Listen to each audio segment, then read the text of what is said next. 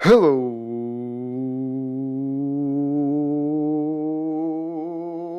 and welcome to the Hawks Nest live stream show. It is that time. I'm a little late. Always worth the wait. That's right. That's Brandon Kane coming right at you live here on a Sunday afternoon. You know the time, you know the place. Come on inside. We're already long past the hour. Let's dive into the meat and the bones of today's show. It is a little bit of the off-season dead period here now as we are into wave 3, 4-ish of free agency. So certainly much of the money has been spent. We're now only a mere month away from the NFL draft, which is an exciting time when the Seattle Seahawks are sitting on a multitude of draft choices and a future of rebuild that could take them in anywhere wondrous of different directions. Certainly couldn't there be. A couple topics tonight. We're going to lead really on this show off the jump with offense. We also may be doing a little bit of a mock draft all together as one. So I think I've got it set up with the Pro Football Simulator site. We're going to all try to kind of put our heads together here as we get a little later here into the show and try to run a little bit of a simulator here of what we think our Seahawks could do to get a little bit of a higher mindset. Again, that simulator is not exactly going to be exact. It's not a exact science, much like the analytics, but it does give you a little bit of a good baseline when you kind of play around with some different situations. Let's lead off with the top, though. You guys saw the thumbnail. And no, okay, let me be clear with this. It's not that I'm saying that Drew Lock is going to be Brett Farve reborn, but let's go down a pathway, shall we? Let's go down memory lane. Kid comes up out of Mississippi, okay? He likes himself to party. He's got a hose, okay? Drafted by Jerry Glanville, at that time was running this run and shoot offense, which basically was let's put as many wide receivers as we can put on the outside. We'll leave as little and minimal as protection as possible for our quarterback. Hopefully he doesn't die, but he's got all those guys to throw to on the outside. Warren Moon did really great in that offense. Favre, I guess, didn't take to it too well there in Atlanta. Now, Favre was not a top 10 pick, not a top 20 pick, not even a first-round pick. Brett Favre with a second-round pick.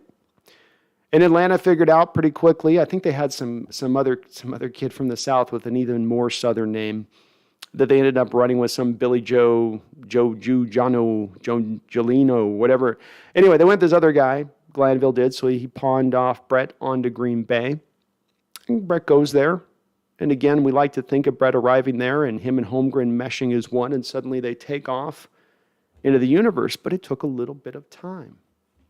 And if you look throughout NFL history, which is what I tried to do in sort of considering Drew Lock a little bit and the hopeful potential here, you do see a baseline for certain quarterbacks in NFL history that have been those guys drafted somewhat high, first, second round, didn't go so necessarily great with the first team, and then found some success going on to those, the second, maybe even third team. Jim Plunkett, for instance, with the Raiders, going back pretty far, of course, to the 70s. Or if you want to go 80s, how about a Doug Williams, guy drafted the Tampa Bay Buccaneers?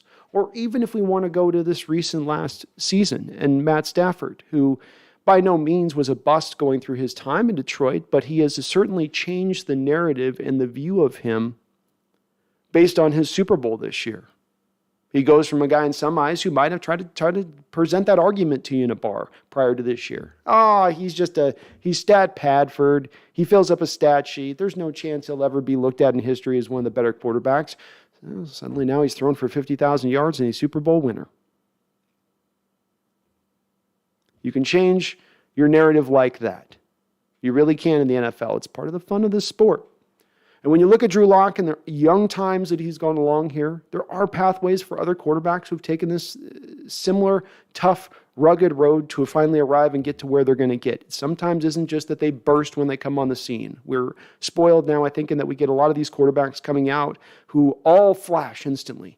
Maybe they're not the full of what they're going to be, but because they've got mobility or something, some je ne sais quoi, they're able to just get on the football field and ball out.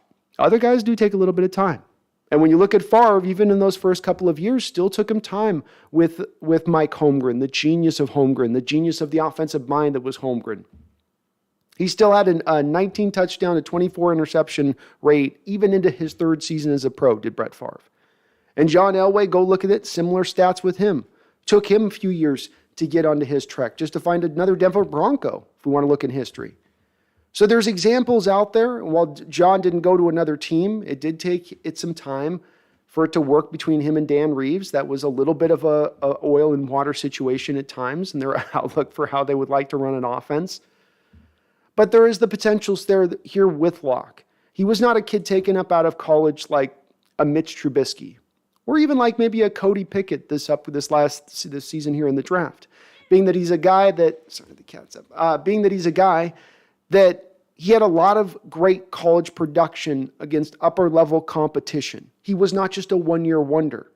That'd be that guy, well, he's a one-year wonder in college, and he slung-shot himself that way to get highly drafted in the NFL, and then he's exposed. But that's not the case with Drew Lock. There's actually great production there with him when you go and you look back through college. Multiple years of production, which I think is actually a very important marker to look at with quarterbacks. Malik Willis is another guy coming out in this draft who's got a little bit of that limited production where you're going, okay, I'm going to go off of this kind of 1 year, and I'm going to hope that he's going to be that. So when we look at Drew Lock and understand there's a little bit of time it can sometimes take, not all guys develop it at the instantaneous rate, that he has actual legitimate NFL talent, that he is truly a prospect, and then also consider narratives. The narrative out there with the Broncos, of course, as Russell Wilson has arrived, is that they are this awesome offensive line. Awesome. Just great. Awesome. Yeah. I mean, they can open some holes in the running game, but they don't seem to pass protect well, at least not by the advanced stats that I've read. 28th, I believe, last year, maybe 26th the year before that. So what have I railed against on this channel with young quarterbacks? And the quickest way to arriving at a problematic situation with a young quarterback is to do what? Have him where he has no pass protection out in front of him. Because then bad habits develop. He starts to see ghosts. And you're not getting the most out of the kid while then he's on that rookie contract because he's not allowed to really be put in a position to flourish. He's not going to process like an NFL veteran. He's going to need things stacked a little bit better for him if you're hoping for instantaneous results. And the Broncos, as far as at least the pass protecting unit for Drew Lock, have not provided him that up until this point. Will Carroll provide him that? That's another conversation for another day. The point is about where he is, where he's been as a prospect. The fact that as a pro, there's maybe some understandable reasons for why there's been a little bit of a repression as far as his development goes. As we all know, it certainly doesn't help when you're a young quarterback having a defensive-minded head coach who looks at the offense like, oh, that's the stepchild that I had to take as part of this marriage. Oh, dang it. Yeah, come inside. You can come inside. As opposed to, I'm going to let you shine. I'm going to let you fly. And while Carroll may not let him fly, one thing that you notice with Drew Lock over and over again looking at the tape is a little bit of that hesitancy. A little bit of that coach has been screaming at him off of the sidelines, back into the locker room where we can't see with cameras or microphones. Don't you dare throw an interception. Don't you dare throw that interception. And he got very risk averse. And I think that locked him in a little bit. When you take a gunslinger and you put that little extra, they got the holster that goes around, and they get the little extra leather lip that comes over the top of the hammer of the gun, and it sort of holds it in there. A true gunslinger doesn't need that. He doesn't need to flip that thing. He needs to be able to pull that out at any time. But you can put that little flip latch over the top. Takes him an extra second to get out. Now, instead of just letting it rip, he's kind of going, I don't know if he's open. I don't know. Coach is going to yell at me.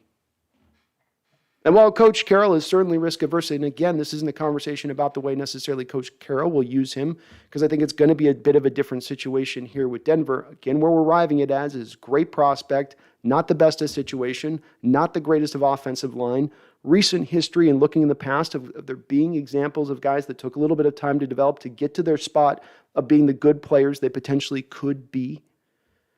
And that's what I look at here with Drew Lock. The upside is there. The upside is absolutely there, and there's reasons and understandable reasons why you haven't seen him necessarily light the world on fire. He's been not quite as bad, I think, has been overstated as well. And indeed, we've had dozens of Bronco fans who came into this chat over the last couple of weeks and talked about Drew Lock, and I didn't see a lot that were just keenly aware to throw a lot of shade at him. I wasn't seeing a lot that were laughing their butts off about pawning off this guy that was just miserable, that they somehow got some derived value in this trade by being able to just throw him in. Indeed, instead, they said, no. I feel like Fangio was just on him. I just feel like he got up in his head a little bit. He got a little unconfident, and the tape matches this. The tape, when you go watch the tape on him, you see a little bit of that. It's there. Let it rip. Let it rip. And the one thing with Carroll is, though he is risk averse, he also likes the big play.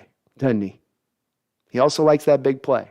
Some of those bad habits that I think were built into Russell Wilson's game weren't just all his fault, but Coach Carroll encouraging some of those bad habits. And by habits, I mean the over-reliance on the deep ball.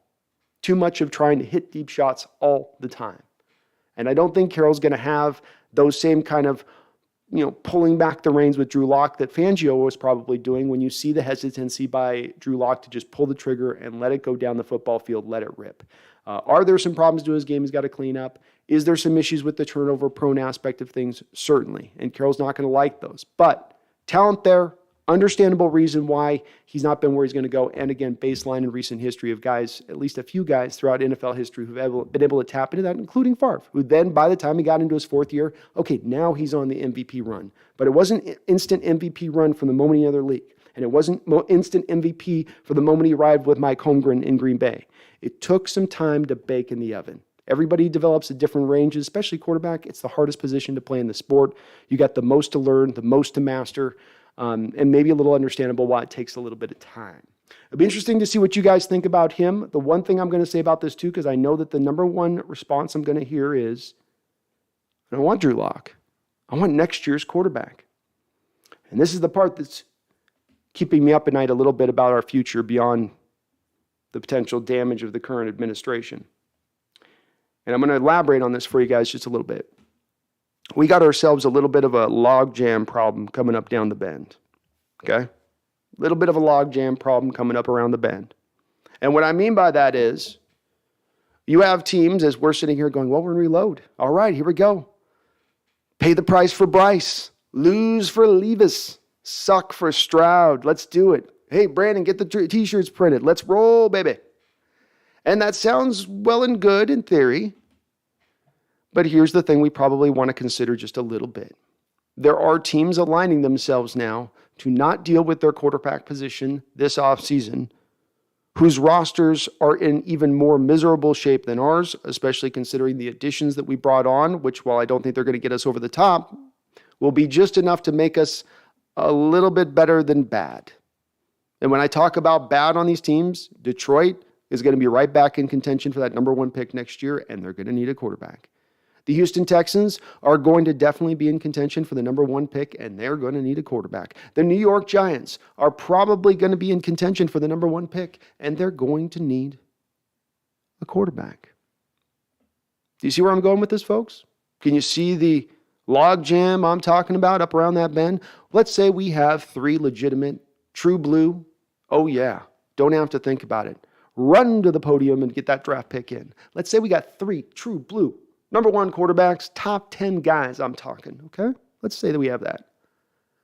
But there's three teams in front of us, all desperately wanting a quarterback, all desperately liking one of these top three guys, happy to take who is the one that is their place in line to take.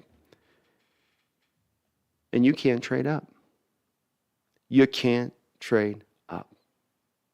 And you're not sold on Lock, let's say. Or you've just been riding on the pine, hoping that you can just bide your time until you can get to this quarterback. Now what do you do? Now what do we do? Are we talking now an extra year on the rebuild, the way around for that quarterback? Are we hoping that there's a trade market for some veteran quarterback that will emerge? Because I mentioned just three teams that are likely. There's even more beyond that, by the way. And with your team putting where we put ourselves and spending the money on more of the veteran guys who can come in and at least give some sort of minimal of an impact. I'm not saying they're high impact, but they'll get you up to 7-10. They get you up to 6-11. Well, guess what? It takes like 2-3 wins to get up into the top three. So the thought process here that we're just going to stand pat and hold and hope, lose for Levis, suck for Stroud, and that's going to be the pathway, and let's go. That's what I want to still do, folks. Don't get me wrong. But part of the hope here with Locke as well is that there's not necessarily a clear path onwards to the next quarterback. And there's a lot of organizations throughout this NFL that are having their share of issues of finding that quarterback. It's what's led to some of the trades that have gone about throughout this offseason alone. The Deshaun Watson trade alone shows you the desperation the Cleveland Browns have in finding a guy with the roster they've built and where they think that franchise is and where it's ready to go. So that's one part I just have for those people that'll say naysayers of Locke to consider. Again, this doesn't mean that he's going to be better, but just to think about that in the process of this as well, as it's not necessarily as you look at these teams positioning themselves and posturing and where they're putting their roster, they're all going heavy rebuild. Nobody's going all in on that next quarterback. Texans are probably going to rock with that Stanford quarterback again this season. The long neck guy, Davis Mills. It's going to be that way, and meanwhile we're going to be over there just kind of running the ball well, playing defense, grinding out a couple of victories, just like we were able to when Carroll first arrived on the scene, right? 7-9 season or whatever. I mean, was he a winning coach out the gate? No, but he could get you up to the 6-7 mark just by the way he manages the football game. On the other side of this, now I'm going to draw this forward a little bit. I've got a stat for you guys, and I was preparing an article for my Hawks Nest channel members, by the way. Little perk you guys get by being a member. And I came across this stat, and I ran the numbers on this, and I reran the numbers, and I ran them one more time because I said, my goodness, the chat's going to love this one. And this is a little bit about moving the ball forward to how Seattle could potentially sneak up and surprise us. And this is a little bit about surprising us, folks. I stand as a person that would like to consider myself an analyst, and there's a lot of folks out there with a lot of diehard opinions about the way this team goes, what it's going to be, and they know it's going to be that way. But football is a surprising sport. And you can have as good a read on it as anything else and still find yourself wildly off. I thought this team was a Super Bowl contender last year. We were nowhere near a Super Bowl contending team. And I study and look at this team on a daily basis. So to think and know for sure, in your heart of heart, oh, Drew Lock had nothing. I know he can't be nothing. He can't be nothing ever. He's never got a chance. He's a scrub. Get him off the field. Get him off. Thinking you know that for sure, 100%. Is it maybe a likely? You could say, okay, it's a likely, but there's still that chance that isn't. There's a good chance with the talent. All that I tried to sell you on with that will apply all of what I just said there to Rashaad Penny. Because this was one of the little known signings that was brought along. And I've referenced to you guys the stats about the fact that Rashaad Penny on the outside is absolutely lethal back in 2019, running to the tune of 8 yards per carry. But that's not the stat I'm going to reference for you guys right now. My reference for you right now is a stat in the games Rashaad Penny has run 10 times or more in a football game. And indeed, I think we're going to see a lot of this next year. You probably as well. And it's not been many times in his shortened career here that he's run for 10 times or more. Little here, little there. Oh, Carson goes down. Insert him in for a couple starts. Oh, last year, finally gets back to health at the end of the year, get a good 5-6 games. But indeed, there's actually a decent amount of games you put together there. There's 11 football games, almost a little more than half a season worth of football games that Rashaad Penny has run 10 times or more in a football game. Okay? 10 times or more. And in those games, he's got 163 carries. And he runs in those games. He's rushed. He's rushed. It's late night, folks. It's late night on Sunday. Give me some rope here. He's gained 1,109 yards on those 163 carries in the 11 games that he's rushed 10 times or more. That averages out to 6.8 yards per carry. We're talking about different seasons worth of data, not just all last year. There was still about 5-6 games before last year he had run in 10 times or more. So it's maybe a little bit of a sample size, but boy, it's getting past sample size when you're at 163 carries. 6.8 yards per carry. If Carroll's got a mantra going into next season, if he wants to really truly have a hope of just being competitive moving into next season's football games, getting Rashaad Penny 10 carries every single football game might be a good idea. Might help him out a little bit. Because remember, the thing with running backs is they tend to take a little bit of time to figure out what they're going to do. Sean Alexander was famous for setting up defenses through the first, second, third quarter, and then the fourth quarter flipping the script, changing the game. Oh, I've been slowly flowing to this side of the hole all day. Nope, this is the one I'm going to cut back and hit you for 55 on. And that's usually the pathway when you get those big runs is them sometimes it's not just the holes being opened to highway size proportions. Sometimes it's just that the guy, is cutting back versus what he's been doing all game and setting that defense up. It's what smart running backs do. And it's part of, I think, why you see Rashaad Penny in those 10 carries or more showing that even elevated production what he has over his career average as a running back. And even that's pretty good. He's up over, I think, well over 5 yards a carry, I believe, which is outstanding, but 6.8 is next level. That is an insane numbers. Absolutely insane numbers. So hopefully they understand. They're looking at that data this offseason. I hope you guys are hyped as much as I am. We might be seeing a really outstanding year here by Rashaad Penny where he can tap into what even a bit of potential that I didn't even think necessary. I know he could be good and effective, but maybe there is star potential here with this guy. Because the final point I want to make on this matter is this. All that he's done with that there, all those stats I just racked up for you, all he did last season continues to be done with him misused for the most part. He's an outside runner. Get him to the edges. If you took last year all his carries and all his yards, you probably would see about 90% of those runs being right over the back of the A-gap, right over the back of the center. So he's accomplished all this. Even in prior years, it's much the same way because Seattle's always been like allergic to running to the outside. Still while being misused. He's still been this effective, this lethal. Imagine what happens when they actually do get him to the edges. Imagine what happens if we actually get the mobile linemen that can move out in space to hit those reach blocks on the edges. That's what should get you excited. No matter what direction this franchise takes going forward, that's going to be something worth watching on this team, and I think he's going to be a fun back next year. Don't think this is just a flash in the pan. You can talk about the injury situation all you want with this, but it's just something that I think to consider here a little bit. So a couple of channel announcements before I bend over here into the chat.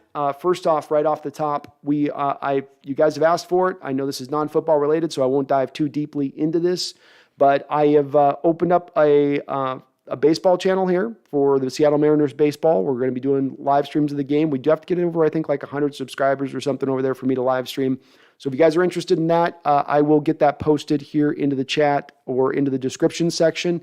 Go on over there and sub. I'll get some videos up over there. I'm going to be kind of just doing some basically over there as a side stream thing because my main focus is here on the NFL channel, of course. But you guys asked for it. I'm happy to deliver. I'm planning on watching some Mariners this summer, so we might as well all be watching it a little bit together. The other announcement is on this Wednesday, another much requested aspect here on the channel. I've been way too late, too long in delivering this. We're going to be doing a call-in show on Wednesday. So 5 o'clock Pacific Standard Time. I will be having you guys call on in. We're going to be just discussing anything you guys want to talk about. State of the franchise, your thoughts on Carroll, your thoughts on Wilson, your hopes for the future.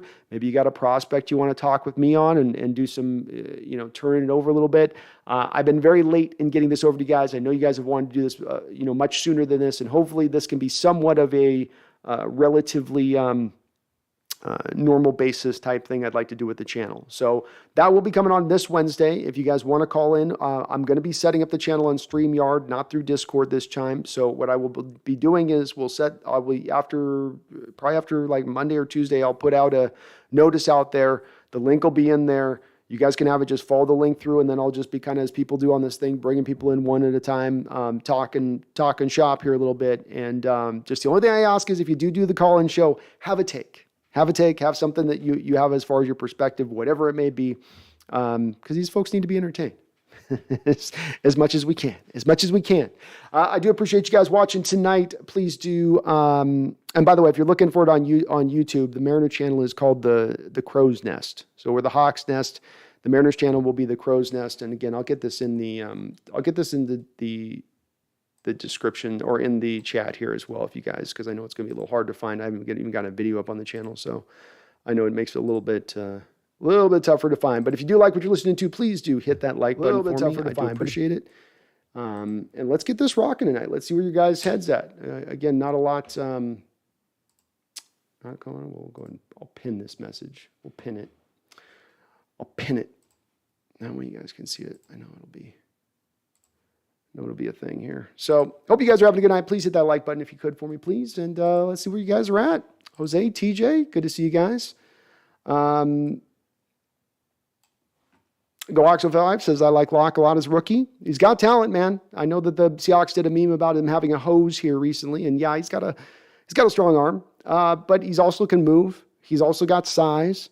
There's some tools in his kit. Kyle says, I love DK's interview with Garnett. Please extend him. Him being shocked that Russ got traded is eye-popping too, because if they are supposed to be friends at least, wouldn't he know Russ was upset?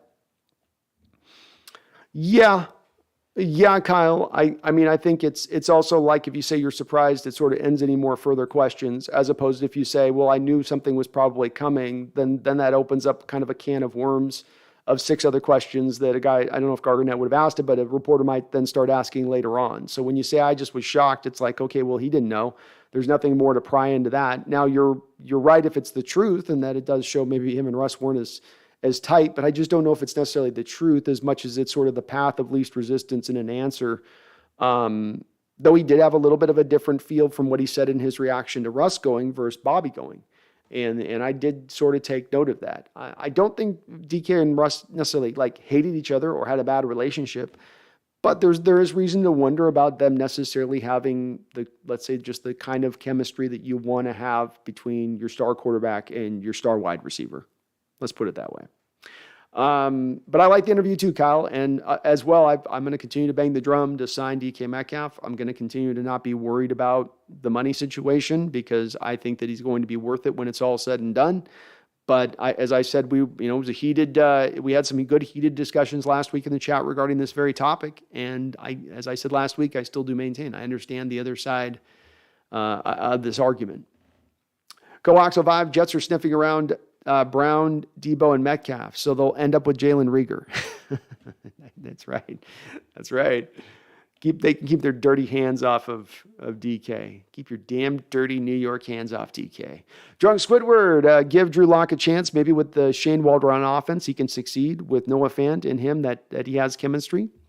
Agreed. And that's the one thing about it is that though you see him having issues in pushing the ball up the field as far as the willingness to pull the trigger, he's then fitting much of his game then into the context of the offense on tape in what you're watching over the last couple of years there on the Broncos offense. I'm not saying it's outstanding tape, but he's hitting the short stuff, the on-time stuff, the stuff that's developing on him hitting the back foot that's been pre-diagrammed to open up when it's called versus a given defense to attack that defense.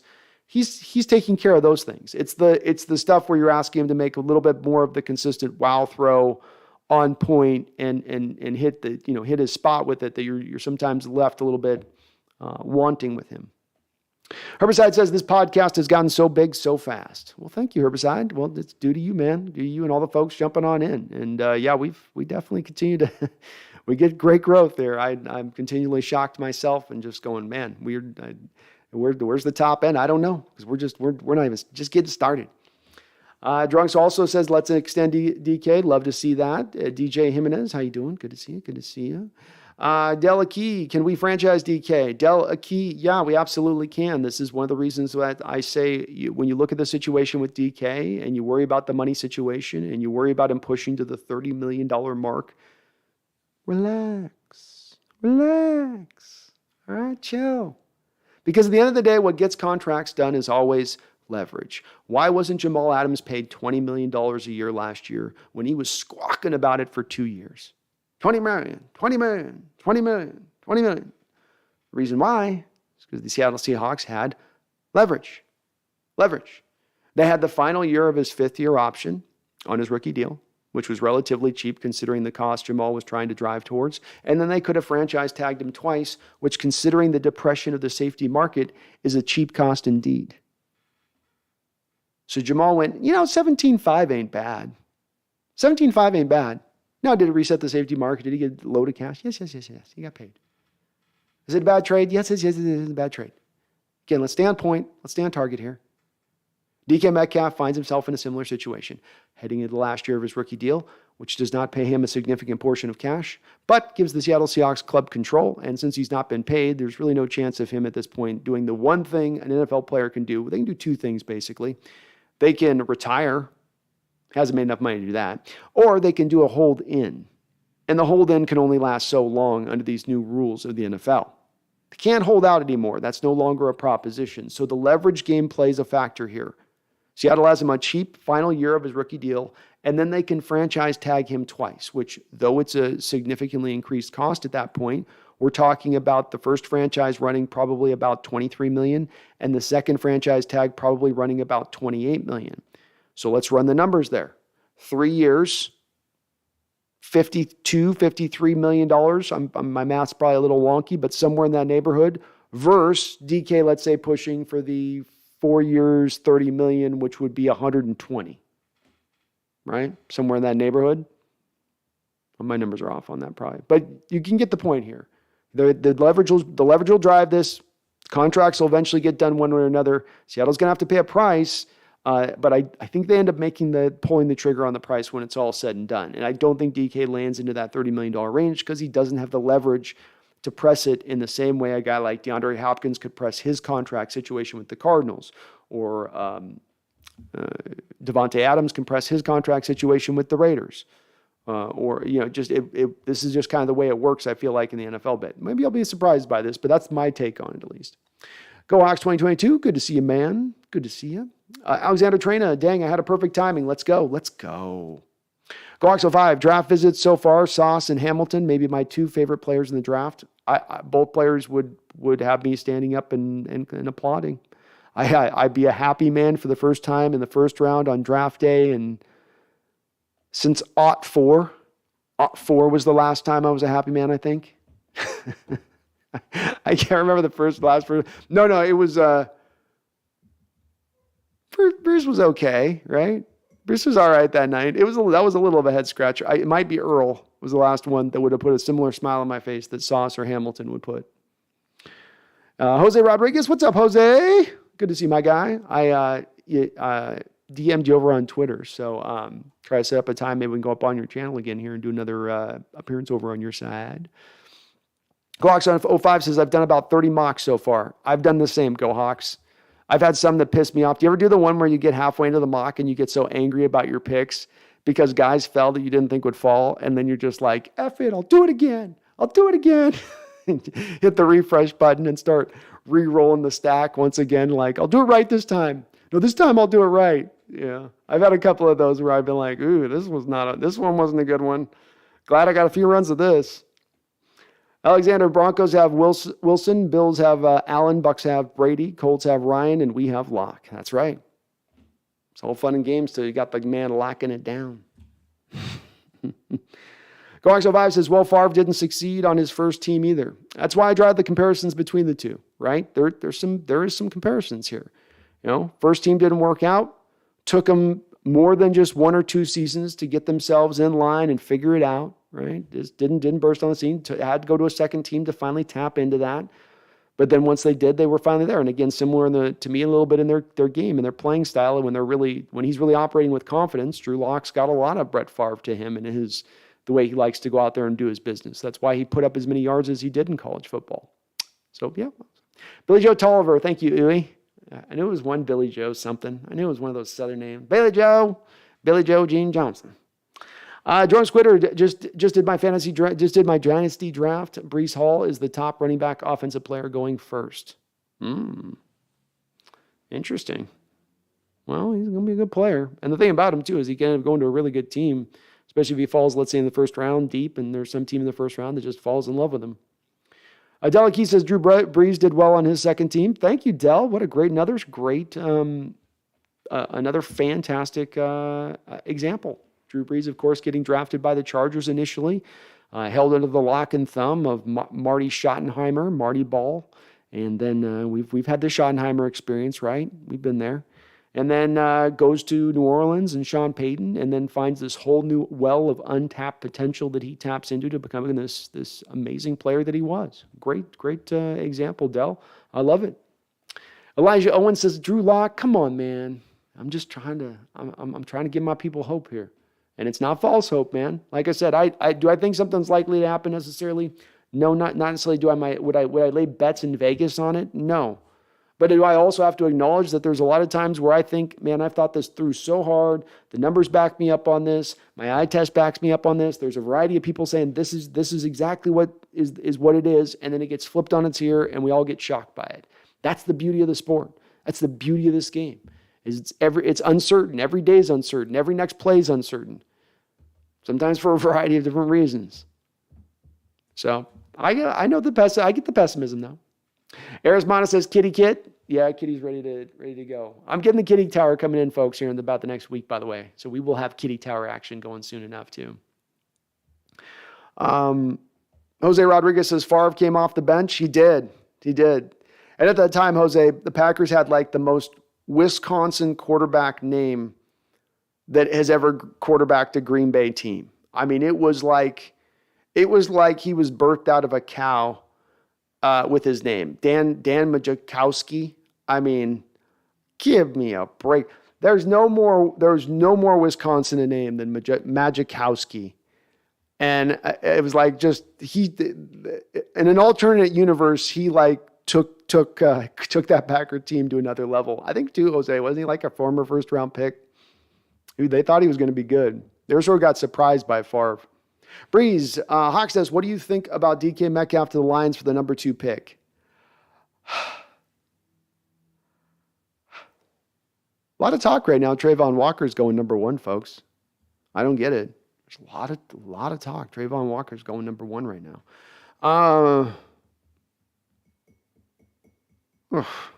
I just don't like trading Breeze. I really don't want to trade DK. I really don't. And the thing about getting the number 2 pick too is that when you start to get in the realm of the top 5 at that point, you're still paying some money. You ain't getting them cheap there at that number 2 spot. You know, whoever you're bringing in at that point is going to be rocking a $9-10 million a year contract right out the gate. That'll only get more expensive. I got to admit, though, it's probably appropriate value if you do look to deal him. It'd be hard to get much more than that. So the value is right, Breeze. Would I sign off on the trade if I was a general manager sitting where we're sitting? No. No, I don't think I would. But I would be very torn, and I would probably want to give it more thought than I'm giving it in this moment because it is a good suggestion. And again, that's probably valid type of valid probably value for him. Number 2 is a high pick, carries a lot of weight. I guess if we could trade those 2 picks for like crazy amounts of pick. Drunks Witter says Drew Lock's going to feed DK and Noah Fant. As Mr. Joshua says right below you, Drunk, that's exactly right. See how you're right. He's going to have some guys to throw to. He needs some tackles. Carroll's got to deal with the line a little bit here. I mean, this has been the part of the offseason that they've completely ignored. And maybe they bring back Dwayne Brown. Maybe they draft Abraham Lucas. But we've got to do something about the line. We need some help. Big Country, howdy. How you doing, Big Country? Drunk says Tyler too, but DK will take over now. Tyler gets catches if he's not moved. Delakey, Malik Willis was inconsistent in college. Couldn't beat Bo Nix when he was in Auburn. Great point, Del. I've been doing more watching of Malik. The point I always keep coming back to on him is just that the best of him is Russell Wilson and the worst of him is the worst that you'd see with Russell Wilson. You guys remember there's an interception Russell threw a couple of years ago against the Vikings to end the half. And it's one of those ones where he's got every chance to just throw it out of bounds, and he's holding, and the defender like spins him around, and he just sort of lets a little wobbler go about 7 yards away right into a defender's hands, and you're just going, what did you do that? Why would you do that, Russ?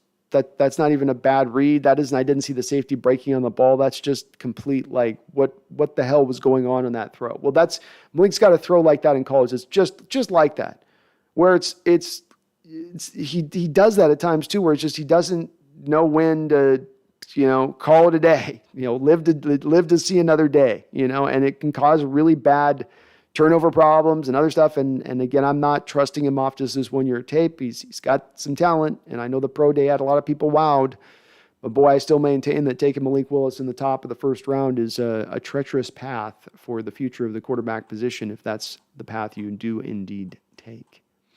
A couple of donations here. I appreciate it. Randall McDaniel coming in hot with a $5 donation. Thank you, Randall. Appreciate you. Says DK sure seems confident in Locke. Sure love it if DK had a better year than Russ. Poetic justice. It would be poetic justice. I mean, imagine, especially if he can, get more out of DK than Russ ever got out of DK. Gets him to the 13, 14, 1,500-yard season. The thing I like a lot with Drew Lock is that with the hose he has, it's not just one of those wild Jeff George type arms where you don't know where exactly it's going to go, but it's going to arrive there with a little fireball coming off the back end of that pigskin. No, instead it's a little bit more if he's got some ball placement to his game. He can put it into a spot. It's not just fit it into a tight window, but put it in a tight window up in the left-hand corner of that window if he wants. Sometimes with him, to me, it just is a matter of confidence, it seems like, on the tape. Because there's times you'll see a guy break open, he can make a throw, it's right there to be made, and you see his helmet turn towards the guy breaking open, and the trigger just doesn't get pulled. But DK sure does DK's definitely been standing up for his new quarterback, and I'd love to see it, Randall. I'd love to see it. And we talk about what we want to see from leaders, and you got a young quarterback in with some shaky confidence, and one of your young leaders is coming out there in the forefront right from the jump, backing him up. What you would hope a good teammate would do. Just what you'd hope a good teammate would do. Randall also with a $5 donation. Thank you, Randall, for the double donos. He says, I'm all for seeing what Locke can do. Wish we were more aggressive in free agency. Will we give him an ability to succeed with personnel? Well, that was the question, Randall, that I was holding off, of course, in my well of optimism that I was pouring down upon you folks there at the top of the show. That's the part, of course, that I didn't address. And I didn't address it on purpose. Because, of course, the issues and the problems that I can point to with Vic Fangio that caused Drew Lock to get into that shell, caused him to pull that turtle head inside. All that happened, that all the conditions within that are the same conditions that exist right here. You currently don't have a left tackle. You currently don't have a right tackle. Shout out to Phil Freeman. We had some back and forth about this with Stone Forsythe and Jake Curhan. I'm not out on these guys, okay? These guys may be good pros. I just don't think you can walk into next season with a 6th round pick and an undrafted guy at maybe 2 of the most important positions on the offensive line, if not the entire team. And I think in not in addressing him, you create a huge hole there where now he's under the same kind of duress he was before. Now he has a coach who still, again, is instituting the don't you dare throw an interception on your life, boy approach to things. And that's not going to equate out to me, taking a forward step in his development.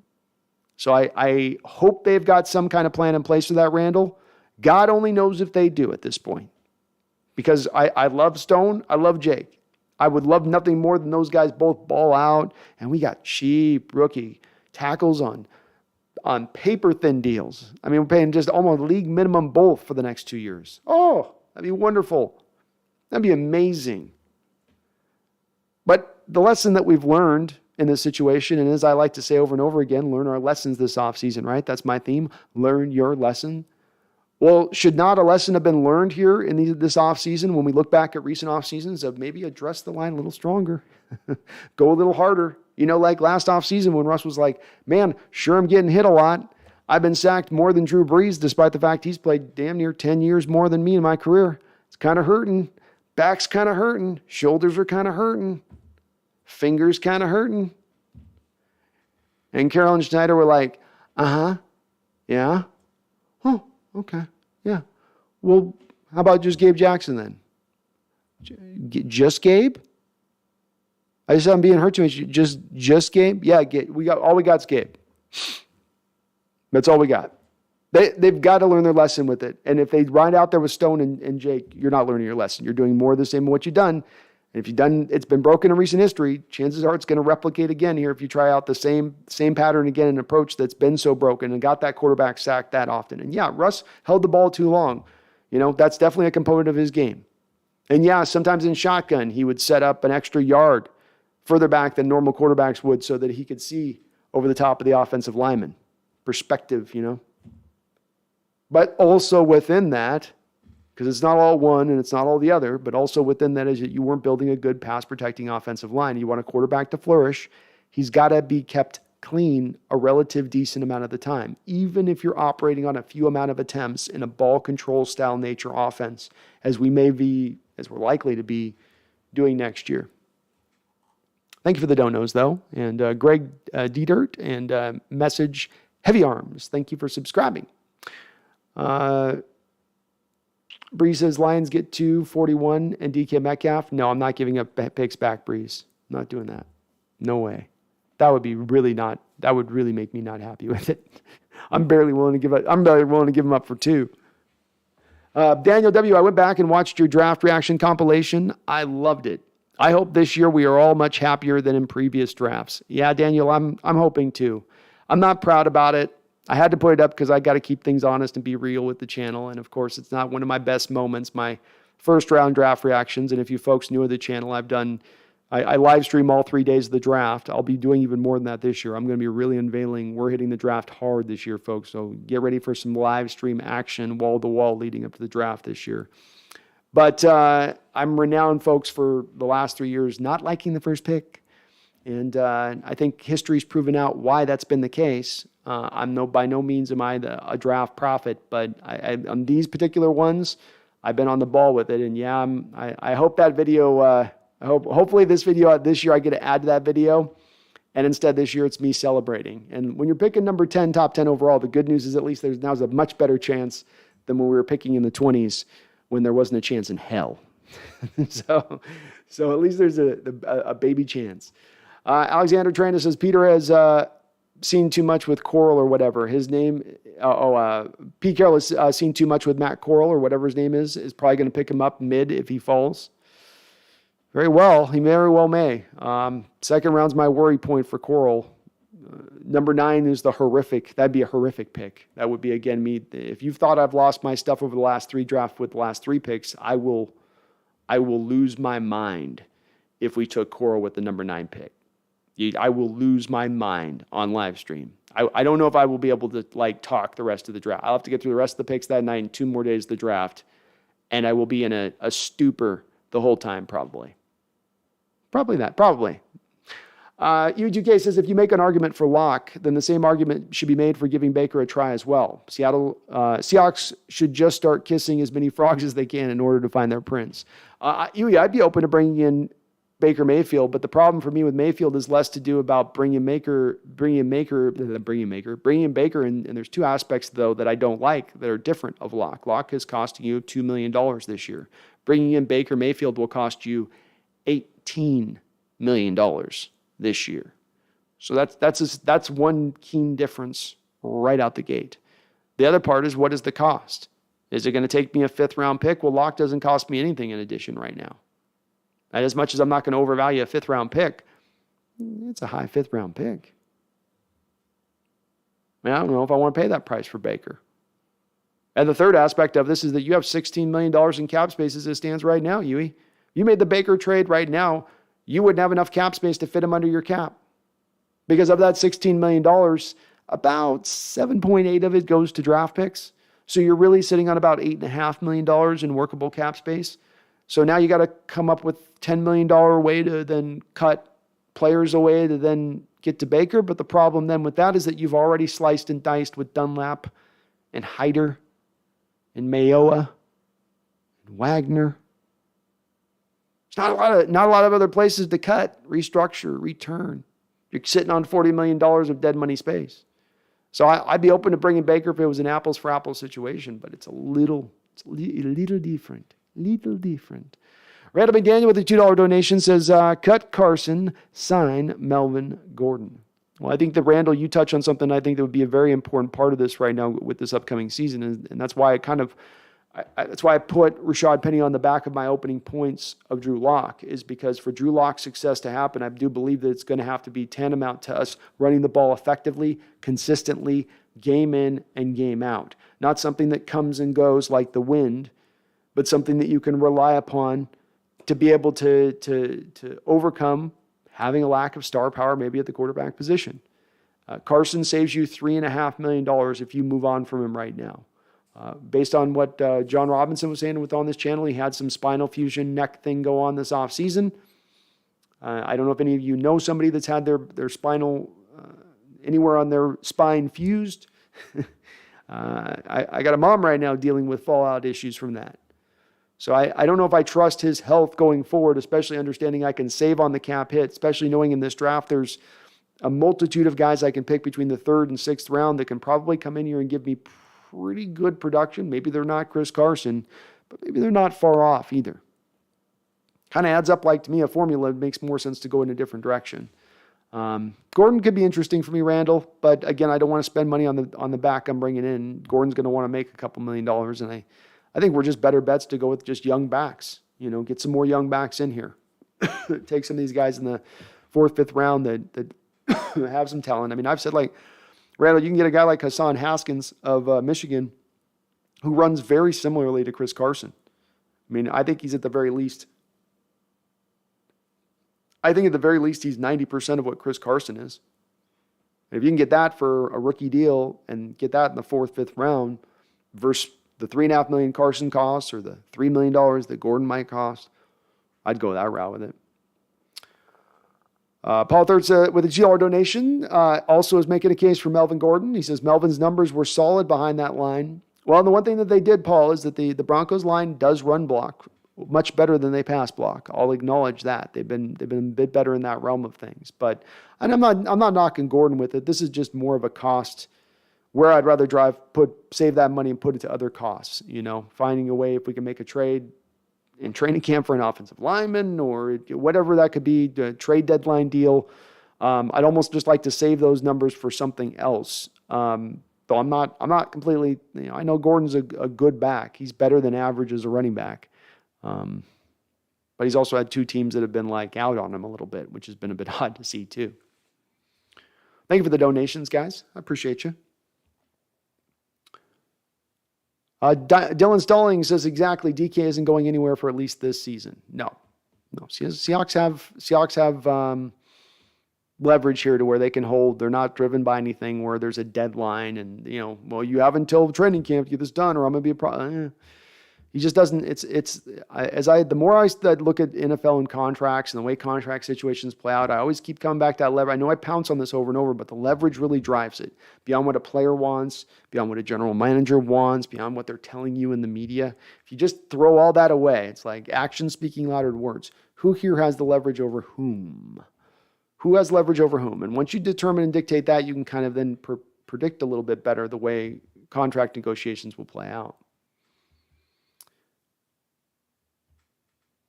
GoX05 says, I guess get the wait an extra year for Williams shirts. Yeah, go Hawks. Exactly.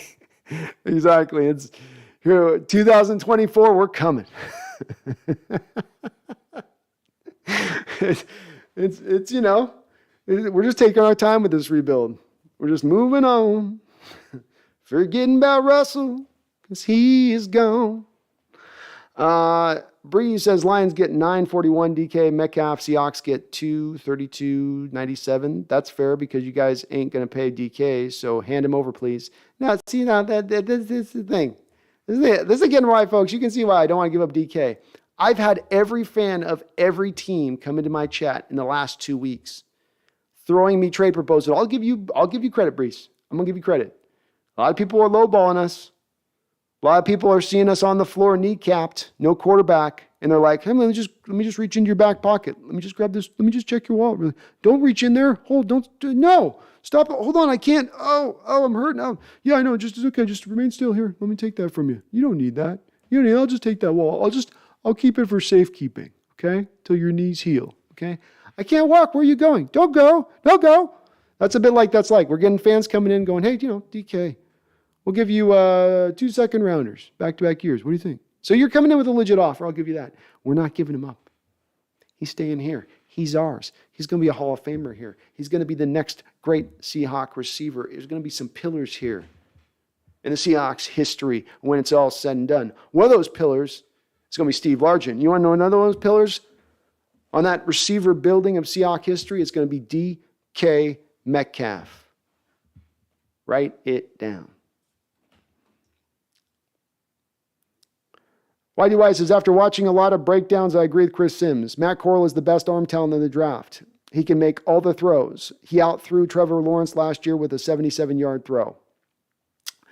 This will be a agree to disagree on this one from my standpoint with the YDY. I've watched a lot of his tape. When he'll throw it deep, but he's got a crow hop usually twice to get it deep. Yeah, I would say inside of 15 yards, you could definitely make the argument he's got the strongest arm in the draft. I think once you get outside of that area of things, I don't think it's as strong as some of the other guys. I think there's other guys that can push the ball a little bit harder up the football field. I think Ritter's got a strong arm when you're talking about a 20-yard post route. I think he's going to throw that stronger than Corral is. Malik would throw it stronger down the line like that.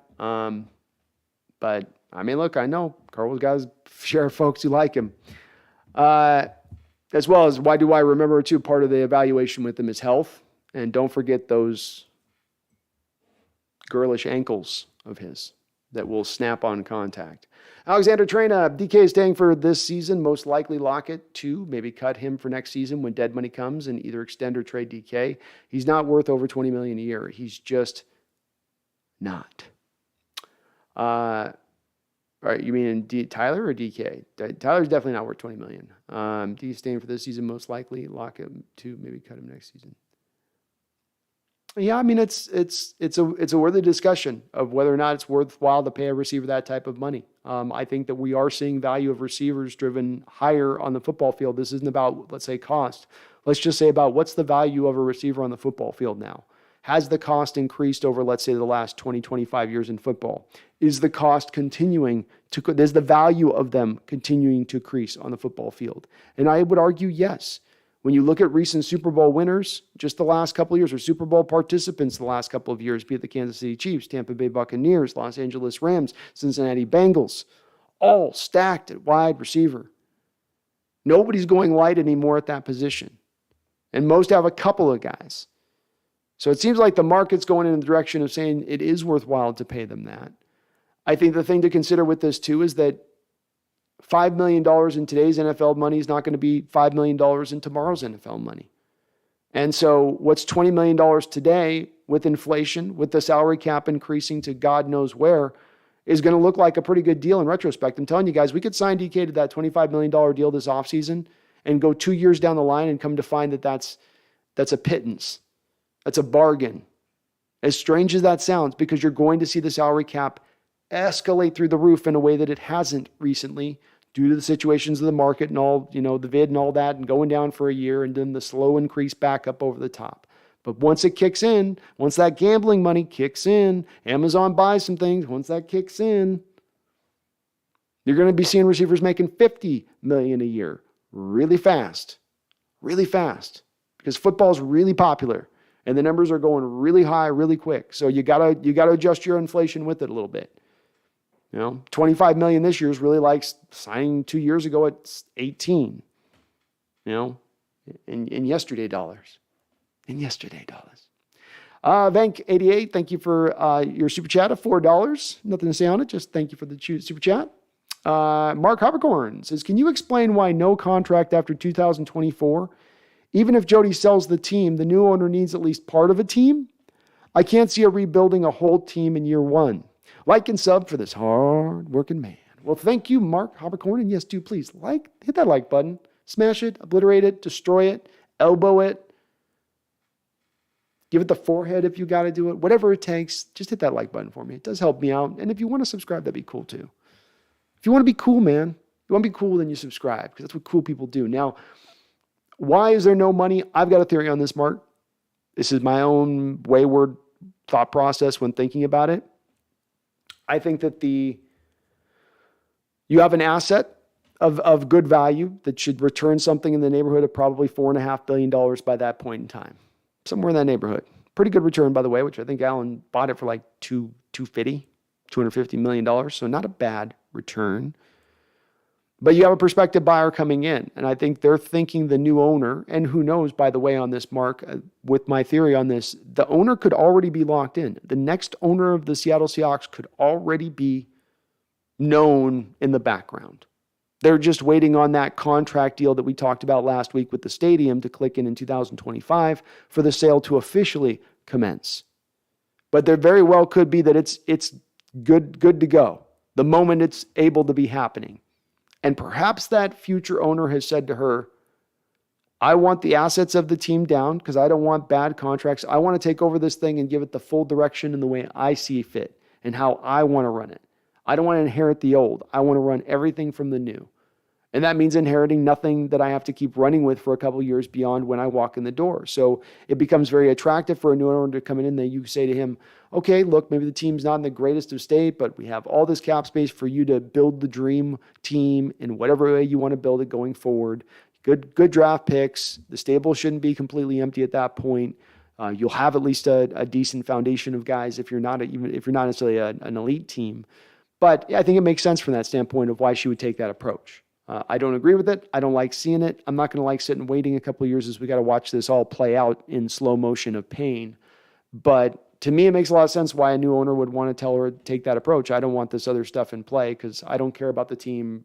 Well, I want the team to win right now, maybe, but I have no control over it, so I'm less invested than I would be once I'm invested.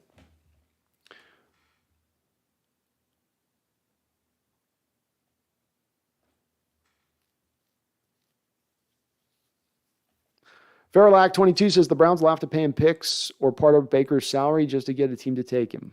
You're right, Fairlack. That's very much where it seems to be the case is on him. They went from asking for like a second-round pick all the way to, okay, we'll take a mid-round pick to, okay, well, maybe we'll give you a sixth and then you just take on the salary. I've said that if I'm going to do it, they're going to have to give me something significant. $18 million is a lot of money. We're going to have to pull off a lot of acrobatics with the cap to fit Baker in. You're not going to be able to do a lot of other things in free agency once you do that. So, they're going to have to kind of pay the piper for that if their intention is to go that way, which I think they will eventually just probably release him when it's all said and done. Chef Russ to Clutch. Pete is going to truly do as much as he can to have the system carry Locke rather than Locke carry the offense. Agreed, Chef. Agreed. This is the game manager approach to the way he looks at the position, and that's historically, I think, the way he has looked at quarterback position in the past. So it's going to be run heavy. We're going to run the ball 52% of the time and probably pass the ball 48% of the time. So strap in. Drunk Squitter, I still think the Hawks should draft a running back just in case Chris Carson or Penny don't work out. I think it should be driven, of course, Drunk. From my standpoint, I always am in favor of doing that. So I don't think you should ever be precluded from doing that. I just hope that if you're drafting the running back, you're being driven by best player available. So if you happen around and you're in the third round and you're like, we have a first round grade on this guy, I can't see how that could be the case, but let's just say prospectively it is. Great. That's your value on him. Take him at that point. Or you're in the fifth round and you're like, we're getting this guy in the fifth round. He's a third down back. Bang, grab him. But don't go for the guy that you're saying, oh, let's take him in the second round because the need of the second round, but we got really a third round grade, a late third round grade on him. That's where I hope if they're picking from that. And I'm a little worried when I look at this draft right now that there's going to be a little bit of more of a lean towards picking towards not best player available, but towards needs. Right now, you might be having to draft 2 tackles by need. You might have to be drafting another linebacker because, especially on the outside, by need. There's some positions are in okay shape, but receiver, running back, you start to get 5, 6 guys where you're like, we got to come away from this draft with 5 or 6 of those guys. And then that leads you into, in my opinion, then reaching for guys rather than just letting the draft fall to you, letting it unfold.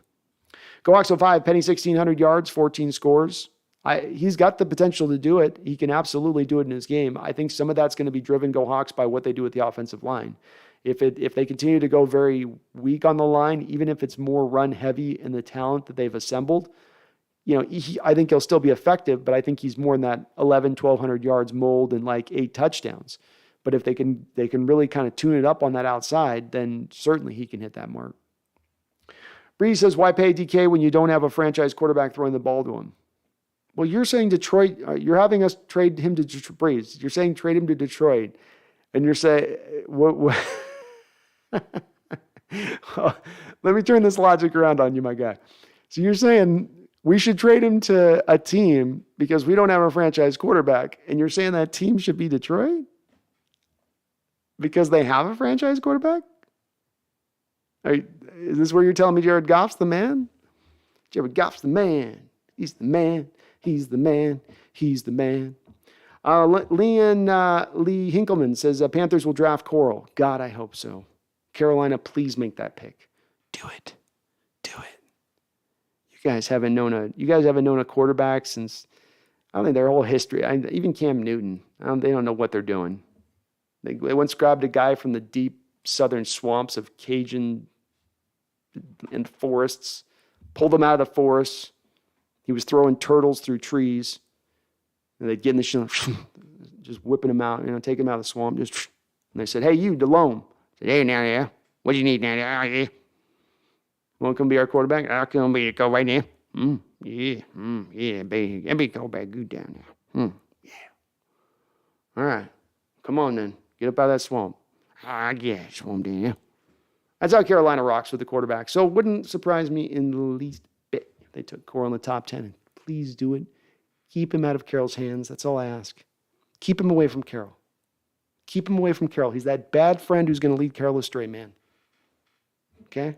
We need to keep him with the good friends. That's next year's quarterback. Rusk 11 says, look at Nick Foles. He won a Super Bowl. There you go, man. Second chances.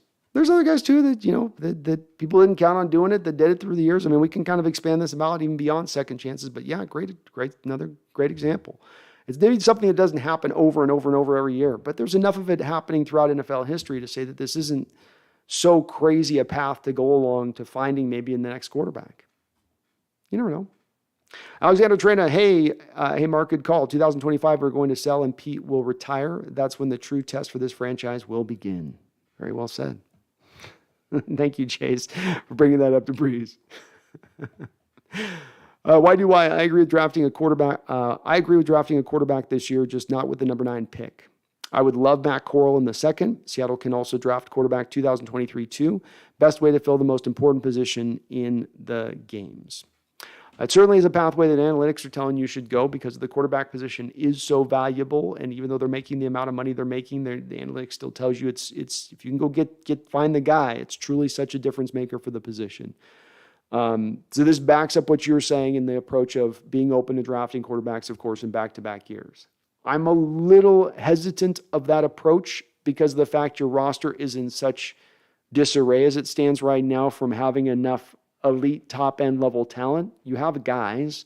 You've got guys that can play in this sport and that can play on NFL Sundays. You don't have a lot of guys that can actually dominate. And you don't do that by yearly going out and drafting quarterbacks with the few high picks that you've had in the last 10 years. I do think Corral's spot, he's going to get picked one way or another, is going to be probably top of the second round. But, his frailty worries me big time. And I think that he's not going to be as mobile at the NFL level as he was in college. And I do think that the arm strength wavers a little bit down the field. From my view, I've watched probably 4 or 5 games. It's been on 5 games. I've watched 5 games on Corral so far. And when I see him pushing the ball up the field, he's always doing the baseball crow hop to get the ball up the field. He's not going to just hit the back foot and then wing it 55 yards down the field. And not all the time in the NFL do you have the time to do the crow hop back up into the pocket or break the pocket, do the crow hop, and then let it rip. Sometimes, but most of the time you got to just make it from within the pocket. And especially with his, they say he's 6'2", he looks 6'1.5" to me on tape, but we'll see, man. We'll see. Delicate Penny can have a Sean Alexander career if he is a full-time starter. Absolutely. I've long compared the two, and he absolutely could take that same kind of path and approach. Just got to stay healthy. He's got the talent. Chef Russ says Lions want to curse DK like Megatron. I know. Is it not enough that you've done this once? Was it not enough the pain that you already enacted on Megatron? Look what you did to him. Look what you did to him. Now you want to do it to our DK. No.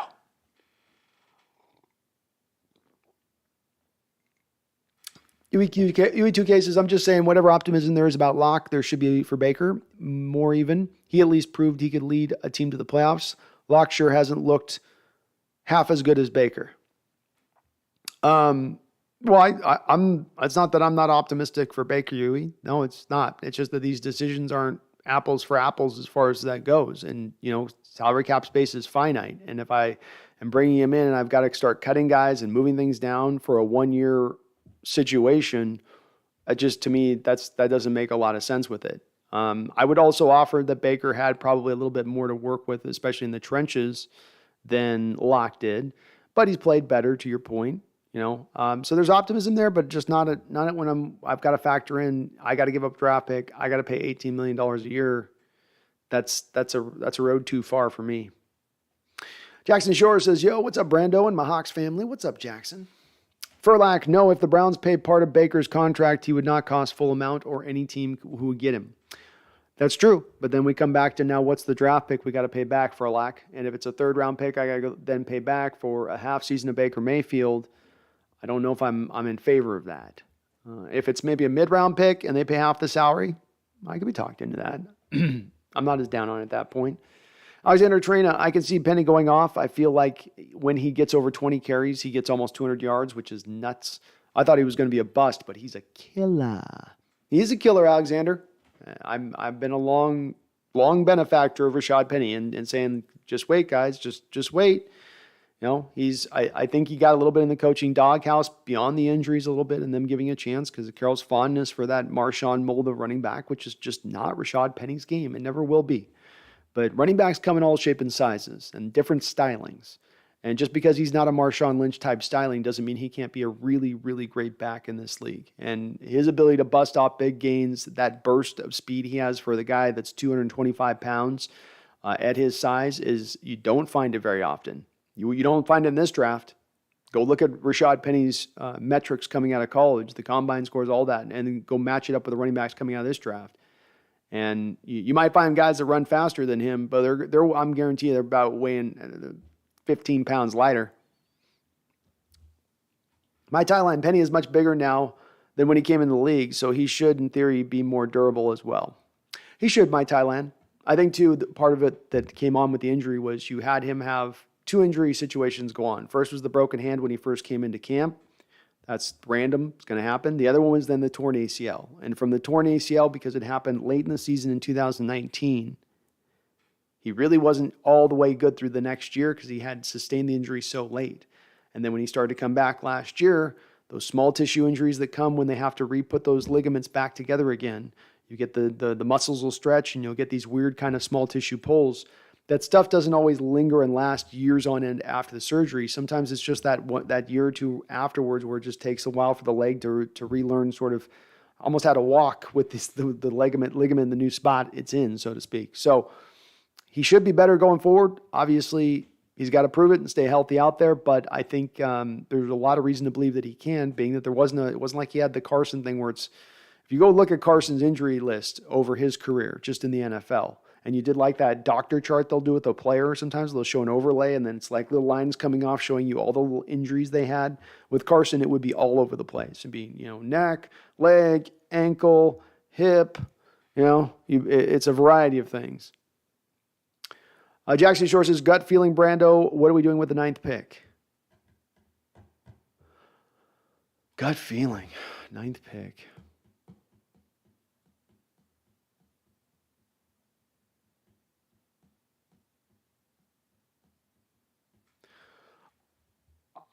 I think my gut feeling is they're going to go with I'm really torn here between offensive line or saying Ahmad Gardner. So I'm going to go Ahmad Gardner. I'm leaning in that direction. He just fits to what Carroll likes to do historically. We're still going to run a lot of zone. So he's going to fit into that. I just feel like, those coaches will get fascinated by guys in the draft that remind them of other players they've had that have been great. And he's going to look at the film and he's going to see so many echoes of Richard Sherman. And I think it's going to just pull him to sauce.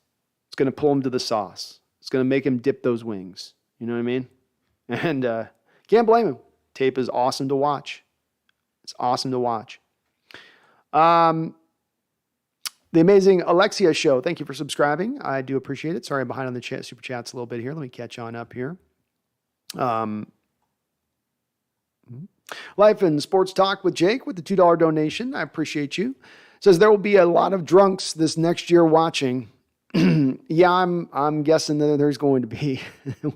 We might all need a little drinky poo here to get through these games this upcoming year because we might be watching some tough football at times. I'm hopeful still, and we'll see what they do as far as some of the moves go. But this is part of the embracing the rebuild year, right? Life and Sports Talk. You embrace the process, and the process is painful, but the returns do come. And if everything's done appropriately on the front end, then the back end is a little bit like starting to go now you're going downhill. Now everything starts to run together and efficiently, effectively.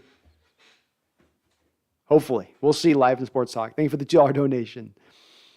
Might have a few drunk streams too, probably from yours truly on that. Zorn76 with a $50 donation. My goodness. Zorn76, sir, I salute you and thank you.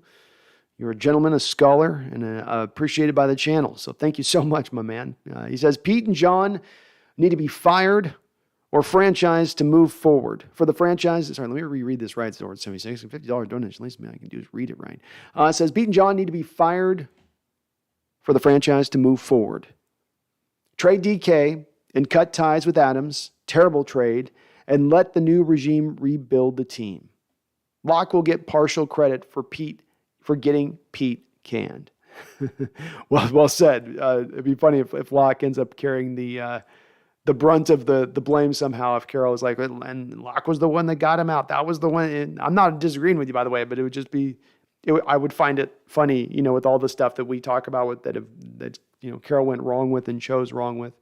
And I think what you're doing, if I don't want to speak for you on this Zorn 76, but I think you're talking a little bit about sort of next year and where you're at next year. And let's say you have DK and you go, the cost is too much DK for us to pay this year. We're going to go next year and we'll move you to a team that's willing to pay your cost then, but not now. And if we're talking about the next regime coming in and you're bringing that then regime 3 first-round picks, 2 second-round picks. You wouldn't have to cut Adams at that point, 0-76, because you could at least probably flip him for a 5th-round pick. And the dead money's not amazing. It's not huge at that point to where it would kill you next year. So there's this one more pick that you add then to the assemblage for whatever new regime comes in. The only issue here, of course, Zorn 76, is that it requires Jody Allen to fire Coach Carroll. And we've seen little proof here that there's any willingness on her part to do so. I think by some of the conservative nature of the moves we're seeing this offseason, by the fact that they are going towards rebuild, tells me that if you have Schneider and Carroll right now and the seat under them is truly hot, and that they truly have to worry about the potential of being fired after this year if it goes awry, wouldn't they be making way more bigger moves here? Wouldn't they be swinging way harder at the fences? Wouldn't they even be necessarily sacrificing future draft capital to go for the now? But they're not doing that. Instead, they're operating like they have carte blanche of a safety net beneath them. As if she said to them, as if the discussions are in 76 went something like this. We need to get better results. Fans are unhappy. They need to see changes.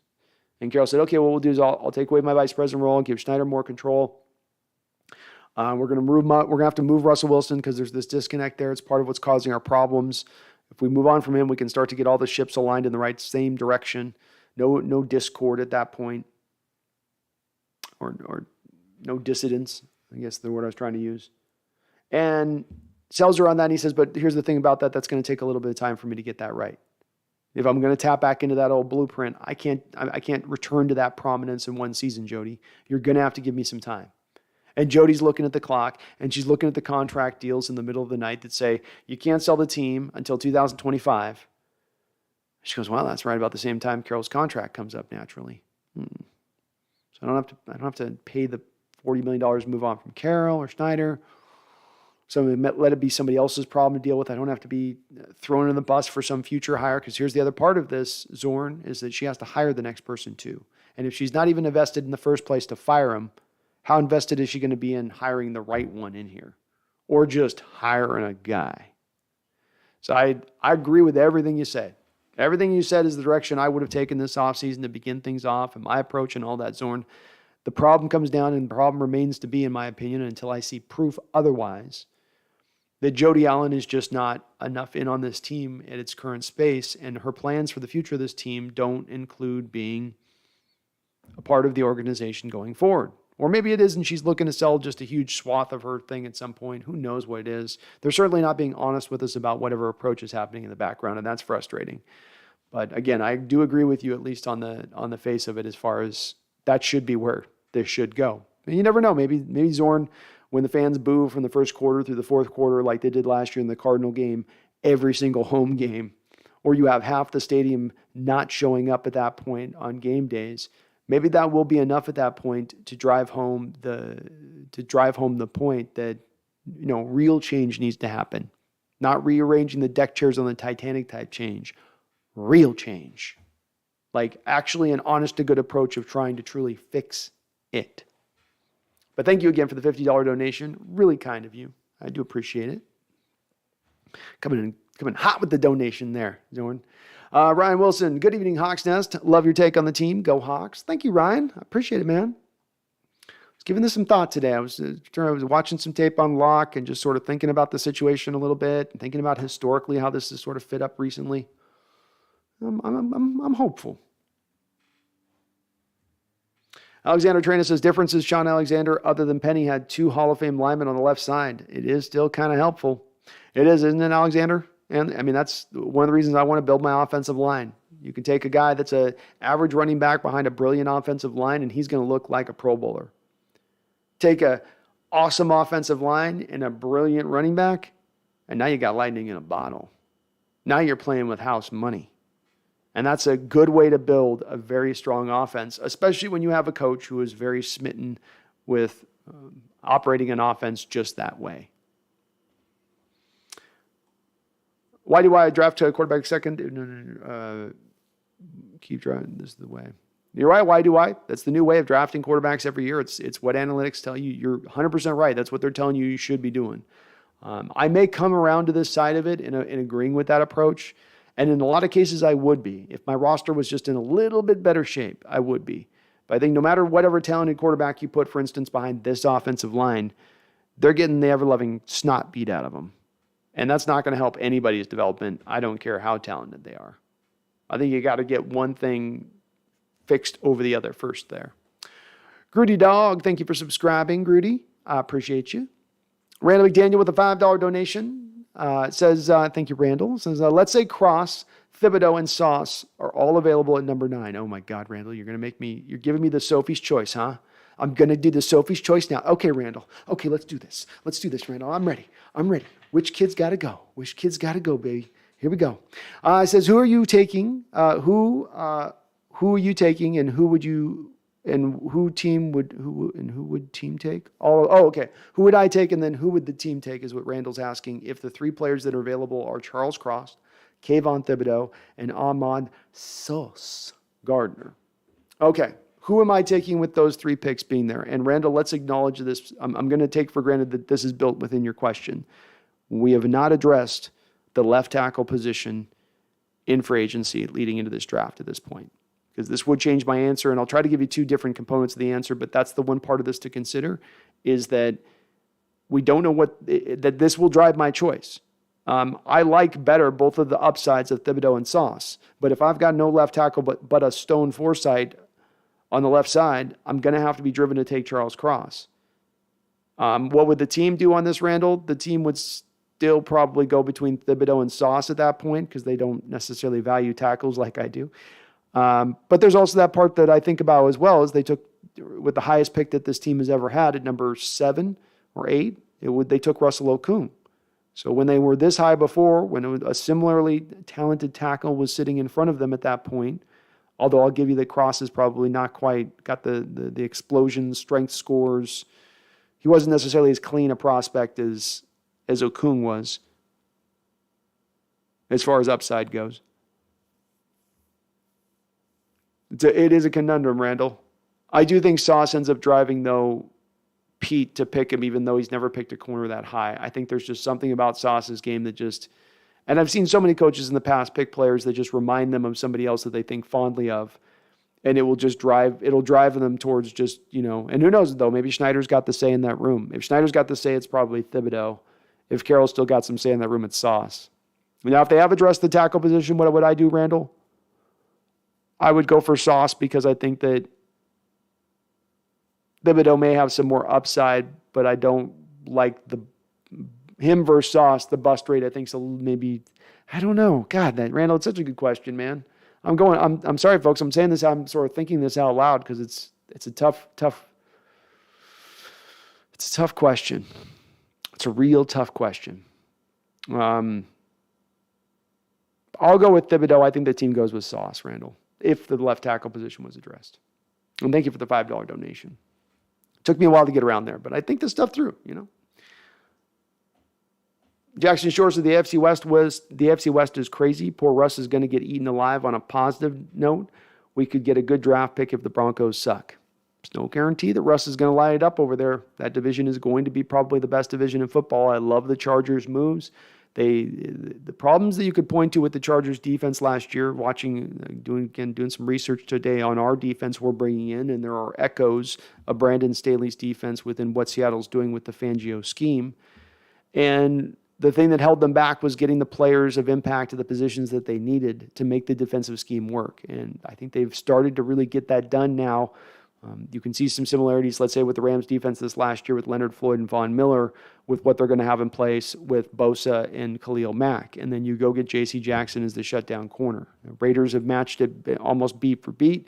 And the Chiefs have been able, though they had to let go of Tyreek Hill, and that's going to hurt, they're still going to be, I think, very, very dangerous as a team, and they've still reinvested back in. It's not like they just lost and haven't gone out there and found guys that are good players. So Russ is going to have a tough schedule, I think, as well as they've got to go through the NFC West. Let's not forget that. So that's 4 games of the Broncos going through maybe the second toughest division in football. So 6 games against the toughest division in football. 4 more games against the second toughest division in football. That's just to start out with the first 10 games off the top for Russ. So we might be looking at a top 10 pick next year. You never know. The Past Master says, I just can't believe the Seahawks didn't keep BW's Bobby Wagner. I thought that they would try to do a restructure. I'm pretty surprised they went full cut. That was a shocker. It's going to hurt if Bobby ends up signing with the Rams, which is an ever-present possibility at the moment, unfortunately. But yeah, that one definitely stung. What's up, Megan? It's good to see you. Charles Riley with a $10 donation. I appreciate you, Charles. Thank you for the dono. Says Brando, I'm here because Megan is hopelessly devoted to you like Olivia Newton-John in Greece. She welcomed me back to your stream as a Broncos fan. I wish the best for the Hawks from the higher ground. Nice Broncos fan. Well, it's good to see both you and Megan in the chat, Charles, as always. Always good to see the fam in here. So, Megan just appreciates good content. And she puts up with me talking poorly of her coach Carroll, which I appreciate. She lets me rail on Carroll from time to time. Sean Riley says, my guess from an outside perspective, Carroll is sticking around to ensure a tank season, then he will retire.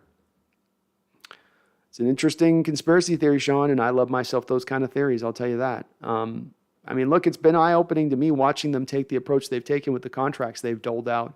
You have over $50 million and you don't add any player of any true significant impact. You add some marginal players, some guys that are interesting guys, but for that kind of money you spend, you'd expect to at least bring a couple of red letter guys in, and they haven't done it. And the fact that the highest contract you've given out in the last couple of years has been basically Tyler Lockett and then this Quandre Diggs deal, it does open your eyes. You go, man, they are in a little bit of a budgeted range of things here a bit. I do wonder, Sean, and I can see where you're going from thinking that a little bit, because they've certainly taken a little bit of a head-scratching sort of passive approach here to the way they're looking at it. They're telling us they're competing, but all the proof we're seeing of that is just their words. We're not really seeing it in actions. Furlax says it would cost the Browns $18 million to cut him. They would rather pay part of his contract and trade than cut and pay the full amount. Oh, okay. I didn't know they were on the hook for the full. That's right. I guess they are, because it's the 5th-year option, so it's fully guaranteed. That's the tough part about that 5th-year option. That's a real rough part about it. Because, if we had done this with Rashaad Penny, he would have cost, if we activated his 5th-year option, it would have cost us $11 million this year versus bringing him in on $6.5 million. So you're playing a little bit of a chicken with that 5th-year option at times. But that makes sense. No, maybe that does open the door a little bit wider then. They're going to have to take off. They're going to have to take a significant portion. I'm going to say that. Significant. Ryan Wilson says Penny averages 8 yards a carry on run plays to the outside. He does. Yeah. It's Ryan. So I do the, some of you guys remember from the season here, I do the play-by-play of the games during the year. And I had this running joke where it's like, hand off to Rashaad Penny. Where? Up the middle. Why? Because that's how you use him. Because it's laughable to me at this point. The team's just like utterly refusing to get him to the outside. And it's 7 yards waiting to 8 yards waiting to happen every single time he does it. Like an easy 8. Especially as much as this team hammers the inside runs, because defenses are already augmented to try to attack to the inside, and slant everything in. So it already naturally is opened up out there. Some of it is also, though, they weren't able to do it as much last year because you just didn't have the mobile linemen in space to pull off the reach blocks to get out there to that edge. But you gotta call those plays this year. You got to use him that way, at least to some degree, because he could really be lethal if you can get him past just running up the A gap play after play. Jackson, why was John surprised by the wide receiver market? Isn't that his job to know it was coming? Jackson, this has been a little bit of my issue with John in recent years, and I don't know if it's that we're just being lied to with stuff or if it's that he's truly being honest and he's being, sideswiped by these situations that come down the pike. They obviously didn't have much of a plan in Jamal Adams after they traded him, because normally when you trade for these guys, you end up signing them to a contract extension, so you don't end up held over the barrel having to give them a, like a record market deal like we gave him. And there's been other signs and proof of him being hit upside his head a little bit by the surprises of the market in recent times. Last year, you sat on $11 million. I can only think at this point that it was one of two things. Either A, you weren't really competing and you were already trying to build up a bank account to deal with Russell Wilson's dead money hit, or B, he was thinking there was going to be a trade that was available around the trade deadline that never materialized. But either way, neither's really a good indication for him or his abilities as general manager at that point. Both of those things are kind of a black mark. And I heard John Snyder's comments on being surprised by how big the wide receiver market went up. I'm going to give him the benefit of the doubt in the respect of he's just playing coy with it because there's active negotiations going on between DK Metcalf and him. But if it isn't him being coy and he's truly being surprised by that, then that's kind of malpractice from a general manager's position, in my opinion, at least to a small degree. DeAndre Hopkins signed a $27.5 million deal a year ago. The next one up was going to come at $28.5 million. And once you get to $28.5 million, it's a hop, skip, jump, and a run back over to $30 million a year. This was absolutely where the market was going to go, especially understanding that the cap was going to go from $182 million to $208 million. This is the nature of the beast. You can moan about the sticker price. You can stomp up and down, but that's the cost. And John knew it. I would hope he'd know it. But to say he got surprised by that doesn't make any sense. That's why I think he's probably just playing coy. But if he's not, my God. Broncos are not going to suck, and AFC West is just turning into what the NFC West was.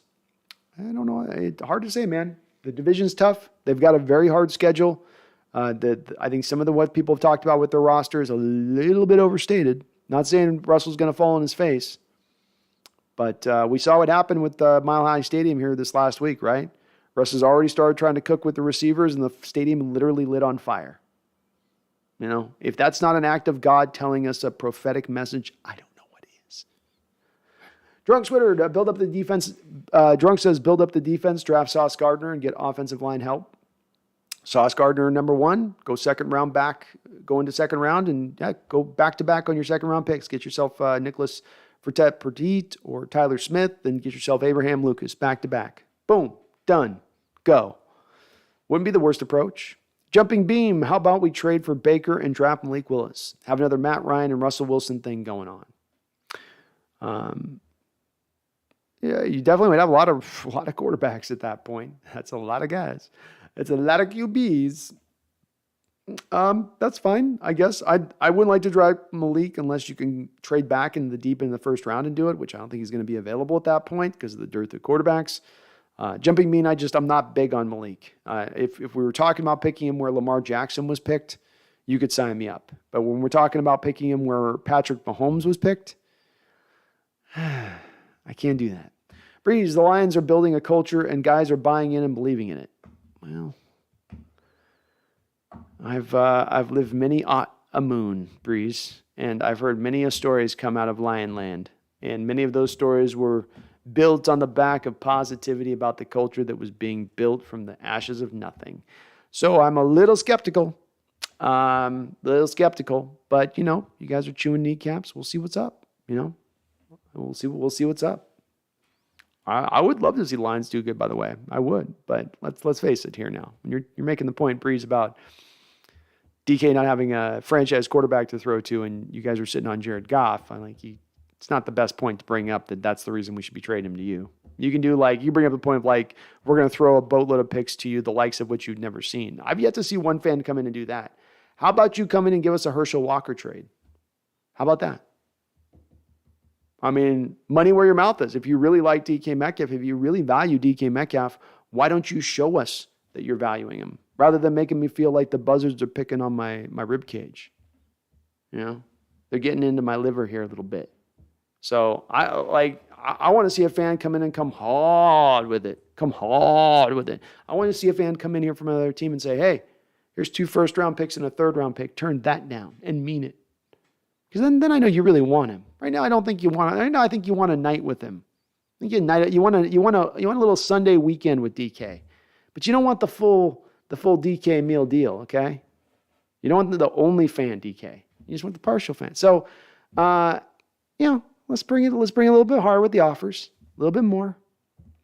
Megan says not a huge fan of baseball, but I'll have a look. No worries, Megan. I just, as you've seen on here, I've had a bunch of folks requesting it, so I put it up there so that they can grab in if they want to jump in, and we can do this up. Ian Techwell says, "Go Mariners, go Mariners." When does Major League Baseball season start? I believe it starts on the 7th of April. If I'm not mistaken, 7th or 8th of April. Jay says, "You're delusional if you think Detroit is a more attractive team than Seattle." Get him, Chase. Jay's so happy that this channel is growing, Brandon, and at this rate, you might get Tom Grossi level subs here soon. Well, one can dream, man, and Tom is definitely killing it on his end of things. Shout out to Tom, by the way, who rated us. He rated us this year during one of the games. Helped us out big time, man. We had a huge amount of people in here at that time. I think we set a channel record. So, but Tom's awesome, and if I could get up to that spot, Jackson, that would be the dream to where he's going at. So. Megan says, so in for a call-in show. We'll be rolling on Wednesday, Megan. I have a feeling it's going to be a late one. So we're going to be diving into it.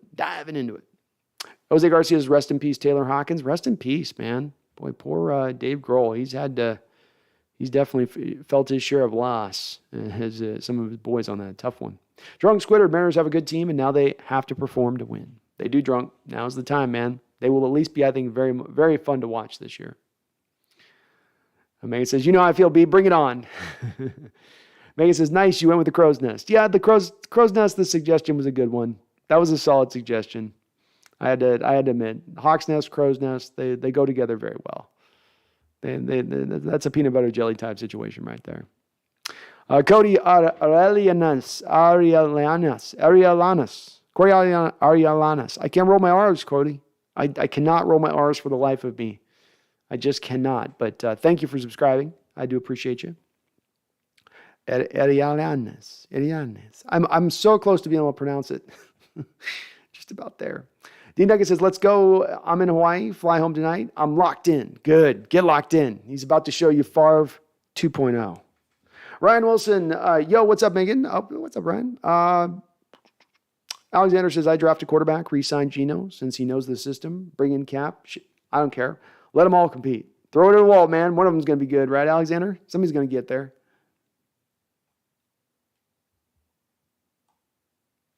For Locke's a sauce guy. I'm a sauce guy too, I think. Dylan Stallings, it's because Russ didn't throw to him.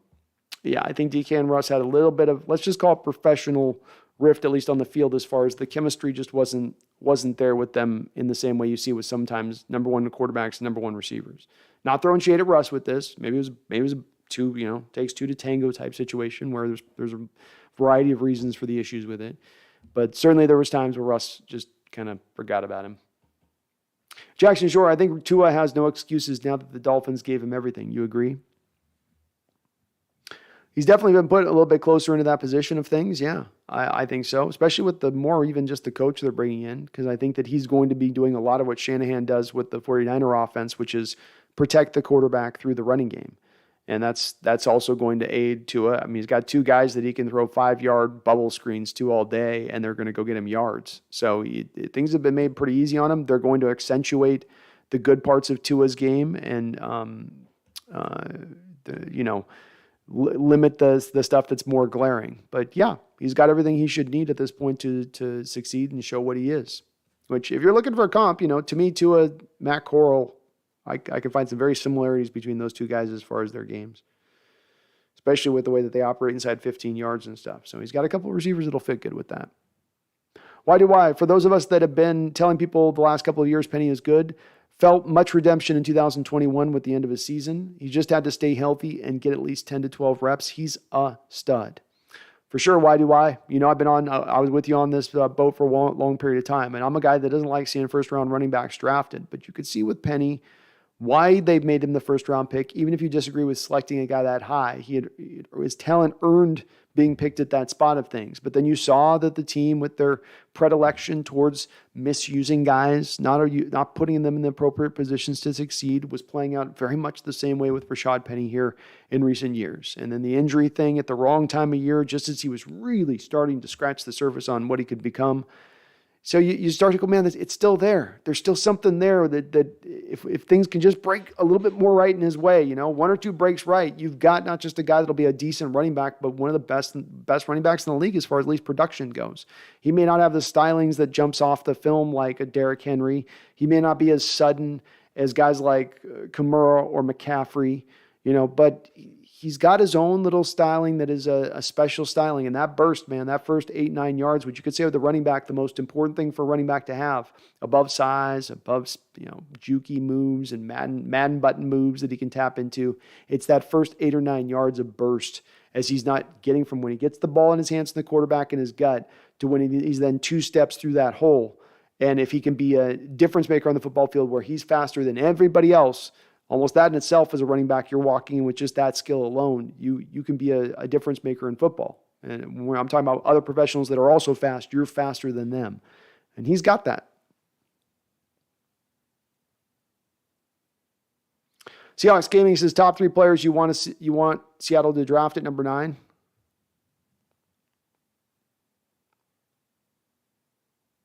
My top 3 players would be, I'll put Sauce Gardner on there because it's likely he drops. I'll put Kyle Hamilton on there. I've been thinking about this. You could put Kyle Hamilton anywhere in your defense. You could make Kyle Hamilton a will linebacker, and he'll be an outstanding will linebacker.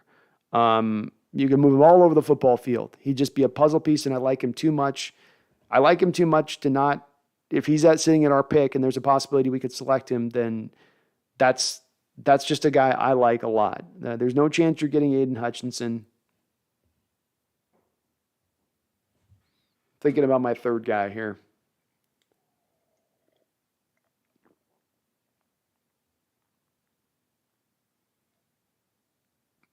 Damn, who would be my third guy?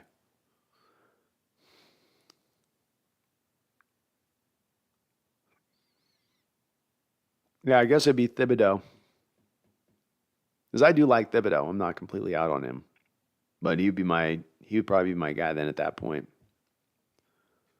I think he'd be a great Leo for us. And then he comes in and he pushes Darrell Taylor to the left side, which is where I think Taylor's more natural at. He feels better over there. It's more comfy, more cozy. Charles Riley with a $5 donation says, Brando, paying DK is a risky move. Let Pete do it so he can fall flat on his face, even more so than when he fell flat on his face in New York, New England, and USC. Charles throwing the Pete shade out, just throwing Pete umbrellas everywhere, huh? Yeah, it's a risky move. I mean, it is risky. It's always risky. You're talking about $25 million a year, and if that player goes down to injury or he underperforms, that's a huge swath of cap space to have go out the door at that point. But as well, too, we're sitting on coming in this season with $40 million of dead money that we're trying to operate from. It's a risk. It is a risk. I do think, though, he's not an older player. So the injury risk to me lowers down just a little bit. He's played in every football game of his pro career so far. So obviously he can play through injury too, because we know damn well that he's not been healthy that whole time. He had a foot injury just this past season that he continued to fight through. That he eventually get in surgery for. So he's tough. He's going to play for you. He's going on the field. He blocks as a receiver. He causes double teams to come his way. As I've said, Charles, I feel like if you're trying to look to move DK, that's a coaching problem at that part. That's a we don't know how to get the most out of our players problem if that's where you're looking to go in that direction, in my opinion. Especially for a team that's already sitting now on a multitude of picks going into this future. We already got plenty of draft down ammunition and plenty of salary cap space. They need to make the right moves and choices with that money now.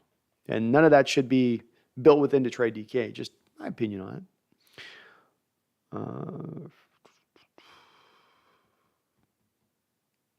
Jackson Shore says, did a mock draft on PFF. Hamilton went number 1. Laughing out loud, refreshed it. No way that happens. Yeah, it's not. Hamilton's not going number 1. No way.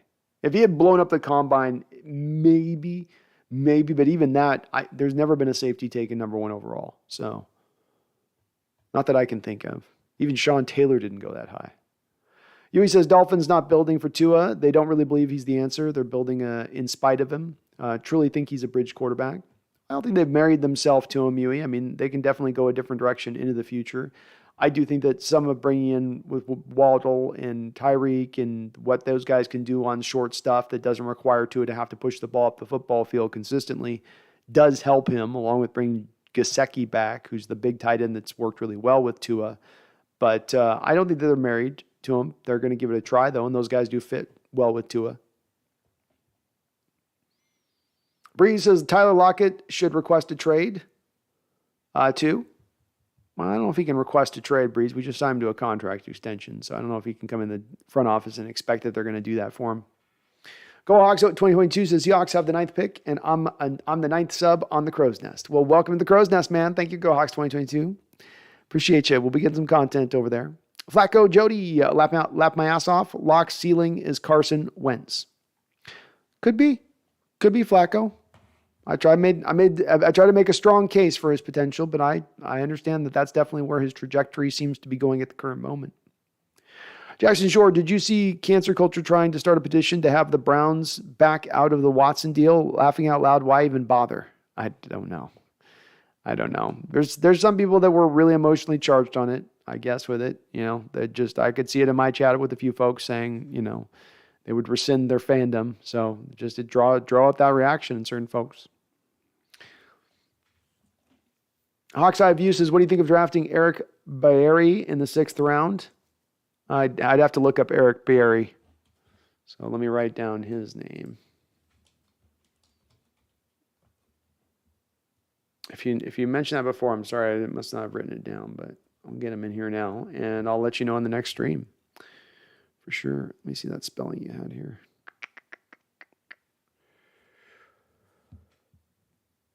Eric Barry. He's got that little French name. He's a Barry. All right. I got it on there, Dylan. So, or not Dylan, Hawks Eye View. Let me take a look at him. So I'll have let me look at the next one for sure. I'm going through the prospects a couple a day here right now. So the draft board's getting deeper and deeper. I'm just getting into that 5th, 6th round range of things now, though, where I'm sitting on some things. Zorn76 says, which quarterback is going to make DK worth $28 million per year? Trade now for picks. Well, I don't think he's going to cost $28 million per year. But I understand the thought process behind it, Zorn, and there's a lot of people in that camp that would prefer at this point to go and just collect the picks. But to me, it's you look at this roster right now, and eventually you need to start building on the young talent.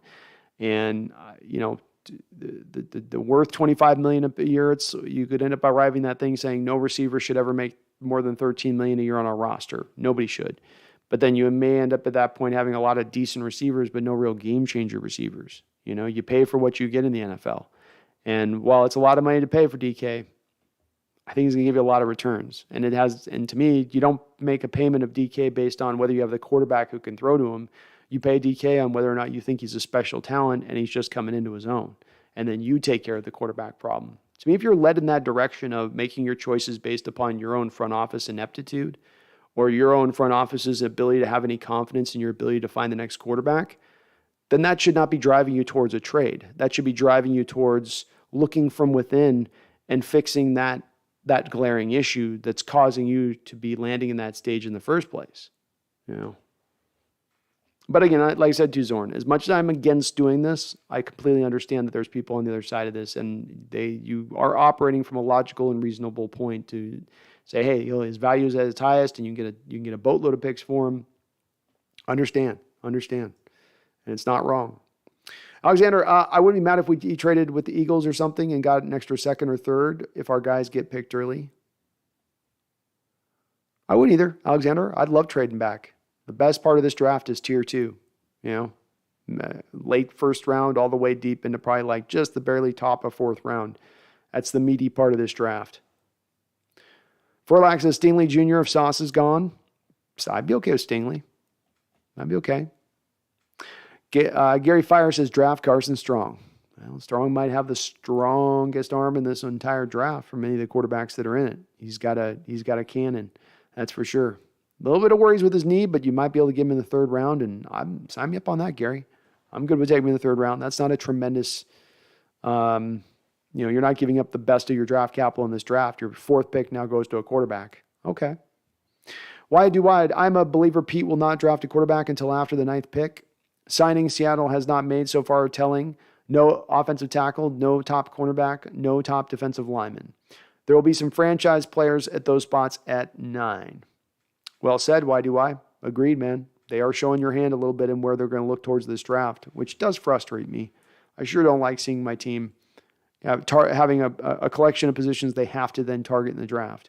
Because you can see where this goes logically, where they arrive at their draft pick, and rather than, let's say it's their big board, and they have their players all ranked, and they have player A, who's the best player available on the board, but let's say he's Kyle Hamilton at free safety.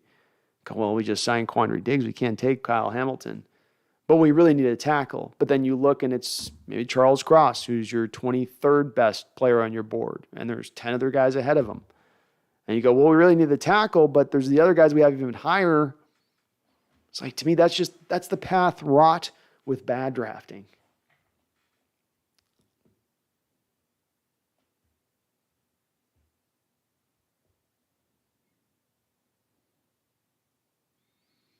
My Thailand says, Pete and John have done an excellent job of finding great receivers over the years. If they get a first and a third as an offer, to me, that would be something to move on and trade DK. Well, fair enough. I do think he's going to garner more than just a first-round pick, especially on the heels of the Tyreek compensation this last week.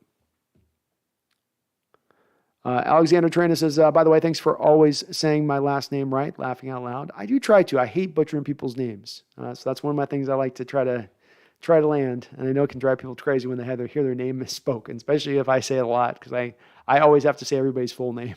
I can't just say Alexander. I don't know. It's like a tick or something.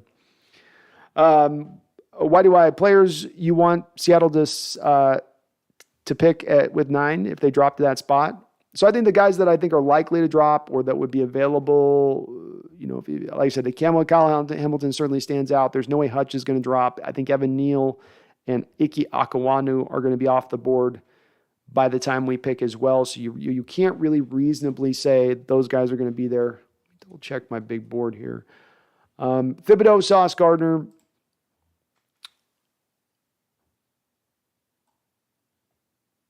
I think Charles Cross is definitely a guy that gets me interested there. Then it gets very defensive heavy of guys that drop, be it Thibodeau. I like Karlaftis even if they took him at 9. I know that wouldn't get a lot of people excited, but I do like Karlaftis' game. I don't know if he would fit to what they look normally at the position. Stingley or Gardner gets me interested too if they drop. I wouldn't be completely gobsmacked if they took a guy even this high like Devontae Wyatt, which will be way too high for a lot of people to have him selected, but he's a guy throughout this post-draft process who is just flying up the boards from his Senior Bowl week to the combine performance. There's a lot of people that have really, really like what they see, and there's no 3-tech in this draft that's like Devontae Wyatt. There's nobody that fits to the same markers he does. So he could be a guy too out there as an outside chance. Maybe not a likely chance, but there's an outside chance to them. And a guy that I'd understand why they draft because they don't technically have really a true blue 3-tech even on the roster right now outside of maybe Shelby Harris. Ryan Wilson says, don't see us drafting Willis number 9 unless they think he can start. Why eat his cap space for number 9 to have him ride the bench a few seasons?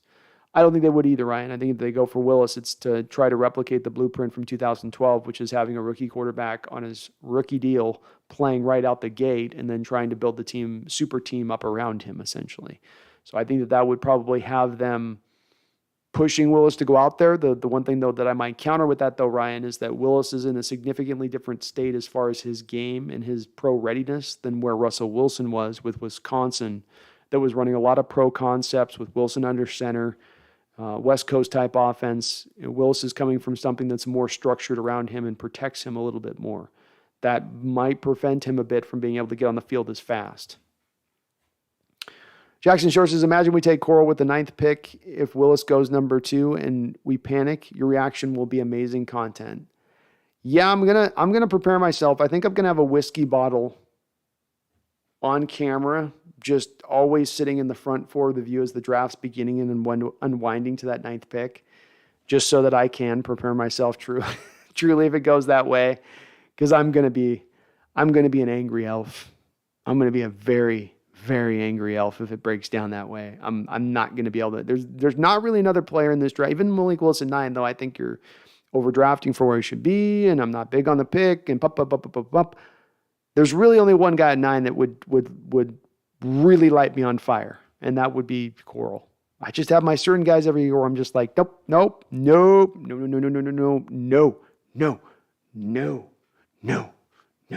don't do it.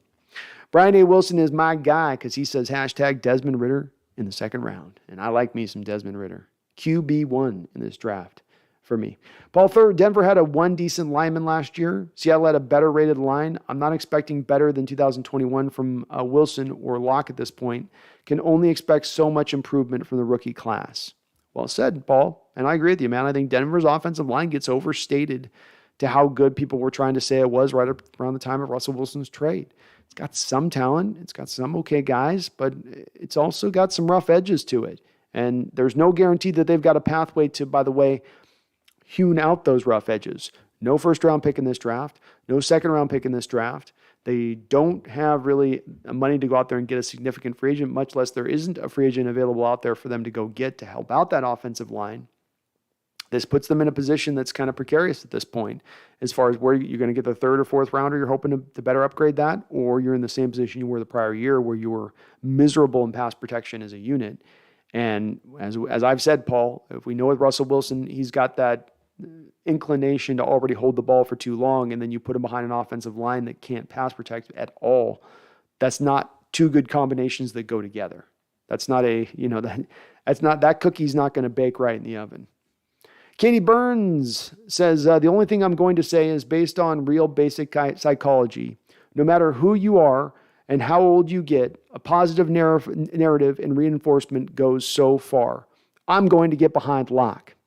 Well said, Katie. Well said. I'm one of those people that always will say I don't like that. Just always stay positive. Always stay on the bright side of it. The glass is always half full. I'm never that kind of person with it. But I do think too, and I definitely have to own this on my own realm of this, I say a lot of things magnanimously as though I know for sure it's this way or that way. And I feel confident in that approach because I take a lot of time to research and get my facts right, I feel like. But I got to always acknowledge too. It's part of why I keep coming back to saying it's part of what I love about football is we can predict so much and we can see so much things coming down the pike, but so much of it remains unpredictable. And the human element, the element that you can't read in a stat column, that's the one that you don't ever have a read of a fan of where it stands on a given player. And you never know when the light bulb goes on, when we all mature at different rates. And if the light bulb goes on in this kid, it's not a matter of talent, not a matter of an ability. You know, he checks off the boxes. He ticks the boxes. And I'm riding with you, Katie. I'm riding with you on this. We're riding Team Lock. All aboard. This choo-choo engine's leaving the station. Dead Center says, all my mocks are stacked for some reason. You never know how it'll play out, Dead Center. You know, you can look at these mocks and go, that's totally unrealistic. This will never happen this way. And then draft day comes and you go, I can't believe draft played out like this. You'd be surprised sometimes. I remember this last year, really on a few of the, wow, the mock actually was kind of relatively accurate this year post-draft and looking at where some of these guys actually fell to. Barry Soy Toro. Hello, Barry. Good to see you. With a $10 donation. Says, I give two dookies what anyone says. Trade DK for the equivalent of 3 firsts minimum. I love it. That's the energy right there, Barry. You want to come into our house? You want to take my rug? You want to take my couch? I got sentimental value attached to this. Pay the price. This ain't secondhand goods. I'm giving you a Hall of Famer in your prime. And you're offering me a pittance. You're throwing a few dollar bills at my feet. No. That ain't going to work here. We want him. We're going to keep him. You come into a man's house. You want to make an offer for something in his house. You come hard with that offer, not soft. You don't try to take him. You don't play a little shell game on him. You say, you're about to give us a Hall of Fame receiver. We ought to pay up the price for that. So here you go. Here's your Herschel Walker deal. Anything short of that, I'm with you, Barry. The answer is no. He's ours. Chase with a $5 donation. And thank you, Barry, for your donos, all your donos on the channel. And Chase, thank you for your $5 donation. Says Cross at number 9 and Drake Jackson, Boy Mafe, either or, and Abraham Lucas in the second would be a dream. That'd be a very good draft. Very good draft. I've got a little Rasheem Green post-traumatic stress when it comes to Drake Jackson. A little bit of shades of a Rasheem Green coming up out of USC as well. Similar kind of body styles just a bit, though I think Drake's got a little bit more. He's got more potential and ability than Rasheem definitely had. But I agree with you. I'd be okay with that draft. I'd be happy with that draft, Chase. You've addressed the offensive line in a big-time way. You got your bookend tackles going forward for the next 4 to 5 years. It's a good start to looking at the future of the offensive line, as well as it would provide you with immediate returns next year. Those guys should be able to come in, help your position out right from the jump, help you turn that offensive line into a strength of the team much sooner, much faster, much quicker than we maybe think it is at where it at least currently stands. Charles Riley, $5 donation. Thank you, Charles, for all the donos. It says, Brando, the Hawks are incompetent, and they proved it by trading for Jamal Adams and then signing him long-term. This is Pete Carroll's Hawks.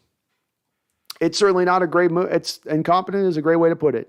I'm a person that, as you know, Charles, I signed off on the Jamal Adams trade at the time it happened. I acknowledge the fact the assets were too much, were too steep.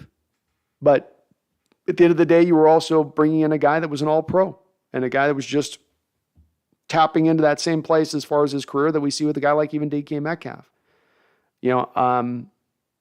But I didn't know at the time that the team didn't have as much a plan in place for the signing of him. I thought at that time you'd get him down on a contract that would be more realistic, would be even off of, let's say, the $17.5 million per year, because you're going to give him the deal at least near to where the Jets weren't. And he's getting out of New York, which is his impetus then to sign the deal that will get you this new team and fix your situation. But they didn't do that. And as we've seen at times with this team, the lack of the plan, the lack of the long-term plan, even though they talk about it all the time, seems to be missing right and left. Everything seems to be on a reactionary basis. Even the trade of Jamal Adams itself. Why is the trade made at the time it's made? If you really wanted Jamal Adams, why wasn't he traded at the beginning of that offseason?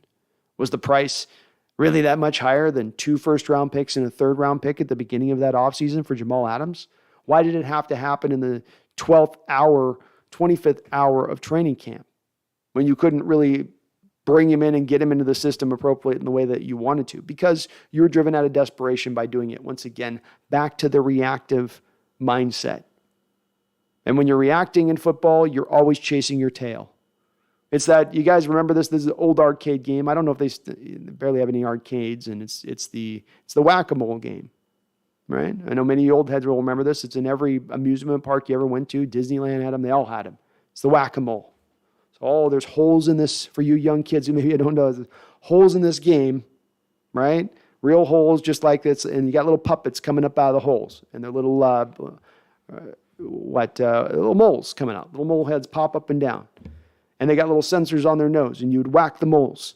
It's the game of whack-a-mole, though. You hit one, another one pops up. Hit another one pops up, and you're just reacting to the moles popping up, rather than, let's say, taking the Caddyshack approach, right? Let's just dynamite underneath the holes. Let's have a little bit of a plan in place. And that's been a bit of an apparent way that this team's been running recently. Maybe there's some hope here now that Schneider's taken on a little bit more power, that there's a little bit of less of also what we've heard in the background, being that there is a little bit of friction at time between Carroll and Schneider. And there are two ways that they see is the approach of this football team. We can hope that's maybe a part of this process, because at least something is changing then. So I agree. Jamal Adams definitely has been one of the shining examples of moves that will hang over this organization if they can't right the ship at any point in time. As this is where, I don't think we would say this is where it started to go wrong, but this is where if you had a hole in your boat, you just kicked out another square foot over on the mast side. So yeah, I'm with you, man. I'm with you. It's not a good look, and they're trying this offseason to fix it. They're going to try to utilize them going forward, but it will be remaining to be seen if they actually are able to pull that off or not. Jackson Shore says Kuiper has Breece Hall going to Tampa in the first round. You see that happening? No. I would say that if the way I see Tampa Bay going about this is that they've lost 2 guards in this offseason alone, Ali Marpet, and then the other guy whose name I don't remember, and I don't need to remember it because he didn't go to the Seahawks. But they're good players, so they're going to go back and address the guard situation. Kenyon Green, for instance, makes a lot of sense to them there. If not him, then the kid from Boston College, Zion Johnson, makes a lot of sense to them there. They just re-signed Leonard Fournette, so they're going to go in the first round for Breece Hall when they already have Fournette on the roster, knowing that they have a guy in Bruce Arians who kind of is a little bit allergic to consistently running the football. I don't think so. They've had a 2-headed running back situation there, but that was having Fournette on the cheap there. So I don't think they would do that. No.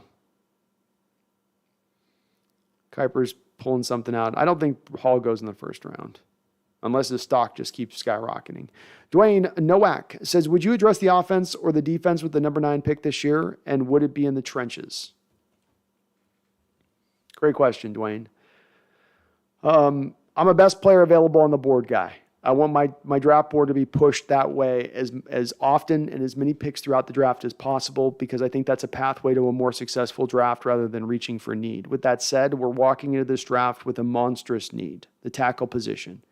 Can stuff be addressed in the second round of this draft as far as tackle on either sides? Yeah, probably. Can it be addressed in the third round, thinking you're going to get a guy in the third round who can come in and really truly start for you and be a player? No, I don't think so. Not at the tackle position. So, Dwayne, despite the fact it's not my given instinct to want to do this, I think you're driven in this draft to have to address tackle early on or get lost in a point of desperation if you walk out of this draft without that tackle who can be inserted day one as at least a league average starter. If they do have a way or find some way, Drew, of actually locking down the tackle situation prior to the draft in some way or another, be a trade, or maybe they sign one of these late hour free agents, then certainly the defensive line is where to me more of probably the value lies. Let's say Ahmad Gardner goes off the board and Stingley's off the board. You're sitting there and you've got a pick of George Karlaftis, Jermaine Johnson, potentially Trayvon Walker if he's still there. I mean, there's like 4 or 5 guys as pass rushers, interior guys, Devontae Wyatt. I mean, there's some really good guys there, and they're high value on the board at that point, I'm sure, on Seahawks board. So that could also prove very tantalizing if they can get the tackle thing addressed, at least one of the tackle positions.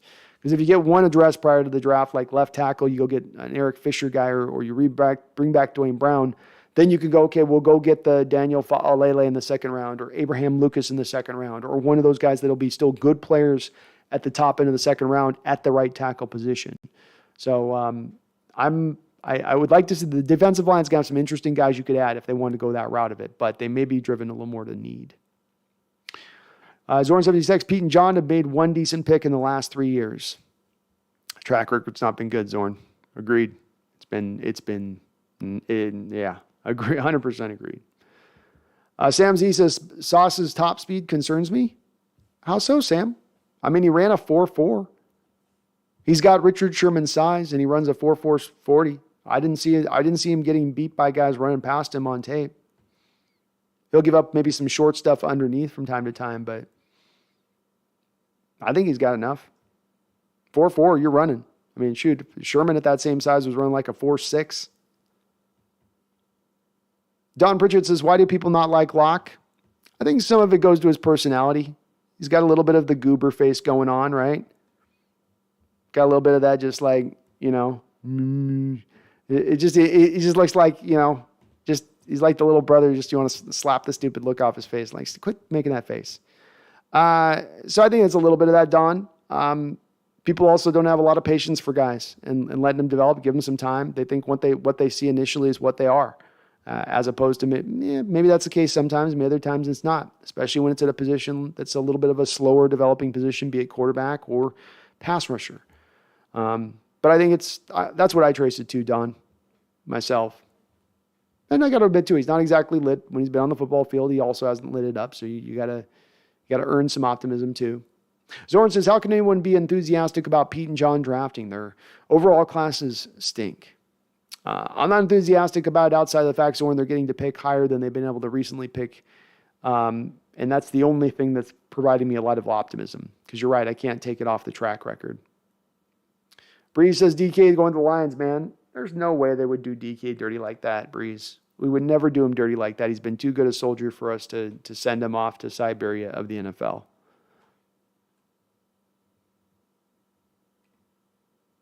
Paul says KC trades up to number 9 for the 29th and 30th pick and take Tyreek's replacement. Ooh. Oh, Paul, I love it, man. Sign me up. Sign me up. Sign me up. That would be great. 2 first-round picks, 2 second-round picks in this draft. When we walked into the beginning of this offseason with, 1 second-round pick, yeah, I'd do it, Paul. I'd do it. I bet they take London. London or Burks. I bet they go big receiver. What a great idea, though, Paul. I love it, man. That's outside the box. Your boy Michael says, week 1 prime time, Wilson versus Locke. Lockout duels Russ in a showdown, giving the people what they want, beating out the Broncos and sending Russ back to Denver. I love it, your boy Michael. Let's go. Let's go. Jackson Shore, is Sauce still your number 1 corner, or did McDuffie take that spot? Nope. Sauce Gardner is still my number 1 corner. Stingley is my number 2. Rewatching a little bit of his recent tape here, I'm not as down as I initially was watching some of it. So I've gone through a good number of games on Stingley now and his recent stuff, not the freshman year tape, and I like it. McDuffie drops down the board here, unfortunately. The 29-inch arms are a real thing. People can get angry about baby hands and T-Rex arms, but there's like 4 corners playing on the outside the entire NFL who have under 30-inch arms. It's not an open pathway to getting there for McDuffie. So unfortunately for me, McDuffie has fallen firmly into the second round. And Andrew Booth, I believe of Illinois, I believe it is, has overtaken McDuffie on my board as the number 3 guy. So McDuffie falls to 4. And there's honestly an argument to be made that Kyer Elam might have a better argument to be made that even he should be above him on that. But I got to do some more thinking about that before I move him up. And I love Kyer.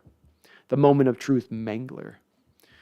Jackson Shore says, did you see the Niners might trade Debo? Yes, please. And look, I think a Debo trade's different than a DK Metcalf trade from where the Niners stand on this. The Niners and this is a little bit of it, they're 2 different type of player types. And I think with Debo, the way he's being utilized, I don't think is going to open the door to a very long career of productivity. I think they're going to wear him down fast using him like they used him last year. And since he's been there, how they've used him. Whereas DK is not going to run that fly sweep stuff. He's not going to take a lot of needless shots. I think DK is going to last a little longer. So perhaps the Niners, they look at the situation and go, Debo's already been banged up here early on so far. Maybe the value is just so great, some team's going to offer us a boatload. But I'll believe that they're going to trade him when I see it. They may be just testing the waters there a little bit.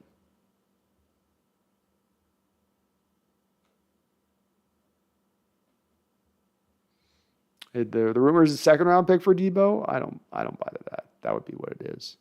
They'll get more than that.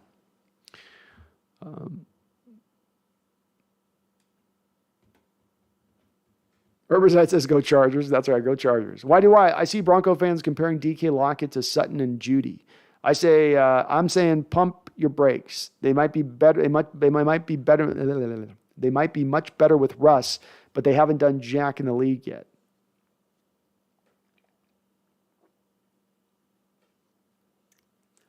Yeah, they've got a lot of potential. They got a lot of talent. I like Sutton quite a bit, and certainly he has certain aspects to his game that compare to DK Metcalf. And Lockett and Judy are definitely different guys to a degree, but they both rely on route running to get their job done. Judy's got to figure out his hand situation. You can talk all day about DK Metcalf having questionable hands. Well, apply that to Judy as well. But they'll be good. Doing Noack says, Hawk fans need to give Drew Lock some love so he can have some confidence going into this season. Got to give him a chance. Give him a chance. Let him see. Maybe he flourishes here. Change his scenery. Soren 76 says 2010, 11, and 12 were the last time we drafted worth a damn. Zorn 76, I might offer with you that those are the only 3 years you drafted, and let's go the whole entirety of their tenure here in drafting well. And it's been so bad that it's just common knowledge in the league. The Seahawks don't have a good approach to the drafting anymore. It's gone from being brilliant tacticians in 12 to what are they doing? Luke Walton says Drew Lock is a GOAT in progress. I love it, Drew. Hell yeah. Hell yeah. Jackson Shore says, if Walker goes number 1, I'm laughing at all Jags fans. I've been trying to dive deeper into this Walker talk because it's just starting to come up out of the woodwork now, and you hear things being whispered about in NFL circles, and he's just this really special athlete to like this 98th percentile thing or something, and it's really what. But I again went back and watched his tape last night. It's like, man, he's doing so much of what he does. He lines up as a 3 tech and then just comes spinning off stunts. Like, it reminds me of Clavion Chason a couple of years ago, where it's like all of his work was being done on the stunt game to get to sacks in college. And you're going, well, is that going to translate really to the NFL level? You can't just run stunts every play to get your guy back there. He's got to beat a guy off the ball occasionally as a pass rusher. Freakish skill set. I would be absolutely in awe if they took him number 1. In awe. Michael Pontiowski says, no way we get the number 2 pick for DK. Maybe not. That might be too high. I do think we get the equivalent of at least a first, and I've long said if it's 2 deep first-round picks, like late in the 20s, that's be the value. If it's a first, like a high first and then a second, you're going to get more than a first, I think, for him, though, in my opinion. Paul says, I've already put my money on Denver coming last in their division. I love it, Paul. That's called putting your money where your mouth is, and I dig that about you, dude. Yes. Raiders, Chargers, Chiefs will be better. I could see it. It's a tough path. This is what happens when you're playing the toughest division in football. You know, you can be this close to the top of the division, but then be that at the back end in the division in the cellar, just by the nature of things. It's a very close margin between the top team and the team in last. That's the point of it being. Being the toughest division in football. Prod TJ says, so many Broncos in the chat. We get a lot of folks here from Bronco land in here. I don't mind. They come on in, and they're curious about Wilson. They're curious what they got. They're hyped for their season. I'm always hyped when other fans are hyped. I don't care even if you stole our quarterback. You can be hyped, okay? You can be hyped. You stole him, okay? You stole him. But you enjoy him, okay? It's okay. I'm not crying. You're crying. But, hey, whatever, man. Good luck on them, and I think they've got a potential, but it's just because they got him and DJ Jones and Randy Gregory, it's going to be an uphill battle. And you guys don't be mad when you pull the plastic off on the new Russell Wilson box and you find that there's some frayed edges. You find some things that can't just be painted over. Jackson Shore says, you think DK wants Hill money, or will he settle for 20 to 23 million per? Jackson, my feeling on this is 25 million seems about the right amount of money. 4 years, $20 million. $50 million guaranteed. DK gets his big contract, also gets another bite at the pie before he turns 30 years of age, so he's going to get another contract if he continues to perform well. Seattle has the 3 years of club control as far as leverage, so they can force him to be underneath where Tyreek got, because Tyreek had a little bit of leverage in the situation with the Kansas City Chiefs. So I think that does end up pushing the deal to $25 million per, but it's a price I'm willing to pay. Don Pritchard says, I was just watching Locke highlights. What's so bad? Nothing that's going to be glaring on tape when you watch him. The big issues last year is, I think, a little bit of the coach in his ear, kind of hurting a little bit of the confidence. And he's gotten a little bit, I think, I'm not going to say scared, but hesitant on throwing the ball and pushing it up the field a little bit deeper. Everything's been kind of more short and intermediate, as opposed to really trying to take his shots when they're there, because he's been a little bit gun shy. And you don't want a gunslinger gun shy. Ryan Wilson, Broncos won't be any better with Wilson. That would be the sheer poetic, operatic tragedy of it, wouldn't it, Rain?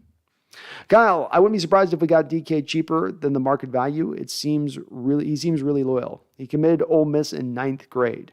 Miami was his favorite school growing up, and when they wanted him, and when they wanted him for a visit, he said he wasn't decommitting. Well, that's good to hear. And he seems to be showing a lot of signs of that. He was back in lockup from the jump, and that's losing Wilson out the door. And people were wondering at that time, is he going Is DK going to go into his bag now because Russell's gone? He doesn't have a quarterback can throw to him. Instead, he seems very excited. Instead, he's talking a lot, especially in that Garnett interview, about stepping forward as a leader on the football team. He's saying the things you would want a player who's ascending like he's ascending to say. Just part of the reason why when it comes to paying for DK, in my opinion, this goes beyond just him catching football passes. That's a huge part of it, of course. Some of it's the blocking. Some of it's leadership. Some of it's the untapped potential that I still think remains there. All of it included together is what makes me fully willing to pay that price.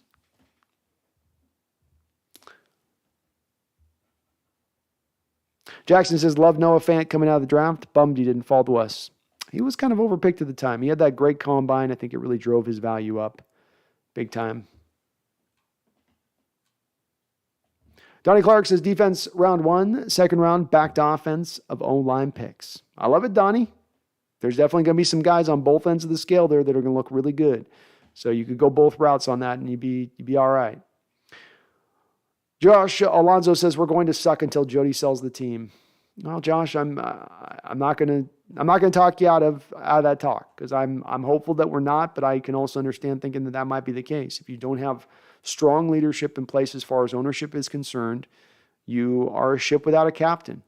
I didn't understand this really for years as a fan until probably the last 10 years and understanding and seeing Paul Allen's effect here versus once he went and passed on. And the tangible feeling you have as a fan once that happened, and then understanding that prior to that and going through the Ken Behring years and a guy that didn't want to open his wallet, who had his eye to wanting to go to L.A., and so he almost had an impetus, a reason to want to have the team not be good. And yeah, I get it, man. I get it. I'm hopeful they're not, though.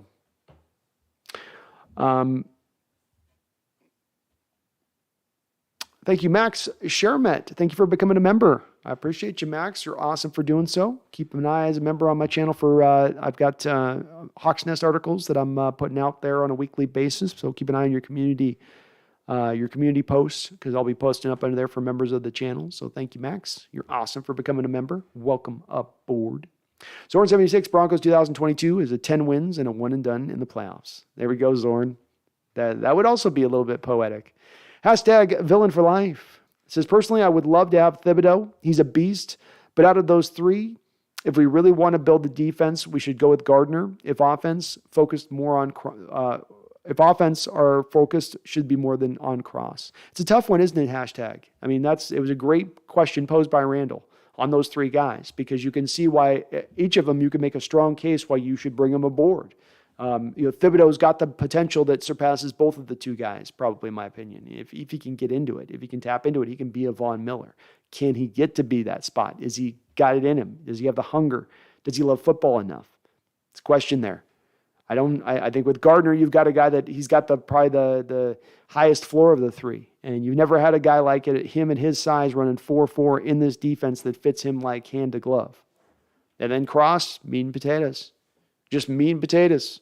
It's going to fill you up. It's going to make your line right. The line's going to be better with him on it. And if you got him on your line, he ain't going to be one of your weak links. And that's one of the things they tell you about building offensive lines is remove the weak links, and you will have a strong offensive line versus create a star-studded offensive line across the board.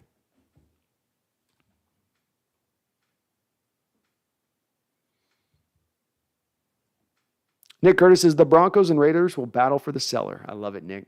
Yes. John Mua, what would you pick with 9, 40, and 41? Me, I'll take Matt Corral at 9, Travis Jones at 40, Nick Bonito at 41. What do you think? John, I'm not going to lie. Matt Corral is a little bit of my nightmare scenario right now. And it's just, I can be wrong. I can be right on guys. We all have our guys that we gravitate towards and other guys that we like and other guys that you watch the tape on, you go, no. I've watched as much quarterback tape on Corral as any quarterback in this draft because I've been trying to find reasons to not stay on this opinion. I'll move my opinion. The more data I can take in, I'm willing to have it move. But he's just a guy for me that isn't moving it. My initial look at him in the first game I watched has been basically the same view of him through 5 games of watching him. So I can't sign off him at 90. That's a huge overdraft for me, John. I think he's going to be very injury prone, on top of I think that there are going to be some arm limitations to his game, on top of size limitations to his game. The other guys, Travis Jones, like Travis a ton, John. It's Jordan Davis gets all the hype is the big dog defensive tackle in this draft that you want to go get. Travis Jones might just end up being better.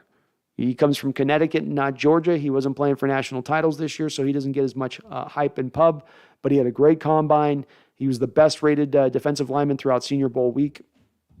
Travis Jones would be great. Bonito, he's good. Edge rusher, Oklahoma. I liked his tape all right. That's probably about a right value for him. I would probably drift in a little bit of a different direction. I'll give you a different perspective approach from where I would go with it.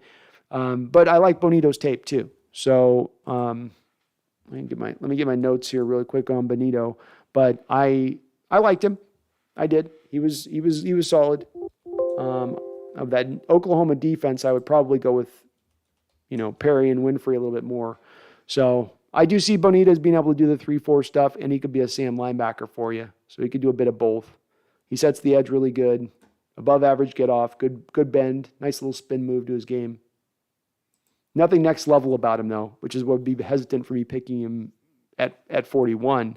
Because I think there'll be guys like a boy Mafe, for instance, that might have more of a special element to him there at 41 than a Bonito. So I'd go like, number 9, let's say we go Sauce Gardner. 40, I'd go Abraham Lucas. 41, I'd probably go with Alexander Petit, or I'd go with 2 offensive linemen. Alexander or Zion Johnson were to fall, I'd look at him. Daniel, I wouldn't go right tackle at that point, but Nicholas Petit Ferrer, Tyler Smith, Bernard Raymond. I'd probably go with two offensive linemen there. If there was an offensive lineman, I might even look at a guy like Breece Hall, quite frankly, in that spot. UE2K, Seahawks have the cellar all locked up? Yeah, we do. It's true. B. Russ, is there anything to take away from the Hawks meeting with Sauce? Yeah, they don't. The Seahawks do not tend to do a lot of the smoke and mirror stuff as far as meeting prospects to throw people off the trail of the scent of who they're looking to try to go pick. If they're truly meeting with a player, they're meeting with a player because they are interested in that player. They truly look at him as a possibility to come into their building, and they want to see how he operates coming in the building with the people around him. If he sort of fits in, that just get a basic feel for him in their room, in their building. So they're definitely interested in him. That's not just a smokescreen. You used to be able to meet with a lot more prospects. That number has been reduced down heavily now. So that makes it even more important that you're meeting with guys you're truly interested in meeting with. So Sauce is a very real possibility.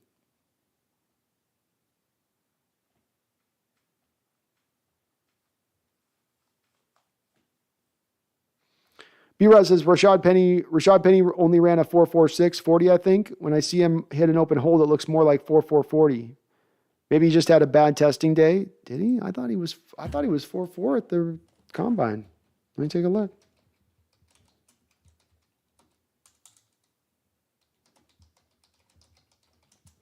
Let's take a peek.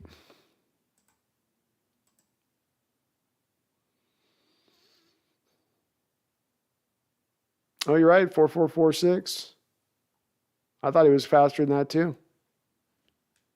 He definitely has game speed that's faster than that, to your point. And still very fast for a guy that's 225. They don't usually, when they usually are that heavy, and they don't usually come that quick. Mr. Nubify, yo, Will Smith just smacked the crap out of Chris Rock live at the Oscars. Did he? Jeez. Was it a bit? Were they doing a bit? Chuy Suarez says Drew Lock will be benched by week 2. It's possible. Furlock says Sauce at number 9, Ritter at 40, best tackle available at 41. I love it, Furlock. I love it. That'd be a great approach. Paul Rotter says need to find the next beast mode like running back. Paul, I got your guy.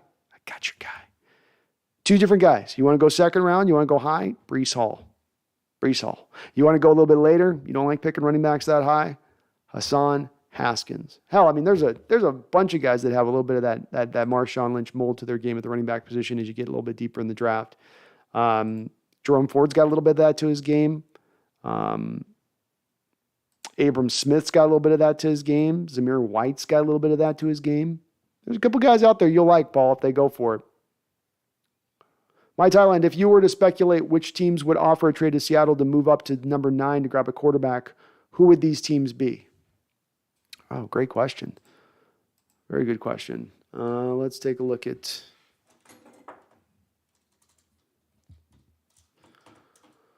So I would say, if I'm looking at a team that's going to go get a quarterback that wants to trade up, they think they're a little bit away. It's the Steelers is the team that, to me, jumps out above the rest. They're picking 20, so they trade up with Seattle at 9 to go get Malik Willis. They give us a future first-round pick to do so at that point. That's about appropriate value for 10 spots to move up. Maybe it's only like a second and a third in this draft, too. Maybe that's what they decide to do as well. They would make a lot of sense in trying that. The Saints would be a team that is picking just in front of the Steelers. They could be that team that believes that they should do that as well.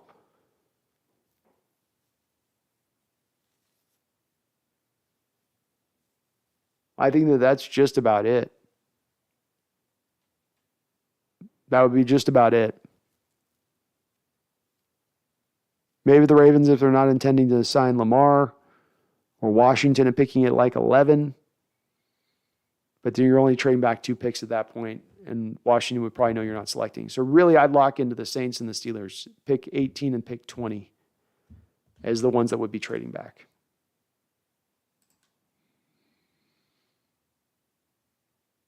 Steel Design 44, did you see that Russ said he had no say in the offense? I don't think that that's Russ blowing smoke. I think that he had a lot of limitations in what he got to really say over the offense, especially if it was something that was outside of what Carroll determined he was comfortable with. There was a story Brandon Marshall talks about. You can find the interview somewhere talking about this to sort of deliver home this point. When Marshall came here and they were in training camp and they were working on fade balls in the end zone, they had a certain technique type in the way they wanted to throw the fade down there that they were finding to be very effective in practice. Carroll came over and he wanted them to throw the fade route like they had with Jimmy Graham when Graham was there. And Marshall was a different player than Jimmy Graham. It wasn't going to work as well with him doing the Jimmy Graham way of it. And Russ and Carroll had a back and forth.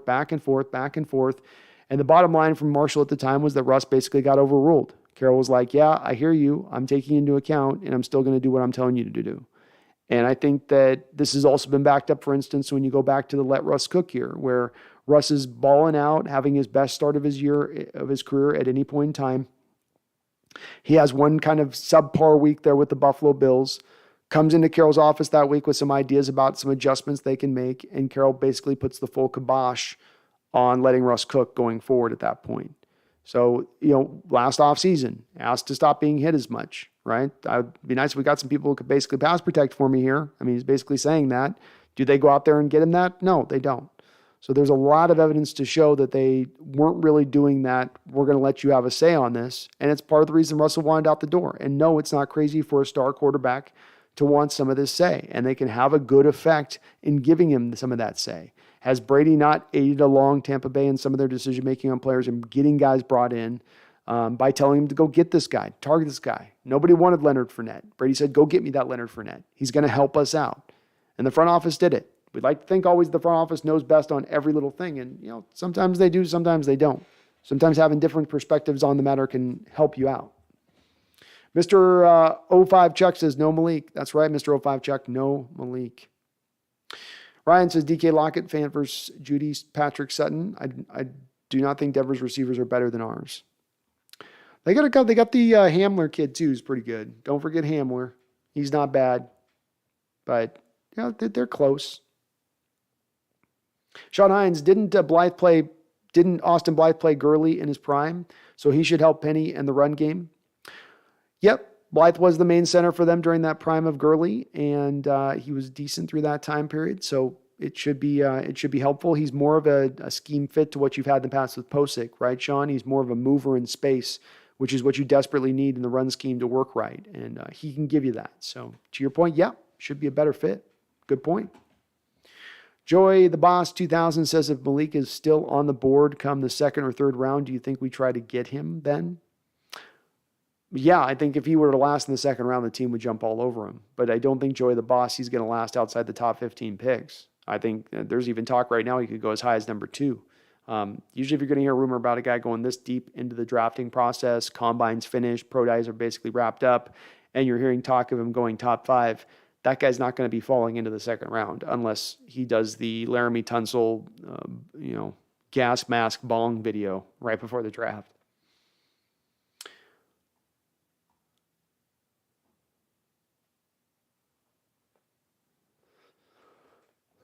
Zorn 76's offensive line and defensive end killed John.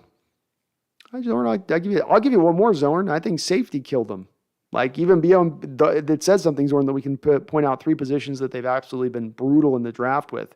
But a lot of times it gets pointed out the Seahawks haven't spent any money on the offensive line in the last 10 years. No second deals to rookie contracts, no big free agent signings, including this offseason, towards that offensive line.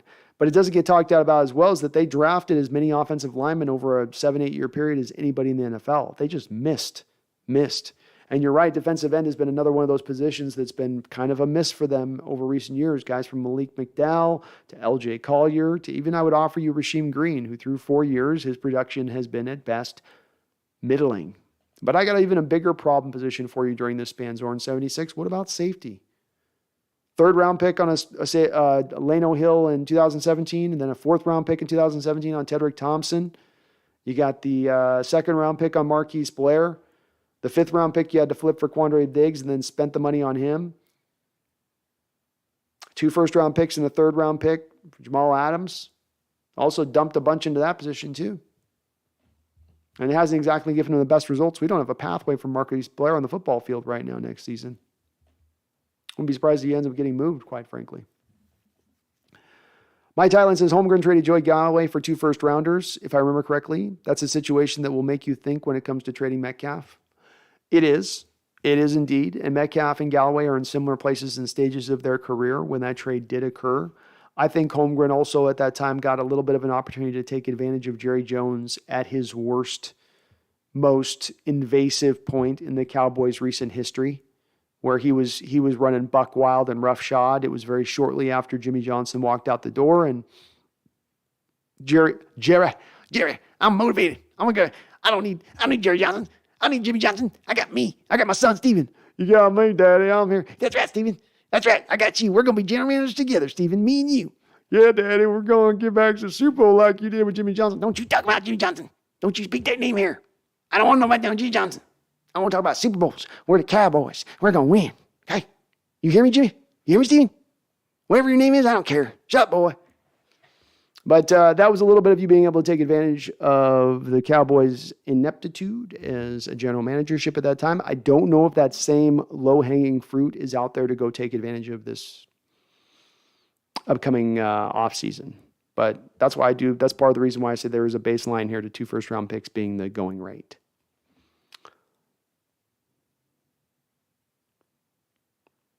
Sam Z says, I don't want to win a Super Bowl. I just want to win games. Fair enough, Sam. Like Reggie Miller. B. Russ, if Sauce is their guy, do you think Pete and John trade up for him if he falls? Giants could definitely jump on him, or maybe Carolina. No, I don't think that they trade up. The Seahawks have never traded up in the first round in 10, 11 years. And so I'm going to take their baseline of recent history and say that they don't want to do that. They just don't do that. That's just not part of their approach. They'll trade back, but they don't like trading up, and they will not trade up in the first round. They'll maybe trade up in the second round, maybe trade up in the third round, but they're not trading up in the first round, at least given their history. So probably not. They'll just let the draft board fall to them if it goes that way. But I agree with you. There's a chance he could get snagged. Zorn 76, we wouldn't get 2 first, but a first and a third, I'd do. It'll be interesting to see if it was a trade, what the value would be. Seahawks Nation, what I miss? No, we're just trying to hype up Locke a little bit. Talking about their approach to the draft coming up here now. For Locke, do you know anything about Kyle Lewis returning or when that will happen? As I understand it, he's still fighting through this, the injury thing's still kind of there. So no, I think it's still an open door right now, and it's going to be weird with the Mariners. They've got a lot of DHs coming in this year right now, and guys, not necessarily slotted to position, and that's kind of problematic when you're in stadium like they are that is reliant on having guys that can play defense. Paul Rotter, what you talking about, Willis? That's right. Joey the Boss 2000 says that the Hawks Nest, with the lineup the M's have this year, do you think they end the 21-year drought? Unfortunately, I don't think so. I think they're going to be still a better team they were last year, but the run differential situation and something that doesn't get talked a lot about is they had one of the more magical years in Major League Baseball history, and in their room for error in getting to the win amounts that they got to. If a couple of young guys really can pop early on this season and just be that good out the box, which I don't like. I think in baseball, guys take a little bit usually more time. We've been spoiled on your Griffeys and Rodriguez's, but some guys take that couple year period to kind of get to where they're going to get. So you're probably waiting into next year. The other thing that held them up is I think they weren't able to go in the free agent market and attack it in a way to build the team up like they thought they were necessarily going to build it coming off of last season. They were able to get another guy here, but they weren't able to quite dip in because I think of the labor strife and the fact, too, it's not necessarily a destination location for free agents right now, which probably impacted them. They would have to spend probably $70 million more to bring a guy like Chris Bryant here, which we don't need to bring on bad contracts just to get a name. Zorn 76, you need some semblance of a franchise quarterback before paying a wide receiver $130 million over 5 years. I don't know that it's as required in that realm of things. I mean, I don't think one is required on the other. I think the decision should be made on whether or not he's a player that's ascending, whether he's worth the money, whether he's a player that helps make your team better, and whether or not it makes your team better now and in the foreseeable future. And all of those answers to me, Zorn 76, are a yes down the line. He makes the team better. He's going to be better in the future. I can pay him this contract, and he's not going to be a shell of himself by the end of it unless he has some weird injury history. He's going to help any young quarterback you go in there. DK Metcalf, if I go draft a guy next year as a first quarterback coming in there, is DK Metcalf not going to be a quarterback's best friend? A 6'4" gargantuan guy that runs 4.3? Yeah, I think that's going to be helpful to a rookie quarterback, especially keep in mind, Zorn 76, if they're operating from the blueprint that they operated from 2012, they want a team that's going to hit the ground running. They're going to want a quarterback who in that rookie contract is ready to roll from the jump. That's the blueprint that they're trying to replicate. Well, the way you do that is by having a stacked receiving core, which they kind of somewhat had when Russell Wilson walked in the door, right? They had paid their big money to Sidney Rice before they got the franchise quarterback. They drafted still Golden Tate in the second round, even though they had the Doug Baldwin's rocking and whatnot. So still ended up making a Percy Harvin trade. So, they've understood in the times you need to stack receivers. And again, this is the new model, Zorn, is that you can't, in my opinion, the NFL we'll go light on receiver. Receiver needs to be the one position you should actually be looking at in your team going, we need to go harder than we think is the bare minimum here. Shouldn't be the thing that you go light on. And it's, to me, a regardless situation of whether or not you have the quarterback in place or not. Sean Hines says, Packers and Chiefs both know what everyone but Seahawks front office knows. They got rid of their high-paid wide receivers and knows DK is the best wide receiver for cheap and age, period. Yeah, I mean, a little bit, Sean, a little bit. Let's unpack both of these two situations. Davante Adams was offered the very same contract by the Green Bay Packers that he received from the Raiders. The Packers front office was very clear.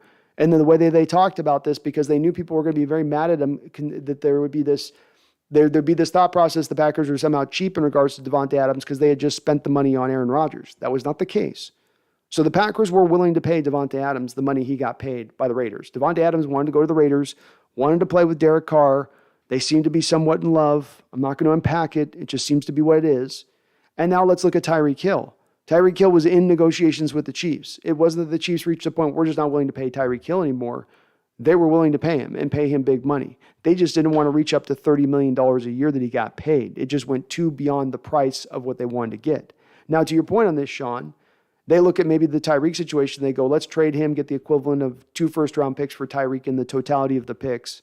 Then let's go trade those picks back over here for DK Metcalf. And instead of paying Tyreek Hill, who's almost going to be 30 years old, we'll pay DK Metcalf, who's only 25 years old, $25 million. We'll get a cheaper player, pay him less, and he might still have some top end that goes even surpass what Tyreek Hill is. And yeah, they could be trying to do that. They could be trying to do that for sure. It isn't going to work though. They're going to have to bring a bigger return to us if they're going to go that route. But again, it wasn't a matter, Sean, of them saying they didn't want to pay their guys. They were willing to pay their guys. Dwayne G says, don't sleep with the Hawks, people. I'm not sleeping, Dwayne. I'm not sleeping on him. You know it. Alexander Matthew, Mike Holmgren, and Joey Galloway, I think they never liked each other. Nope. They weren't big fans of each other. The other thing that just didn't work in Mike Holmgren's favor, Joey was a little bit of a freelancer as a receiver to get open. He wasn't what Holmgren wanted, which was that stringent West Coast offense wide receiver where Mike Holmgren literally had his receivers count their steps and their routes. And so Joey that's not going to fit with Joey. Joey wasn't trying to hear that. Yeah. Go5 says, started a Madden career as Sauce, pick 6 in the first quarter. Love it, man. Love it. U2K, you're welcome for the Crow's Nest. On deck would have been good too, but with both baseball and nautical connotation. Very, very true, U2K. I don't know, Crows. Thank you for the Crow's Nest. I give you props, man. Give you props in that. It was a good one. Curtis Schneider, think we should ship out Lockett for some picks? Yeah, Curtis, I do. I think Lockett's not as much of a fit for this scheme, and I think you can save a little bit of money by moving off from him before a roster bonus hits. So I think it makes a lot more sense than moving DK. Sam Z, how old was Joey? About 25 years old at that time. He was still on his rookie deal. Sean Hines, would you want Hamilton or Sauce Gardner? Oh, Sean, it's a tough pick, man. I'm higher on Hamilton. I love Hamilton's game, and I think even if you had the safety position filled with Quandre and Jamal, you could put Hamilton at will linebacker. You could have him at slot cornerback. Like, he could be outstanding in those positions too. So I'm higher on Hamilton. I got to go best player available if I'm going to be consistent in my methodology and approach. So probably Hamilton, but Sauce is awesome too.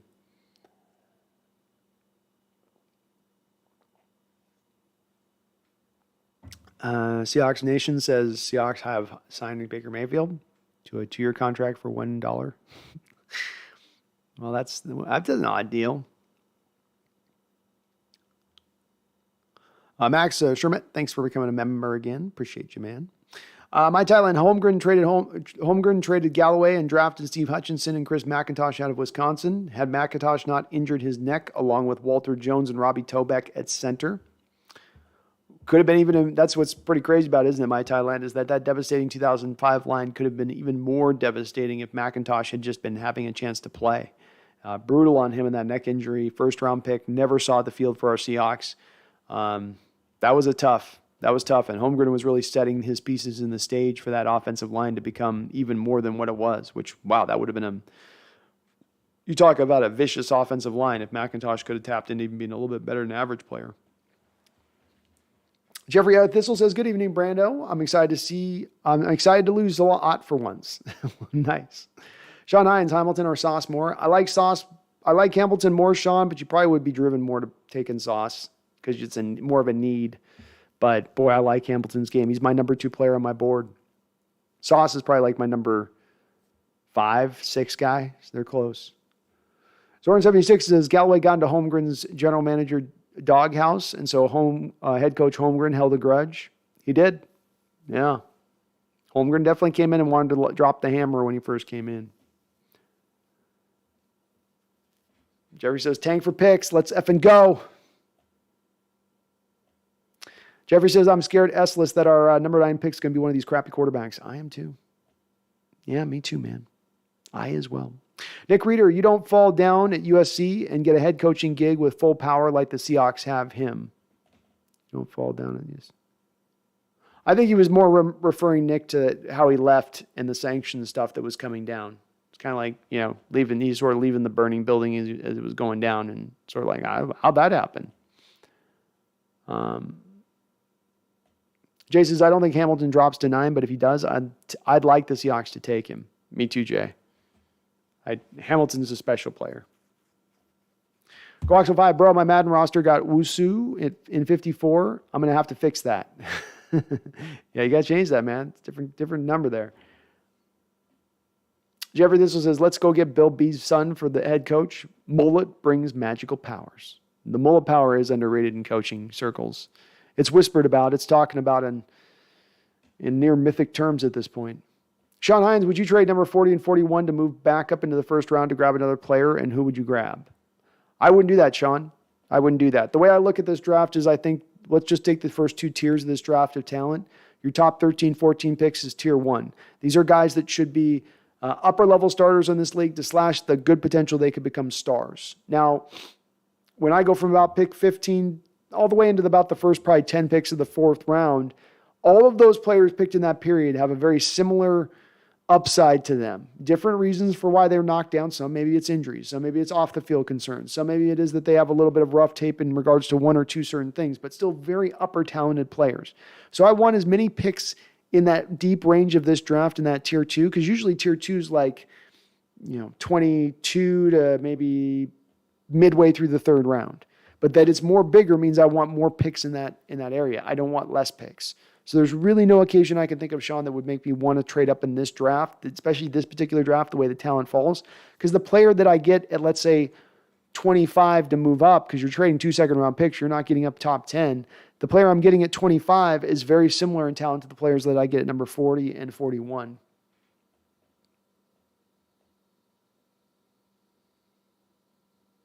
U2K says the type of aggressiveness the Dolphins are showing is why I wanted Pete and John fired and McDaniels hired as a head coach.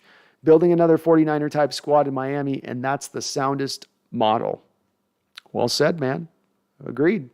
That is the best model. That's the best approach if you're trying to build an elite team. Zorn76 DK is going to cost $25 million easily. I agree. I think that's what he's going to cost. I don't think he costs above 25 though, because of the leverage factor. Jeffrey Thistle, build a super team of coaches, $40 million for Bill B, steal the Chiefs coach for $40 million a year. Jordan 76 and DK wouldn't hesitate for a second to bail for a better deal. Maybe.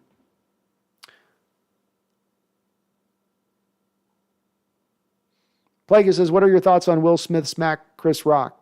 I've been live streaming, guys. I haven't been watching the Oscars, man. So I've been on for the last 3 hours talking Hawks. I haven't seen it. I'll check it out after. I'll check it out when the stream's over. John Robinson said, would we ever move Hamilton to corner? Slot corner, John. You could put him at slot and you could put him at both will and slot. And I think he'd be perfectly fine in both of those roles.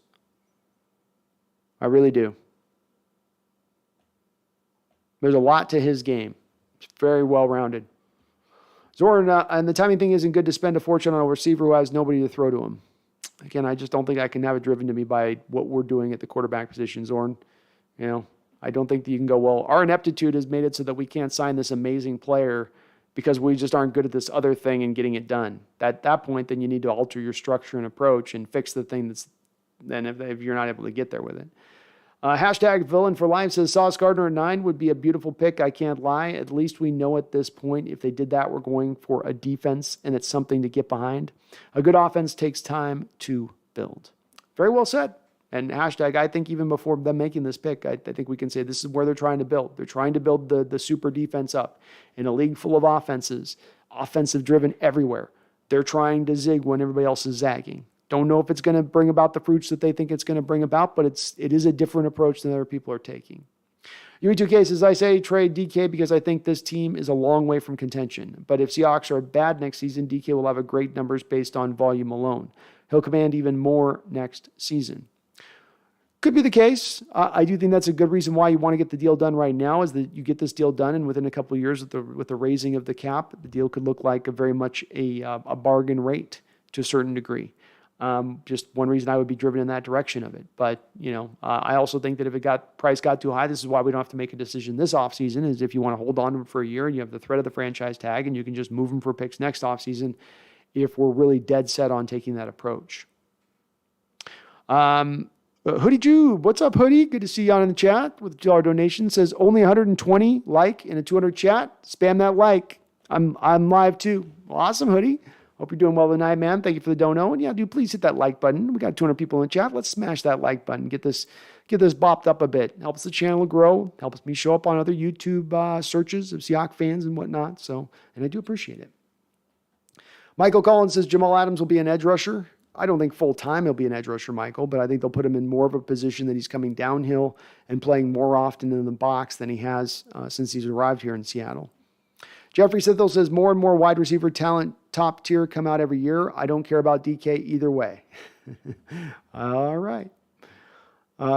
Megan says, B, can you explain the difference between the Fangio and Waldron defenses, please? Well, Waldron's offense, of course, Megan. So Waldron is a different side of the ball. I think you're meaning our defense from recent. And the defenses have certain things in common with them, Megan. But I'll give you kind of let me give you the main difference between what we were running previously to what we're running now. And let me try to show you I'm going to step back the mic here and show you here a little bit I'm going to get in my stance. I'm going to get down in my stance and show you this here in the dirty here, Megan. Okay.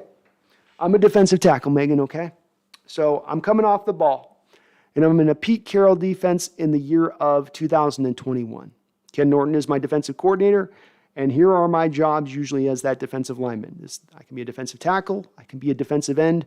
I basically am going to have the same responsibility. So, we come up. We're into the offensive lineman. I got my hands on him. He's got his hands on me. Now, I'm doing what's called at this point, Megan, two-gapping.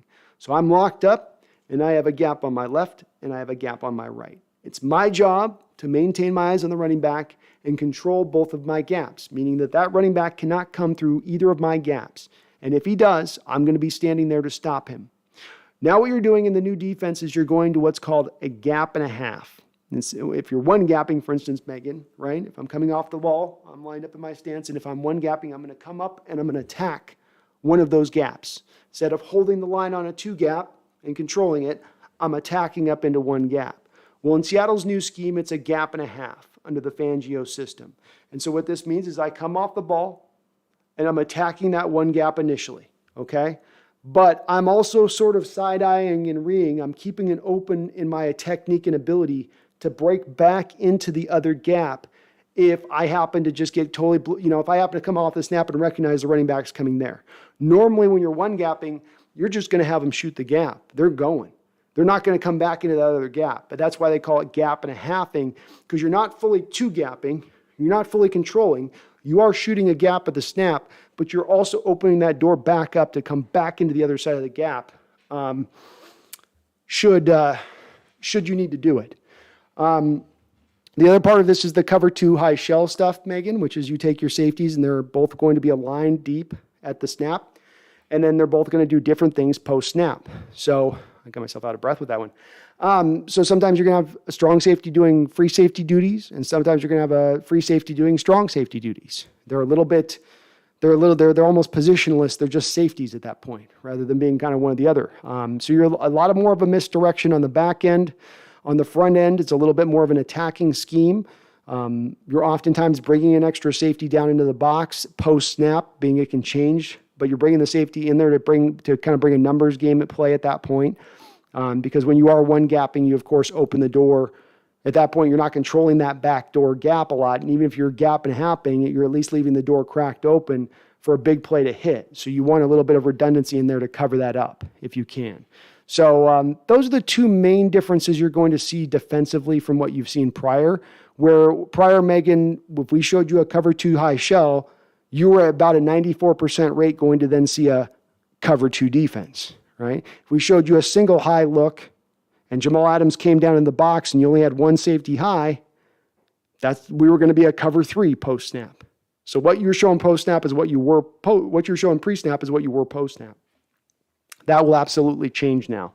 That will flip on its head. They'll be a lot more unpredictable now versus what they show pre to post. Paul Third with a $2 donation. Thank you, Paul. I appreciate you. He says, Will Smith is currently the king of can't take a joke. So I guess Chris Rock probably threw some shade at Will, and shade went at him. Like Will went at him, huh? Oh, God. This sounds kind of funny. Oh, he slapped him. Jeez. And it wasn't staged, huh? It was like it was a real meal deal slap. Like he went full on, like, take this.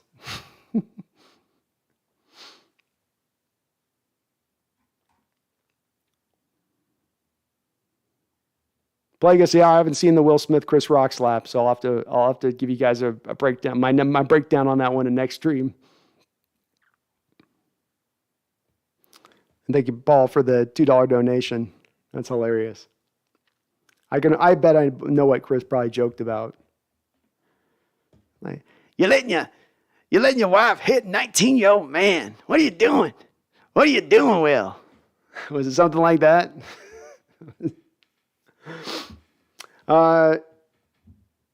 Yeah, I think Megan meant the previous. I think, Megan, you meant the previous. And if I was reading that wrong, let me know. Megan says, me thinks 3 days of the draft will be 3 drunk streams. I have maybe, well, probably one in there to spice it up a little bit. It has to be maybe the last day on that one, Megan, because trying to be hungover the next 2 days and roll through a stream would be rugged.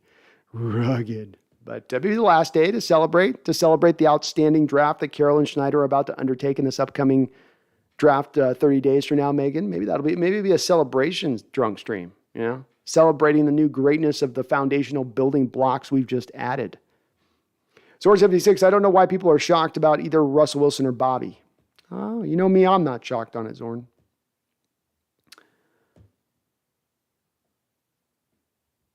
Marcus Overly, I've seen the quarterback Bailey Zapp videos, and this guy looks NFL ready. I keep trying to remember to get to Bailey Zapp and look at him. I'm sorry, I've been dropping this ball. I just am not getting over to it. And it's probably because I just didn't put it down in the right spot. So I got it written down. I will for sure, Marcus, have you a breakdown for him on the next stream. So I will definitely take a look at him. Sorry, man. I know you've mentioned that one before, and I just totally forgot to take a look at him. Megan says the rug that ties the room together, B. That's right. It really ties the room together. DK really ties this offense together, okay? I'm not giving him up. I had to go to Arabia for that rug. Zorn 76, Sean Shire should trade our number 9 pick for 4 fifth-rounders instead. Well, the draft value chart says, Zorn, that's the better value, right? That's when Schneider breaks the value chart. John says, all these wide receiver moves that were made are stressed assets. You got to blow my socks off with a DK trade. John puts it great. And his, as he says, distressed assets, I say leverage.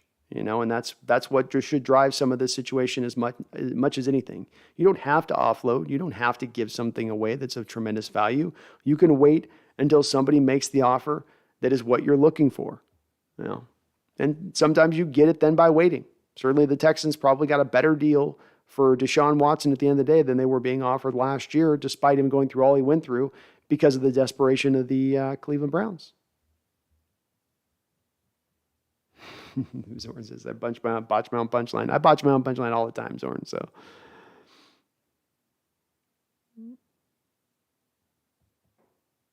UE says, Seahawks don't have a long-term plan, never have. They just live in the moment with free love Pete. The Lockett extension, for example, no thought of the future despite all the warning signs. Well said. King Bomber, any thoughts about how Russell Wilson and DK Metcalf's rift had a cause in the trade? It seems DK was open so many times and Russ just kept missing him. Any thoughts on that? I have, King, I have theories on this, but of course nothing I can hard and fast point to. I think that Russ at times would make pre-snap reads that would indicate DK was going to be double teamed, and teams were showing a lot of that, and that then caused Russ to make reads in the other direction, and that teams didn't always go post-snap what they were showing pre-snap. So, for instance, the Cardinal game at home this year, if you go read some of the quotes from I think it was Vance Joseph, the Cardinal defensive coordinator after that game, he was bragging about how confused they had gotten Russell Wilson. And so I think a lot of these times teams would show maybe a double coverage, and they do it a lot of times. Other times they're not doing it, but Russell had already determined pre-snap he wasn't going in that direction because he saw indications of double coverage. And this is what probably then caused DK to go, okay, you're just deciding you're not even going to throw to me now every pre-snap. That's going to frustrate me. And understandable frustration. And King Bomber, we had a lot of games where Russell would not even target Metcalf. You have a guy of that kind of talent, you need to walk out of every game with 10 to 12 targets to that type of player, in my opinion. And when you don't, you're doing something wrong from a schematic standpoint or the way that you're manufacturing touches for the players, which you should be doing. So I think that's really where the rift derives from. And from my standpoint on this is it makes me understandable and sympathetic to DK getting frustrated with it. The wide receiver cannot throw the ball to himself.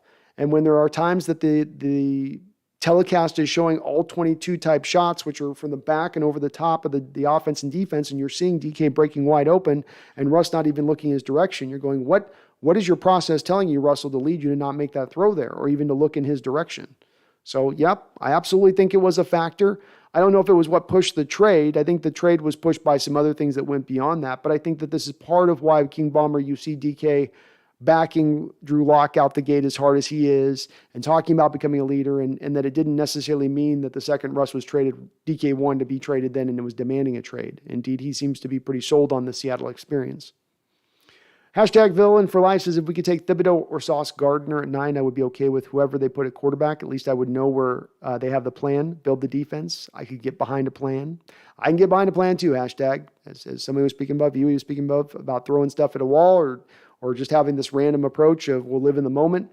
At least building to the defense. May not agree with necessarily trying to build your team to become elite through the defensive side of the ball, but it's an approach. It is a plan, and it may work. He says the only thing that ensured winning games was Russ, and Pete leaned on that crutch for far too long. He even admitted it as much. He did. Yeah. Kind of odd how Pete said, I said last season, I won a lot of games here. I wouldn't have won a lot of games here if not for Russell Wilson. And then he moves Russell Wilson that very then offseason. Very odd. Very odd. Jeffrey says, we're in for dark times until Jody can sell the team. She does not want to find a new coach. Very true. Charles says, Pete Carroll is KISS form. I think we all know the plan for people needing that form of a plan. And that's the band KISS. Well said, Charles. Game of Inches. The Hawks Nest stream rocks. Usually watch on TV. Had to log in and say hello. What's up, Game of Inches? Appreciate you. Thanks for hosting a place for Seahawks fans and football folks talking football. Ready for the rebuild. Go Hawks. I'm ready for the rebuild too, Game of Inches. I'm embracing it. You know I am. I got my arms all wrapped around this, and I'm making my peace with next season. I'm making my peace. We're going to foster my people through these tough lands. We're going to go through the darkness of the death valleys and the heights of the frozen caverns, and we will get to the other side of it together. We will indeed. But thank you for watching. Appreciate it. Hashtag says, Pete Carroll to the Broncos. He says, Locke seems like all hat, no cattle. Plus, he does have kind of a drunk frat boy look. I can't deny that he's got a little bit of the problematic Jay Cutler face. Where it's like, your face is problematic. Not that it's like ugly, just it's problematic. Danny McCormick says, I've almost had enough talking about football for the past 3 weeks. Finally clicked this video. Don't want to. Not healthy to be too deeply involved. Understandable, Danny. We all got to take our little bit of our step back at times and take a little bit of a breath. And, especially coming off a hard season, especially with the tumultuous nature of this organization right now. I get it. I understand. I'll always be here, Danny, when you're coming back into the fray. So take your time, take the breaths. And again, we're all going to have to deal with this rebuild process and the mourning process of now an era kind of coming to an end and the hopefulness of the new era. Everyone's going to have to go through their own internal struggle to make their peace with that. I think we all got to acknowledge that a little bit. And I get that. This was as tough a season as we've seen in Seattle in 20 years. And not only was it tough, but we haven't had a whole lot of rays of light shooting between the cracks of this Pacific Northwest darkness recently to give us much optimism for the future going forward. Zorn76 says 1968, darker and blue and more red tint to jersey. Ooh, I like it. A little red tint to the jersey. Okay. Whitey White says there is a fiscal side to drafting in the first round. The top players at defensive end, wide receiver, offensive tackle, cornerback tend to be high money. If you can draft a Pro Bowler at those spots, you don't have to compete in free agency for one. Well said. Very well said. And very true. And Marcus, I promise I will check Bailey's app. I will have a breakdown for you on the next stream. I promise you, brother. Jeffrey Thistle says this clown show is going to be hard to watch.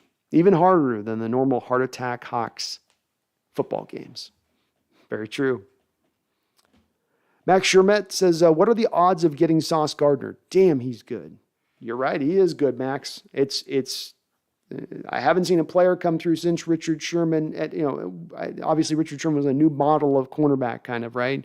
There's not been a Richard Sherman like that. He's got Richard Sherman's body almost exactly in certain realms, except that he's longer and he's faster.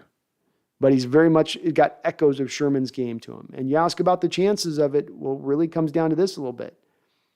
You look at the top of the draft, And we've got 9 picks between us and where we arrive. The Jacksonville Jaguars are not taking a corner. The Lions are not taking a corner. I don't think the Texans are going to be taking a corner. Now, are the Jets going to take a corner after they just signed DJ Reed to the big contract they signed him to? Maybe, but I tend to think that they go a different direction as well.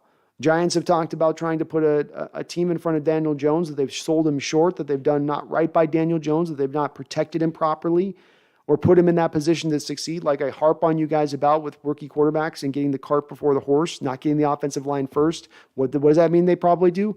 Go offensive line. So you get down to, Carolina Panthers, Atlanta Falcons, Seattle. And so, yeah, there may be one of those other teams that looks at it, and Carolina certainly loves J.C. Horn last year, trading for C.J. Henderson, trading for Stephon Gilmore, who's now a free agent. They love themselves cornerbacks in Carolina, and that's a real worry there. But do they go back-to-back seasons with top 10 picks at the cornerback position? That certainly seems like overkill. So I think, Max, the part of this that factors in is that teams above us don't have as much the quarterback need. Part of this is teams that might have even a quarterback need have gone there recently. And then the other part of this is the fact that he's a zone-based corner. He's not really a man guy. So that does also remove potential of other teams that want to play a little more man-based up ahead of us. And I think Panthers do a little still zone stuff. Falcons do some zone stuff. So, but I guess it's more zone teams ahead of us still. But that doesn't remove it as a factor. But he could absolutely drop. Absolutely. Marcus says, we do not need any first-round player. Trade down 2 to 3 times and 3 extra second-rounders and build this team with real starters. No teams want any of our defensive line or offensive line players. I'd be okay with Marcus. I could sign off on that. Sign off, full stock, lock, and barrel on that one. Jeffrey says, we'll see if DK can catch balls from a quarterback with a cannon and 0 touch on his throws before we fit him with a Hall of Fame bust. Fair enough, Jeffrey. Marcus says DK has an attitude before Russ left. Watch when he only gets 50 yards a game and how he flips out. I don't remember him flipping out a lot. I felt like he was a pretty good soldier last year. He certainly has talked about needing to mature and grow up, but he also came into the sport as a really young player. So it's not surprising he might have come in a little bit immature and taken him a little bit of time to get things going right. Will Smith just smacked the shit out of Chris Rock at the Oscars? I got to check this out. Zora and I agree DK is heading for Michael Thomas Diva attitude if he isn't careful. Maybe. Sean, Drew Lock is better than most quarterbacks in this draft. If he sucks, we'll get higher picked next year. If he's good, then he's great backup that we could trade for next year either way. Either way, win-win, Sean. Agreed. It's a win-win situation. He sucks, win. He's great, win. Now, John Robinson says, I think when we hired Desai, we have certain assurances. I think you will also be clamoring for a lockdown corner who can also play zone.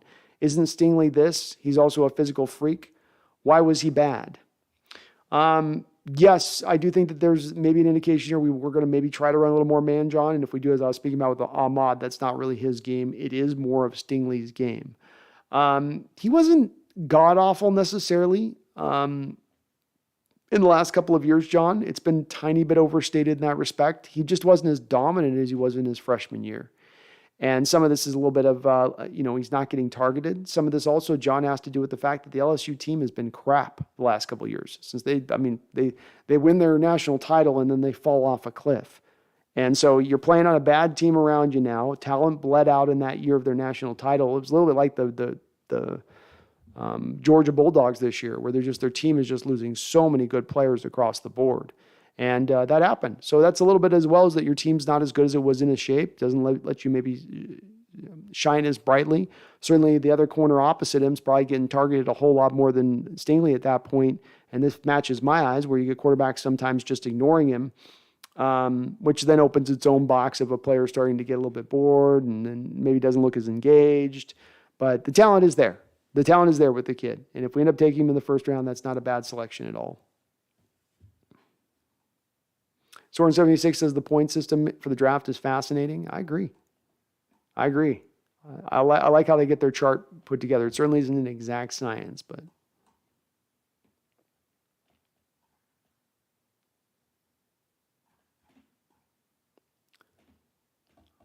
Zora 76 says Blair who? Laughing out loud. Paul Third says Bonito is going to be a Ram. Yeah, maybe. Maybe. They do need an edge rusher now. Zora 76 got the Raiders win the division 2022. Interesting. Tribe says agree. No competition in the NFC for Rams. Might as well put them back in the Super Bowl now. I don't know. The Tampa Bay Buccaneers have made some solid moves this offseason. They've made some interesting moves. Klevik, what's up? What's up? I missed the start of the stream. What we talk about? We discussed a little bit of our hopefulness with Drew Lock. Maybe the kid's got a little bit of a, second wind to his career here, going to a new destination. We're not sure. We'll see. Insanity Mixes says, you're amazing. Well, thank you, Insanity Mixes. You're amazing for watching, man. I appreciate it. I love doing this. You know, man. I love this.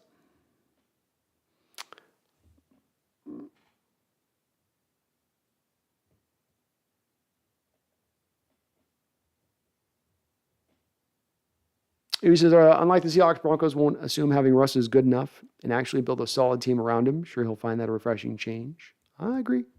The thing that will come into this soon, though, UTK, of course, is if they have the assets to do so, because we know Russell's just about an inch away from asking for $50 million a season. Tribe says, Russ was on the decline 4 years ago. Luckily, we got what we did. Could end up finding out that this trade works out very well for us. We look very smart in retrospect, potentially, on this deal. Hashtag villain for life. One of my favorite moments in Seahawks history is when Steve Largent knocked Harden out from the Denver Broncos. It's rarer with football, a lot rarer than maybe you would think even back in the day it was, in that you could get a tit for tat. Somebody does you dirty and you're able to get them back later on. You'd like to think you could do that at a football field, like it gets hashed out and decided, but sometimes a dirty act goes unpunished. And Steve Largent got himself absolutely crushed by Harden on a dirty play. I've watched a lot of Largent tape, and what's interesting about that Harden hit in retrospect and doing studying on Largent for eventually the little mini documentary I'm going to do on him when I eventually get that done. I've got to cut it up. I just got to get my script right. And the interesting thing about that is if you watch Largent in a lot of this 80s tape, so many guys are coming in with that forearm right up into his helmet every time, trying to lay that kill shot. That was not unusual in what Harden did at that time. It was not like completely passé. This is what they were trying to do to Steve. And again, just speaks to me about his greatness as a player. He sustained that punishment and was still as effective as he was. But then the opportunity to come back and get that guy back on the interception and just lay him out. One of the greatest moments in Seahawks history, no doubt about it. If not it has a good argument for being the greatest, if not for the fact we have certain moments that led to Super Bowls and whatnot. Sean Hines says, who do you think gets traded first, A.J. Brown or DK?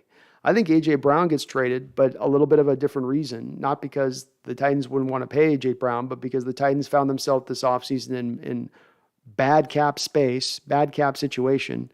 They have to then also find a way to pay a couple of other guys on the team. Their defensive tackle, and then Harold Landry. Kevin Byard might want a contract extension at this point, and Taylor Lewan. And I think all of those guys potentially draw more importance for the Titans than getting the deal done with A.J. Brown. So I'm going to go with A.J. Brown.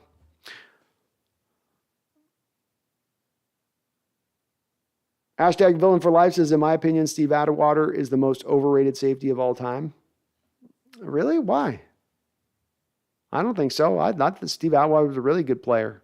And I mean, again, he played the play, was he a coverage guy? He was okay in coverage, but he was a hammer at a time when you needed safeties to be the hammer, and come up and be that. It was much more of an importance at that time, I think.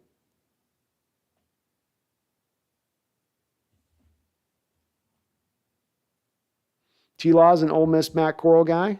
All right. They're trying to sell me on it, T-Law in the chat. They're trying to sell me on Corral here.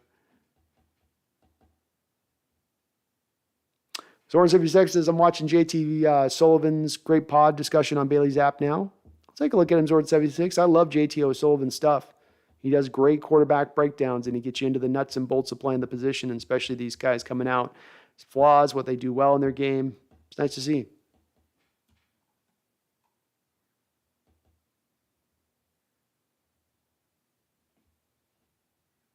Alonzo Sanchez says, players like Marquise Blair and Ugo are cutting up on contract year. Who gets re-signed or who walks? Alonzo, I think that the Seahawks have gone out and taken two corners here in free agency, both in Artie Burns and in Justin Coleman, and they're being brought in to play the slot position. This to me indicates that Ugo is going to probably be released before we even get to training camp. So I don't think Ugo makes it through the next season on the Seahawks roster, unless they try to transition him to like free safety, I guess, and then just have him on to playing kind of two positions in one, so to speak.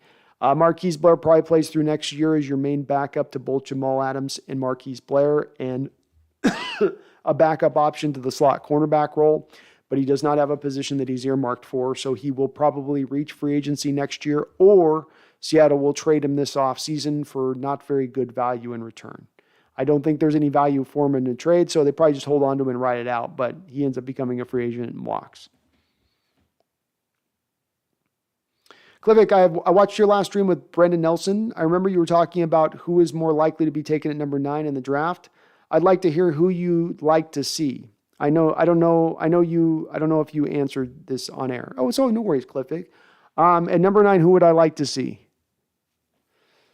So the answer gets changed a little bit for me, Cliffick, based on do we address the tackle position or not before the draft? Because if you've not addressed left tackle before the draft and you pass on left tackle at 9, I don't know if the options are as good or anywhere near as good once you get into the second round. You're going to see pretty much all the top 6 guys off the board at that point, most likely.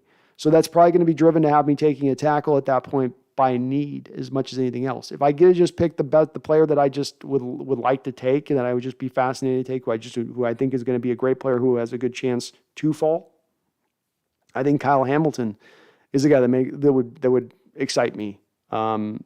Again, understanding that you're kind of going to have to play him a bit out of position, but it's again just I think he's a playmaker. He makes your defense better. He's my second best player on the draft, and he's going to fall potentially to number 9. I can't pass on that kind of value. But there's a variety of guys, Cliffick. This is a draft with the number 9 pick. There's a variety of guys that I would feel very happy with. It's not a barren group. Marcus says our first 6 picks should be our first picks in this order: Edge, Maffey, Rainman, Woolen, Lucas, Bonito, Cook. Boy, that's high for Maffey at number 9, Marcus. That would be very high for Maffey. That's incredibly high for Maffey. But I like all your other picks.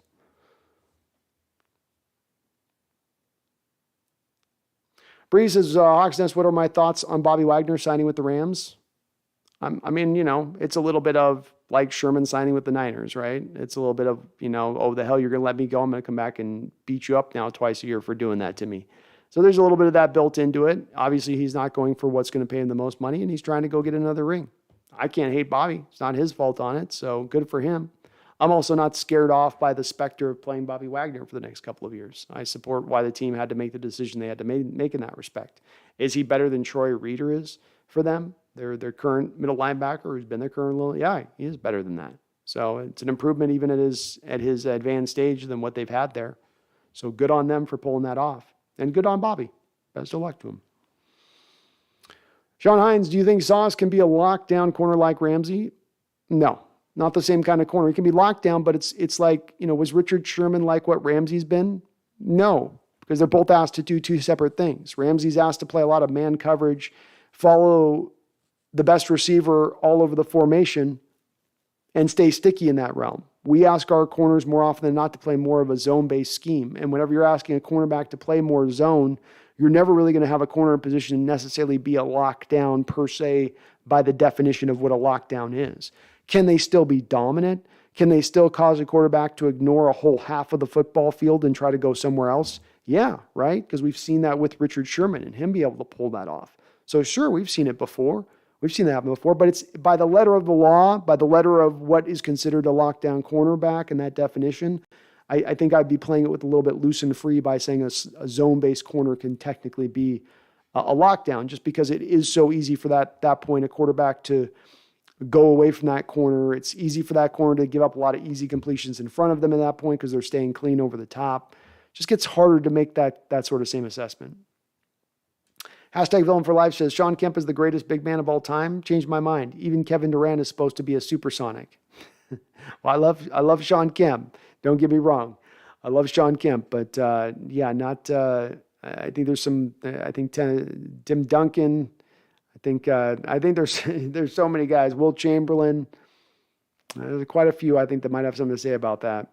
Keem Olajuwon. Kareem Abdul-Jabbar.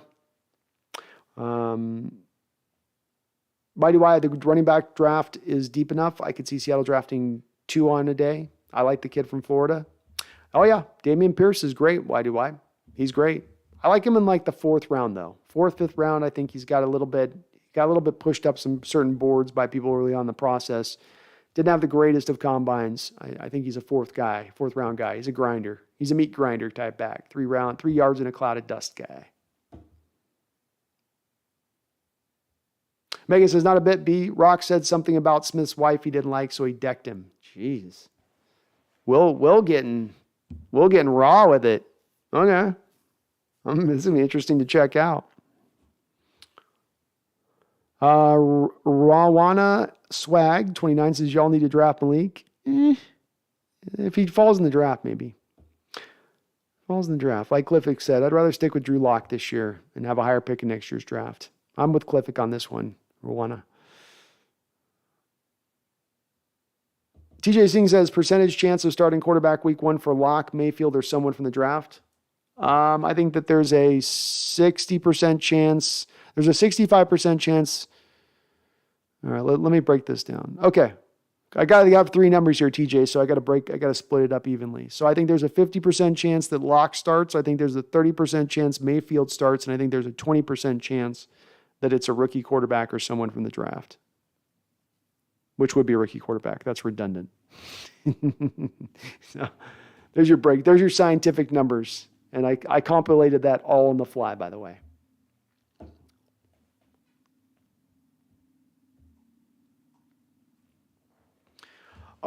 Akaro Thosaurus, all my draft simulations have shown that we need to trade down at least once for more 3rd-round picks. I'm hoping we do that with one of our higher 2nd-rounders.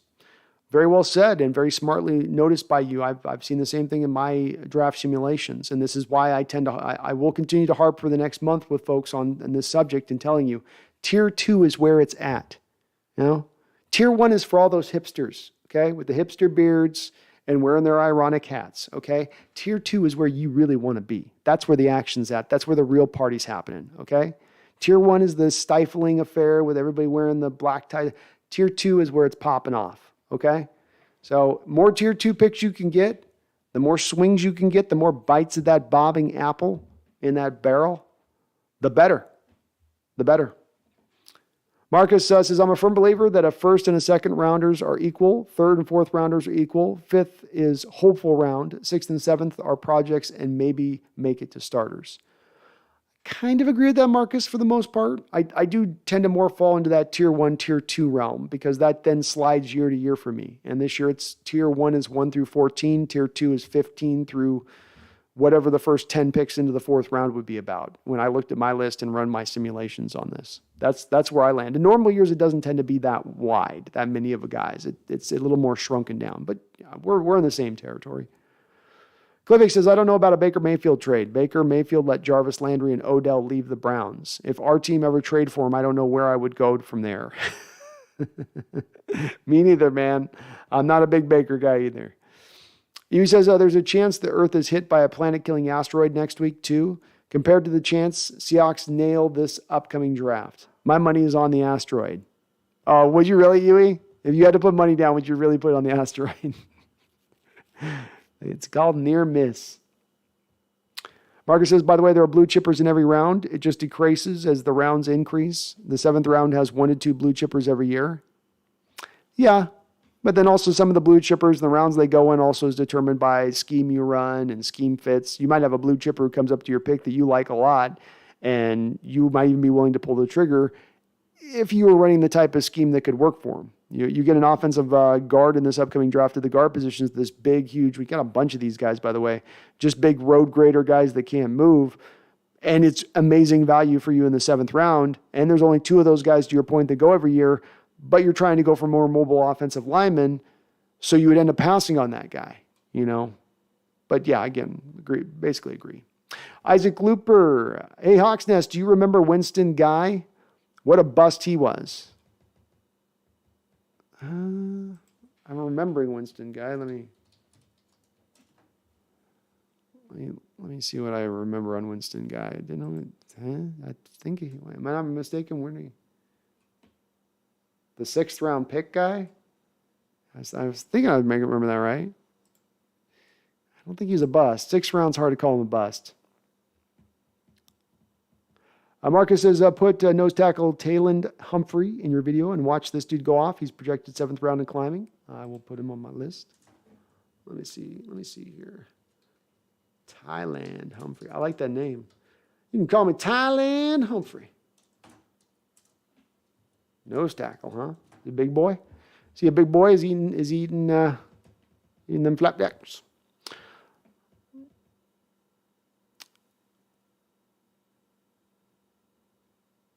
John says, I can see Snyder and Pete trading up in the first for a quarterback next year. Possible, John. One thing I was presenting, though, as a potential roadblock next year to us pulling this off is that you need to have teams willing to trade back to trade up. And if you look at the top 3 teams right now, John, that I would have slotted above us in the draft, as far as at least looking at their rosters, I think we are going to have 3 teams picking above us in the draft, and I think all 3 of those teams minimum are going to be looking for quarterback. And I don't know if we'll like the 4th guy on the board. I don't know if there's 4 guys that are worthy of being taken in the top 10 picks at that point, but you could be caught in a little bit of a conundrum at that point.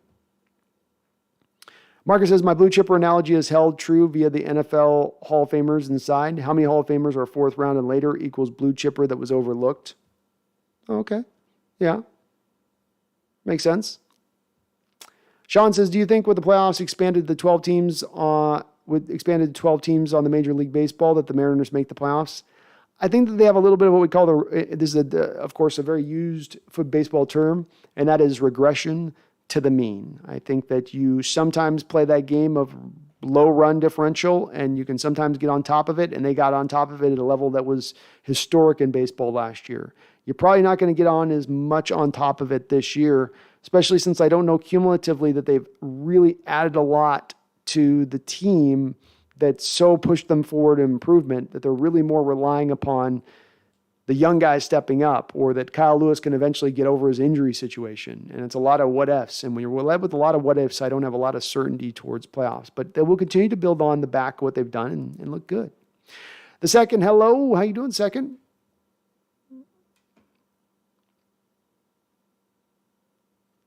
Jeffrey Thistle says, I won't live long enough to see a Seattle baseball championship, so everyone can just forget about them. I said that all last year, too, when they went on a lucky win streak. Fair enough. Fair enough. Marcus says, my first 6 picks would include 2 edge players, 2 offensive linemen.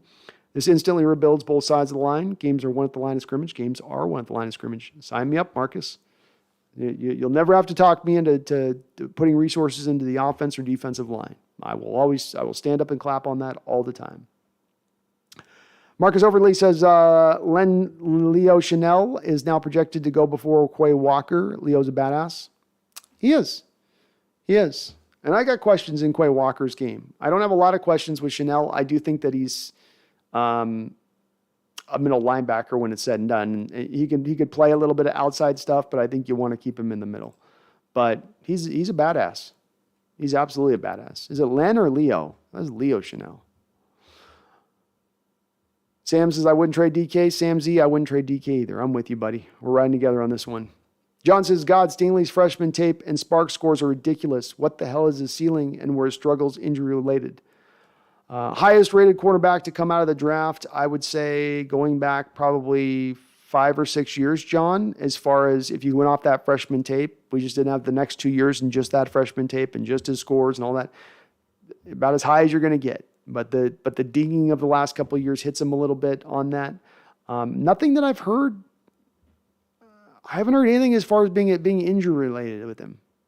Everything's been relatively healthy. I think last year there was a little bit of injuries to a degree last year, just a bit. But he still played most of the games last season. So I'm not, John, I've been trying to watch more of his tape and make heads and tails of it. I'm making a little more of my piece at it where I'd be comfortable with taking him. I'm not going to be scared off now by the lack of 2 years of upper level production. But it's definitely a hard one to make sense of a little bit. Duncan Walsh says, thoughts on Jordan Davis? Jordan Davis is, an F the play up kind of guy, right? He's a clowny kind of guy, right? Where it's not that he's coming back, knifing in the backfield, making the play, and you can see him when he's getting the tackle for loss and he's just balling out. Sometimes it's just he's wrecking the line of scrimmage. He's destroying the point of attack. He's taking up 2 blockers when one of those blockers needs to get down to the second level and they just can't peel off of him because he's too damn big. So he's really unique in that fame. 6'6", 360 pounds. He's a monster, but then he moves at that 4.8, 240 speed, and he's quick. Hit, I think, 20 miles per hour, I think, on the NFL football field last year, which is for a defensive tackle that large, just for a defensive tackle, but a defensive tackle that large, absolutely unheard of. For my money, though, Duncan, I think he's going to be overdrafted. I think there's going to be a little bit too much of drafting towards his projection versus what he actually is, which what he actually is right now is a rotational defensive tackle on a very talented defensive line in Georgia who doesn't really give you very much as a pass rusher. I can't take that kind of guy in the top 15. I don't care how much of a giant he is. I can't just fall in love with size and speed metrics at that point. I need to see a little more on the field to fit to that drafting spot. But he's a great tantalizing player. He's got as much ceiling, I think, as just about any player in this draft. But he's got as much questions about whether or not he's really going to be able to hit that ceiling either, Duncan, because he's yet to really show it. Marcus says, gotta go, play the draft simulator, trade down the second round, get 3 to 4 second rounders, the third rounder, have fun playing the draft simulator. Real S. Sounds good, Marcus. You have a good one on that. Jeffrey says, if David Ajabu falls to any of our second round picks, kind of doubted, Seattle should definitely go for him. I'm a little worried with him, Jarrell. If it was a torn ACL, I'd feel differently than versus if it's Achilles. With Achilles, I'm a little more hesitant in taking them in that second round phase of things. I'd be more looking third round with the Jabo at that point. But hey, I love it. I love him as a player. We end up with him, and that's a move to the future. I'd be happy with that. Phantom Gamer Brando, we can only hope Coral is there at number 9, laughing my ass off. I'm hoping he's not. I'm hoping some team's going to do something crazy, man. It's going to be so tough going through the rest of the draft knowing Coral's the first pick we took. Putting a smile on my face, trying to butter that one up a bit. I don't know if I could do it, folks. I don't know if I could do it, fam. Clippick, I don't think they let Baker Mayfield play for the Cleveland Browns after acquiring Deshaun Watson. Didn't they also sign another quarterback? Like one's backup a quarterback played for the Dolphins last season. I do believe they did sign one. And they're going to do something with him sooner or later, Cliffick. They're maybe just hoping that a team gets desperate. Maybe they'll hold him through training camp and hope a team gets an injury and then they can pounce at that point. We'll see. Huey says, can't see the Browns bringing Baker back. He'd be a cancer in that locker room. They're going to have to eat his salary. Shouldn't be a problem considering the S sandwich they're already eating for Watson.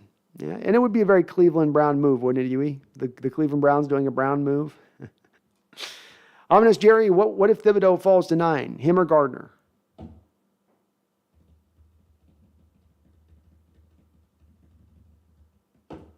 Ominous, I would go with Thibodeau myself. I do think Carroll would go Gardner. Thibodeau would be me, but Coach Carroll, I think, would fall in love with Gardner. As Megan says below, though, Ominous, that's a tough choice. That's a tough choice. Bad Guacamole, art and score. Bro, they're trying to maintain this brand so they can sell it when the magic year hits. We're in for bad football just so they can keep it sellable. I've definitely remarked on this as well, Bad Guacamole, as I have a little bit of itching feeling that that's a bit of the case. Whether or not it's fully the truth and that's just full out all in that direction of things, or whether it's just partially that's a little bit of what's at play here. It's at play, to your point. Yeah. Sean Imes, would you move Jamal Adams to will linebacker and draft Hamilton as a safety? No. I'd probably do more of moving Hamilton around. I've got worries about Jamal Adams' shoulders and the amount of contact he's going to take on those shoulders at linebacker versus taking it at safety is a lot higher rate. Gerald Lewis says Hamilton's probably gone by 9. Probably. Agreed with you, Gerald. Probably not there, but there's also a door open to him falling because safeties don't tend to get taken high. And if they are going to be taken high like top 6, top 7, like a Sean Taylor, they're usually going to put up a freakish combine to fit that drafting position for a position that's kind of devalued throughout the sport. He didn't blow up the combine, so that's why I think there's a little bit of the door open to him falling maybe. Yui says, don't think the Seahawks will trade DK. Fan base would revolt and lose hope if they were trade away our most exciting player left on the team. Not a good look if you say you're trying to win now. Great point, man. Excellent point. 100%. 100%.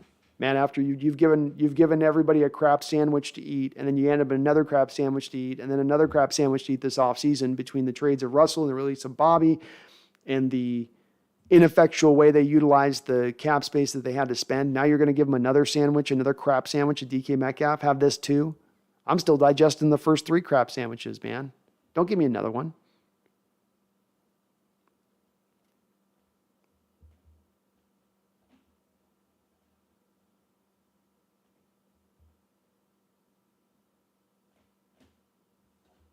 Luke 99s, for God's sake, can we please not have Jamal Adams bull rushing tackles?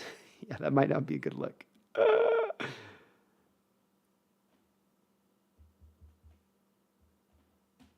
Jeffrey Thistle says play-by-play on the slap. Do I gotta make a call on this slap? I'll make a call on the slap. Let me bring it up here. You guys have talked about the slap too much. I cannot not check out the slap at this point. Smith slap. It's Chris Rock. Oh, it's already up here on YouTube. Let's see. He comes up.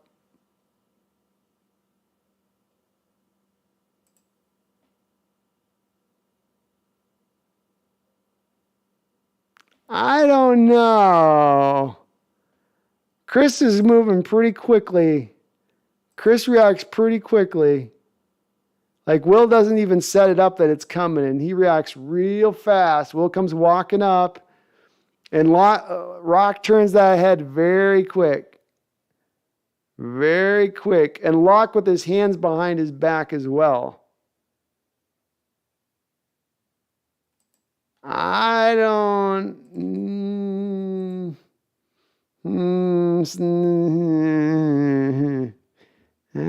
on that one. That looks a little suspect to me. I agree with Skills Main. I agree. It looks a little staged to me. I don't know. I don't think Chris at 55 years old has got that kind of quick reaction skill for a punch he can't see coming. Unless he's like boxing. Megan says, thanks for the explanation. Sorry you're out of breath. Coming from a rugby background, I have no idea about the different plays in the NFL. Oh, no, I'm all good. You get in better shape. That's what happens there, Megan. I should be out of breath going into a football stands. You could very well be emptying the roster of expensive contracts in order to make the team more pliable for a new owner. That would make a sense for the business sense, but suck from a fan perspective. Yeah, it makes a lot of sense. Take down the overhead as low as you can. That's not the worst way to go when you're trying to sell something and increase the value. Like it's less that person's coming out of pocket at that point. On top of you're giving them the control to go whatever direction they want to go upon onboarding the team over. They're not beholden to you and what you've done with your prior decision making, which would you'd think make it more attractive to a proverbial buyer. Gerald, I honestly have a good feeling about this year despite what happened this offseason. I love it, Gerald. Love the positivity. Get that positivity. Megan says a celebration with the way our draft goes? Maybe. Well, we'll get the bottle, Megan. I just don't know if it'll get cracked. How about that? There will be a bottle, just don't know if it'll get cracked. UGK says Rock made a joke about Jada's low haircut and said she was prepping for her upcoming G.I. Jane role. Looks like Will probably had some misplaced rage issues about his wife's entanglements. Oh, goodness. Yeah, maybe so. I don't know. It looked a little...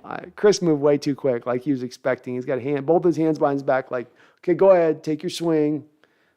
I don't know. Gerald says, I put $100 on Seattle making the Super Bowl back in February. How much will I make when they do? Oh my God, were they 50 to 1? Wouldn't you make like $5,000 if it hits? Something like that? 50,000? My mouth's off, it's late. Dan Hagen, OT and music. Drew Lock looks like a grown-up child actor from a sitcom. He does. Like he went through the drug phase, went through the party phase, but still young. Sean, do you think Russ getting hurt drove Russ to say F this team with no production? Russ didn't even do a season-ending presser. That's when I knew he was leaving. I think if there was a nail that was driven into the coffin at that time, being broken for the first time in your career by the player who has hit you, harassed you, sacked you, harassed you more than any other player in the entire NFL, a player that the Seahawks never even attempted to find an answer for. Not saying there's an answer for Aaron Donald, but they never even tried to find an answer for Aaron Donald. Be it through signing a guy or just through schematically committing to double teaming him consistently. And so certainly that could have driven the nail through the coffin of him saying F it at that point. But Sean, I tend to think that last year, probably the moment that he was watching the Super Bowl and Tom Brady go out there and do it and seeing the Bucs gave Tom everything that he wanted, that was as much probably the moment right there that he was done and he knew he was going to have to wait a year. But I tend to think Russ probably checked out even more further back than that.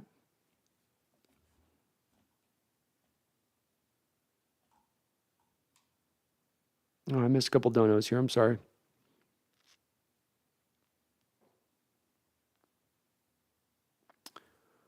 Daniel Bailey with a $5 donation. Thank you, Daniel. And I'm sorry it took me a little bit of time to acknowledge your chat on this. Appreciate it, though. He says, I hope we keep DK.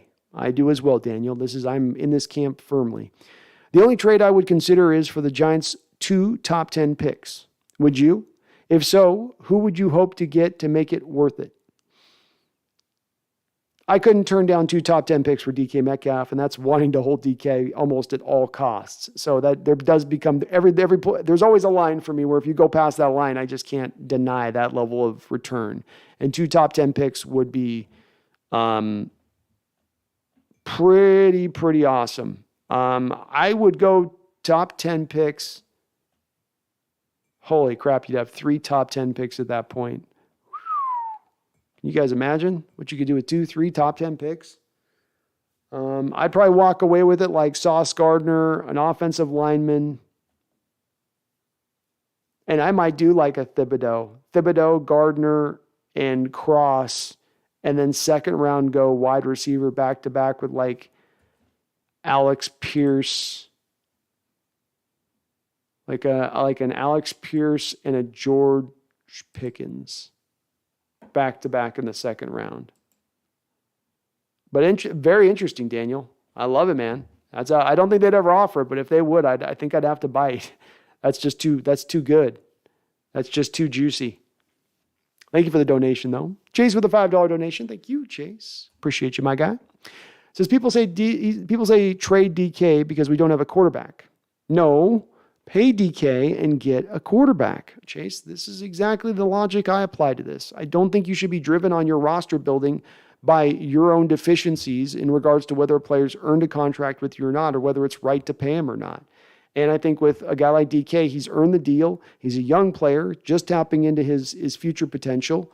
It's your job to get the most out of that at that point, not to throw him away and go, well, it's just not the right time for us to have a great player on our roster. It should always be the right time to have a great player on your roster.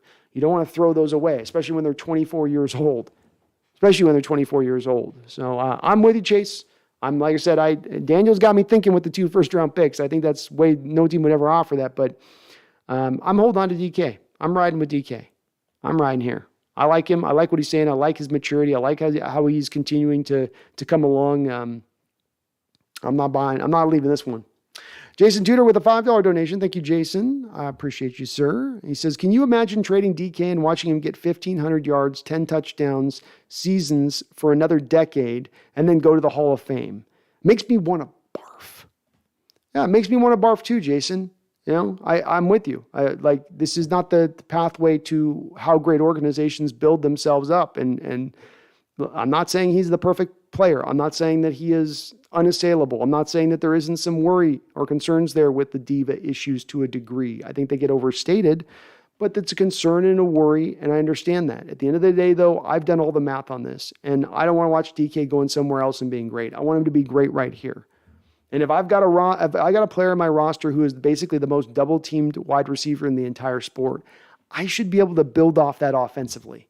I should be able to take that component offensively and turn it into something that helps make my offense productive, efficient, great. And if I'm not, to Chase's point below on this, Jason, to your point on this, to my point on this, if I'm not, that's not DK's fault. And it doesn't mean you should ship DK out of town. It means you should get your coaching staff right. It means you should get your player personnel right. You know, don't look to another man's backyard and what he needs to clean up. Look to your own and clean your own up. And I land more back with that with the people that say we got to move DKs. We don't have the quarterback, or we don't have the offensive line, or we're not going to be good. We're not going to be competitive. So then we got to let him go because of that. No, we don't. So what? We're not good for a year or two. Then DK's 26 and he's done. No. He's so young. He's got so many years ahead of him. Hold on to him. Let him go flourish. Let him soar. Don Chris says, this is in recommended. What am I watching? Dan says, ew, go Pack. Bye. Well, Dan, thank you for giving it a try at least, my man. And I don't know why I'm being shown up on Packer recommendations, but best of luck to you, man. I don't control the recommendations, okay? It's not me. It's not me.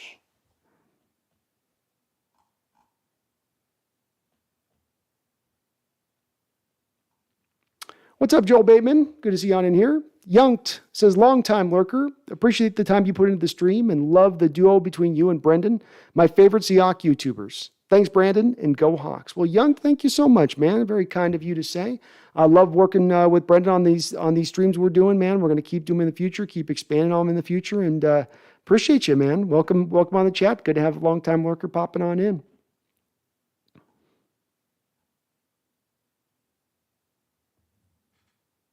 Darrell Lewis says, I'd prefer Drew Lock over Malik Willis. Me too, because you get to put the pick on something else. Poxmamas. Yeah, man, let's see how Drew does. Some players play better when there's a change of scenery. It is. It works that way sometimes, Pox. And as I was leading up at the top of the show, there's a baseline of quarterbacks in NFL history that haven't always flourished in their first stop. It took Jim Plunkett getting to the Raiders to finally tap into what made him a highly sought-after prospect coming out of college. It took a guy, the number 1 overall pick in the draft, the Tampa Bay Buccaneers, at the time that they were a fledgling franchise. It took him eventually going to the Washington football team, being Doug Williams, to go help them after their Jay Schrader gets injured and take them on to win a Super Bowl. There's baselines of guys going to their second destination and finding that level and tapping back into that talent that originally caused them to be drafted as highly as they were drafted. And not every quarterback comes out the box rocking and rolling. There's even a broader history beyond needing a second stop. There's even a broader history of quarterbacks taking that 2, 3, 4 years to finally being ready to ascend to what they're going to be as a pro. And that's just where Locke is heading into. Yui says Broncos still have 11 picks, 4 in the top 100. There's another reason why I think the Seahawks didn't get enough for Russ, because the Broncos certainly had more to give. Great point. I didn't know they had that many picks, man. Jarrell says he showed flashes at some points while I was in Denver. I don't mind it. Me neither. I'm hopeful. King Balmer, thank you for subscribing. Appreciate you, brother. You're a scholar and a gentleman. Luke 99, never heard anyone say Atwater was overrated. I hadn't heard that one either, man. And I got to watch a lot of him play growing up. You look pretty good, mate. Certainly Christian Okoye might say he's pretty good. Seattle Dub 6, I think Pete and John go heavy on defense this draft, besides maybe one quarterback. Need linebackers and more line monsters. Defense feeds the offensive energy. I think that they do lean more defense, certainly with the money that they've spent this offseason, that $50 million. How much of that $50 million that they've spent this offseason has been on the offensive side of the ball? Will Disley, Rashaad Penny, and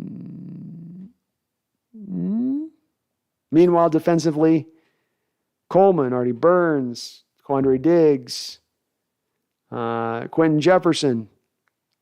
So that's the signs they're showing you for sure. Poxman says, I'm excited to see what Shelby Harris does. Me too, man. He's a good player. He's a really solid player. Not a star, but really solid. Gerald says, I think the only additions on offense this year in the draft should be offensive line, maybe a late round wide receiver, but the rest defensive draft. I'd be okay with the offensive line, running back, and receiver. I think if you can find guys that come up in the draft that are suitable value at that point, you pull the trigger on that one. Nick Coast says, I really get the feeling that Pete doesn't care who his quarterback is right now, and he wants to get back to running the ball 50 times a game, laughing my ass off. Yeah, it's Nick. I'm getting the very same kind of itchy feeling going on too, and it's worrisome to me. I think he just thinks like everyone else is zigging. I've got 22 out of 31 teams in the NFL that are driven by the offensive side of the ball. I'm going to be one of those teams that are the 8 that don't do that. The problem is that there's not much of a track record for those defensive teams being epically good, despite the fact that they're kind of going in a path that's an easier path to go because there's more teams competing to try to get the upper level offensive players as opposed to getting the upper level defensive players. Especially if you're committed to it. The problem is that the data doesn't back this up.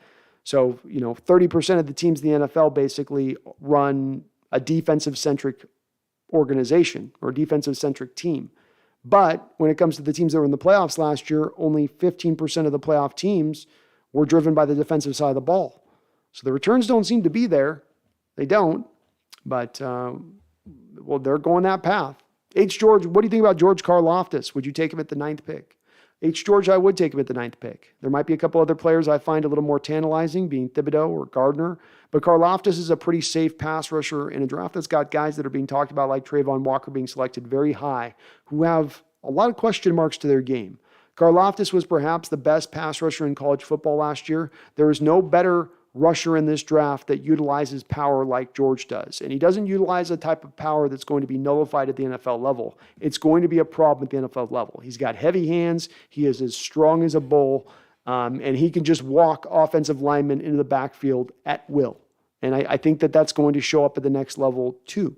I love Karlaftis though. Not as much of a bendy, twitchy guy as like a guy Thibodeau's or the Walkers or some of the other edge rushers, but he's good. He knows how to get after it. And he's good both in run stuffing and as a pass rusher.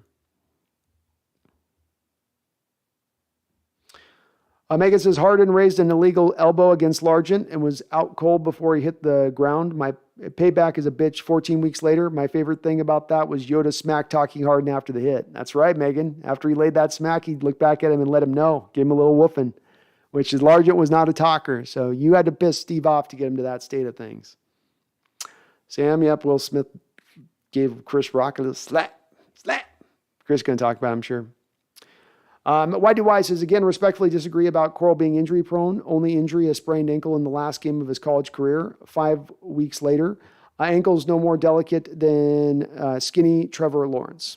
We'll see, man. We'll see YDY. It'll be interesting to see how he holds up at the next level with that. And again, I welcome, we don't all have to agree on everything, but I've done, like I said, too, I watched originally Coral. I went back and watched Coral. I've done some deep diving on reading up on Coral. I've done a decent amount of homework on the guy from my standpoint of things. So I didn't arrive at at my evaluation on him willy-nilly or just watching a highlight tape. I've tried to dive into it. That's just where I stand on it, John, can you really pick Hamilton at 9 with as much resources as we have dumped at safety? We got to build up our trenches and position of value and indeed learn our lessons. We got to find a game wrecker. I think if you brought in a guy like Hamilton, John, I think he would be the best slot corner on your team. That's going to rock. You're going to rock 67% of snaps at a slot corner, which to me is a de facto starter. You could flip him over to Will when you don't have a slot on the field. And I think he would be a better Will linebacker than you have on this roster. So he improves 2 positions in 1 simply by his addition, which to me makes it worthwhile regardless of what's going on at the safety position. And I'm not so certain, John, that we're married to Jamal Adams past this 1 year, which wouldn't preclude me from grabbing Hamilton. Proxima says Bobby's still a free agent, but he might go to the Ravens. Go to the Ravens, Bobby. Go to the Ravens. What's up, Flag? Good to see you. John says, I honestly think Hamilton could play Sherman outside corner spot if we played as much zone as 2012. His short area quickness and length is absurd.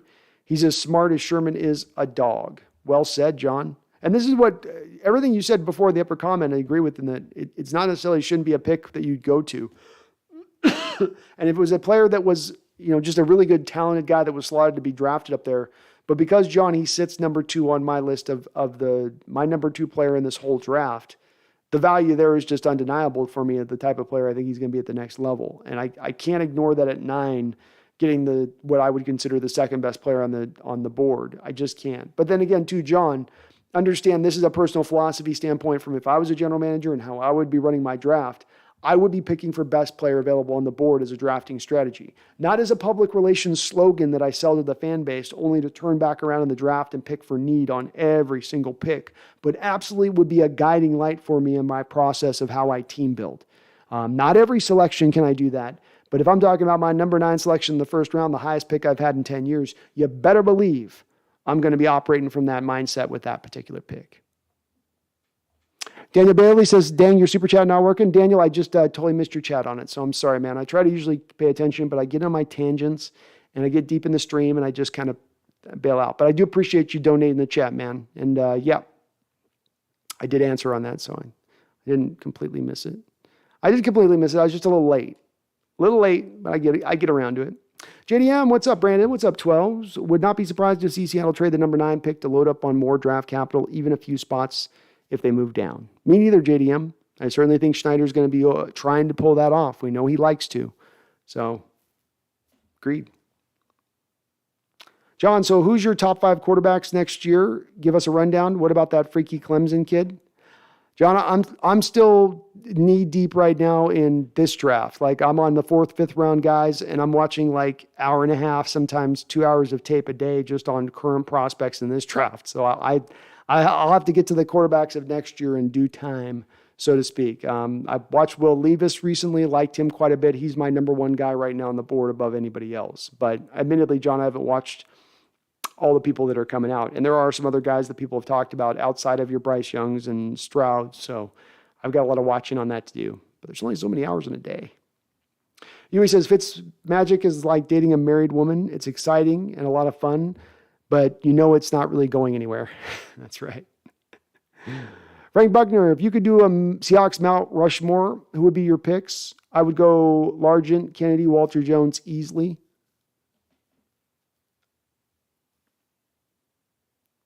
Well, your first 3 are absolutely positively for sure, Frank. So the first 3 are 100% where I would go with it. Probably hard for me to knock. I would probably be driven more towards Russell Wilson, Bobby Wagner as a potential 4th, and I think I might lean to Bobby Wagner.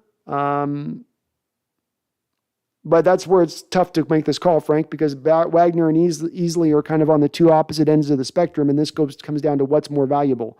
The guy that popped brighter in a shorter period of time or the guy that was bright for a longer period of time. And I think I'll go with Bobby just because I think his length of time was just that much more further past than where Easley was a little bit by a smidge. But that's a close one for me. That's a close one. Daniel says, dang, you're really going through every single comment. Thought the super chat would get some priority. I did, and I'm sorry, I missed it totally. All in that, Daniel. I'm sorry. I'm 4 hours in on the stream, so I definitely get the eyes start to go a little bit like this. 4 hours in, I'm not always as on it as I am at the top of things, but you definitely get priority as far as chat goes on that. I was bad about it on that one. I'm sorry. John says, I swear to God, if Pete Carroll can work his magic, please do it on Tariq Woolen. Deion Sanders measurables at 6'4" with length. His technique was all wrong. He lunges when he presses. Yeah, he's rough to watch technique-wise, but he's fast as hell, and he's legitimately fast, John, not just track fast. He's fast. Also, not much in the ball tracking stuff. That's a place he does struggle with as well, which would keep him from ever tapping into that Deion ability. JCO2, Jamal Hate is so unnecessary. Yeah, it's not Jamal's fault, JC, that he's not been used right. I'm not trying to hate on him. Just Tags, do you think DK will be our offensive team captain? Yeah, I do.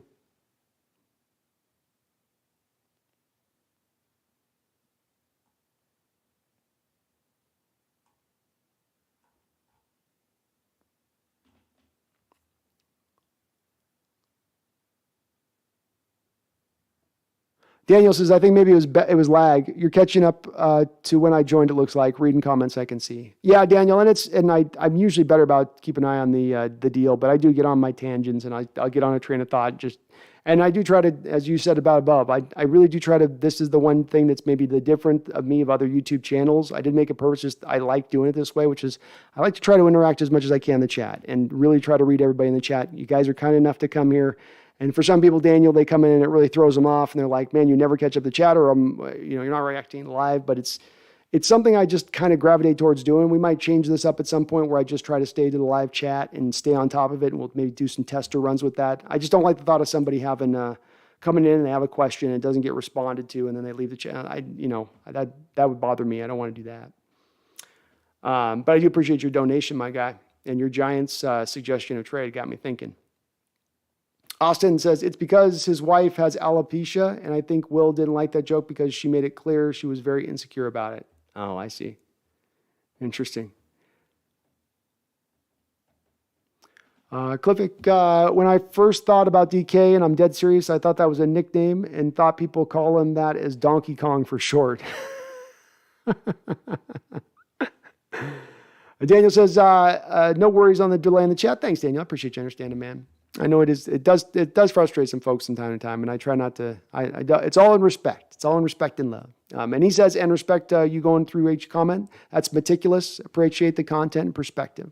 Oh, well, thanks, Daniel. Well, I'll tell you, if my chat wasn't as smart as they were, if they didn't cause me to think, and if we didn't have such lively debate as we do, and people be as respectful as they were, I might be more of a, just kind of fly through the chat. But people are that and more. All that and more on this channel. My folks here are as respectful and cool as you'll find, and as smart. And so it makes me all the more want to interact with them and discuss the Seahawks stuff. We get down to the bottom of things here that way, I think. Justin Warfield, what do you think about getting Sauce and start building this defense again this year? Justin, they put the majority of the free agent salaries, the money they had, $50 million to spend this offseason, the majority of that by far went to the defensive side of the ball. The trade to bring in Shelby Harris is part of the Russell deal. I think, Justin, they're going to go heavy defensively this draft more than offensively. I think Carroll wants to build back a defense that's dominant. And so, yeah, Sauce would take you there. And I think Sauce, Justin, what would cause them to gravitate towards him, part of the reason you're hearing about the meeting with Sauce, is I think that Carroll sees Gardner and he sees just a silhouette of Richard Sherman with 4.4 speed and longer arms. Like Richard, I think, had sub 32-inch arms. Sauce is well over 33-inch long arms. Faster, longer, and has a lot of the cerebral mindset that Sherman brings to play. So I could definitely see it. Nick Coast says, I really wish people would stop throwing so much shade at Kenny Pickett. I honestly think he's the best quarterback in this draft. He's got his benefactors out there, Nick. I just don't, I don't trust the 1 year production thing in quarterbacks. That does scare me away. This is what at one time caused Mitch Trubisky to be the number 2 quarterback taken in a draft, was just 1 year of excellent production. He's got a lot of middling production before this particular season. Certainly he gets a lot of a hard time for the baby hands and the 2 gloves and all that, but he's got some stuff to his game. There's not enough of exciting elements. Everything's pretty good. Nothing's full on good. It's just pretty good arm strength, pretty good mobility. But you're talking about a guy that's going to be picked up in high in the second round. I would want a little bit more than that for taking a guy that high, even quarterback.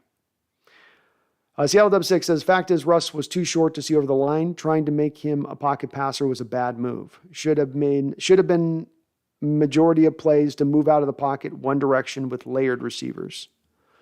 I agree a little bit with that. I think that's a way you could have gone with it to a degree on that CL Dub 6. I think the coaching staff also should have really owned into understanding that they work him out of the power running game, hitting the deep shots.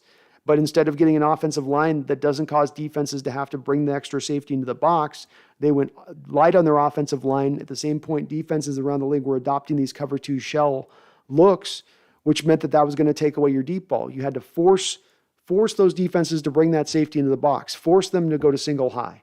And we never did that with our offensive line. And even when we were decent at running the football, we never really got defenses to that stage consistently.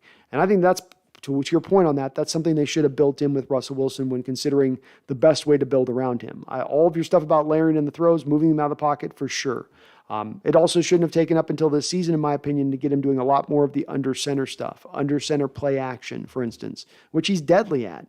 But they've gone away from so much in recent years in favor of pistol looks, read option looks, just not as effective from that standpoint. King Balmer, what do you think our team's biggest needs are? I have my top 5 at quarterback, left tackle, defensive end, right tackle, and cornerback. So I would go left tackle. I would go right tackle, King Bomber, as my number 2. Well, I know. Okay, you're right. Quarterback, left tackle, right tackle would be my first 3.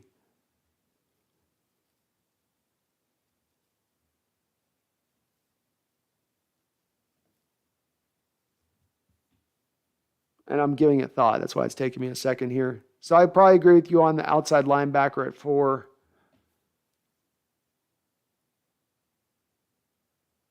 And I'd probably go, even though we brought in Blythe, I'd still put center above cornerback.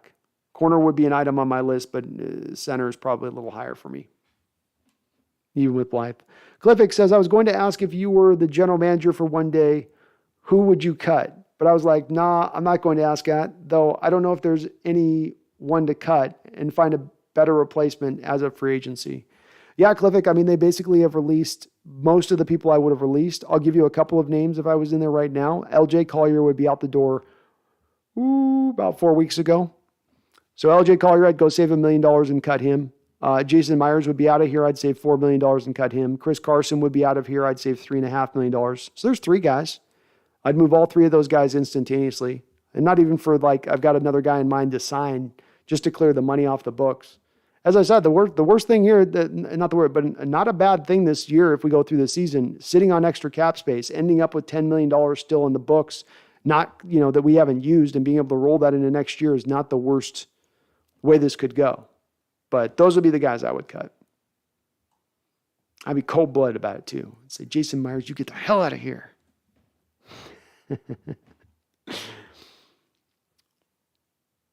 Gerald says, if Seattle makes the Super Bowl, I am going to Vegas in February next year. We're all going to Vegas next year if we're going to the Super Bowl. Everyone's going. All of us. Dustin Rue says, I'm sure someone's asked, but I thought I saw something that we signed Kaepernick. Is that true? No, Dustin. There's been talk that maybe we will consider perhaps in an alternate dimension at some given date and time, not hence therewith for hereto uncertain. So we don't know when they might be considering that, but I think that they're hesitant to do it. I think they're trying to play a little the public relations game of like, we're considering it, we're trying. But I would be shocked if he was brought in. Gerald says, we're going to pick up stars this year's draft. We're going to the Super Bowl this year. I'm going to love it. Love it. Paul says, the irony of Will Smith assaulting Chris Rock, winning an award, then crying while he claims God has called on him to teach love, understanding, and respect. That is pretty funny. Oh, goodness. CLW6 says, be fun to join a chat with Niners live podcast, 49ers cutback. When I first saw the Will slap, I had to Photoshop Will as the Seahawks and Chris as 49ers on the still frame. Nice. That's a good meme. Jarrell, I don't mind him reading every single comment. It won't be fun. It won't be fun when there's thousands of people in the chat, though. Yeah, that's the day that we're coming up upon that you guys are going to have to help me figure out you're going to have to help me figure out a creative way through that, right? Because I don't want it to be just where I'm reading just the super chat donos, though certainly that's going to be a big part of it, but I'm going to have to do probably a little more at that point, picking and choosing on what comments, what questions I read. It's going to get a little more cold-blooded at that point probably, or I'll have to go 10 hours. One or the other, right? DJ Chungus, DK trade? No, I don't think so. Nothing on DJ, nothing on the horizon, at least. Nothing imminent.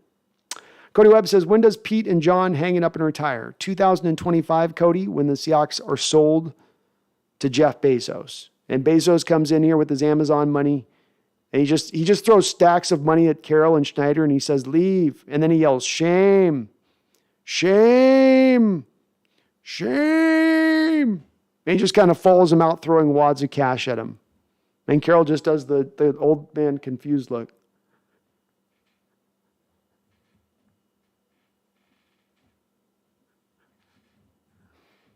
That's my Carroll on the sideline look when someone.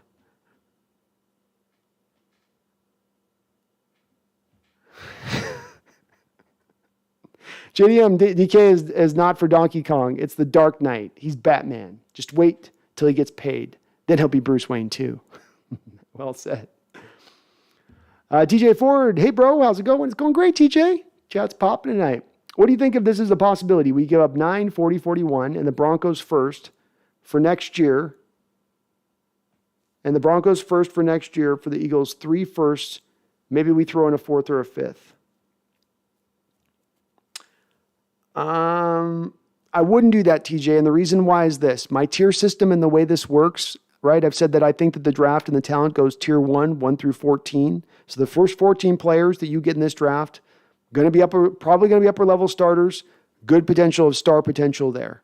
You get into tier 2, it's a deeper, wider variant. And if you look at your pick 15 up through the deep end of the 4th round, first 10 picks of the 4th round. So if you're talking about the Eagles' first 3 picks, which if I'm not mistaken, None of those 3 picks are in the top 10. I think they're all into the teens. And so the players you're getting at 40 and 41 would be very similar to the first round players you might be getting in that middle of the first round range. They would be better slightly, but to give up what you're giving up, not worth it from that angle of it from my standpoint, TJ. If the talent of this draft in that tier 1 group was a little bit more fit to norms, which would be tier 1 would usually at least last at the very least upwards of maybe even up with 22, 23 guys, then I might feel different. But because it's at 14, it just doesn't have as much value to make that kind of move. JDM says, jokes aside, DK is his nickname for DK. That's right. I still can't pronounce that name, but that's what it is.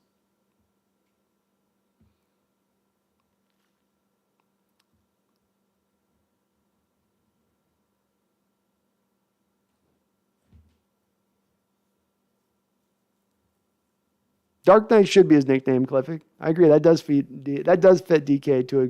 He's got the Batman body, doesn't he? Bodysuit body.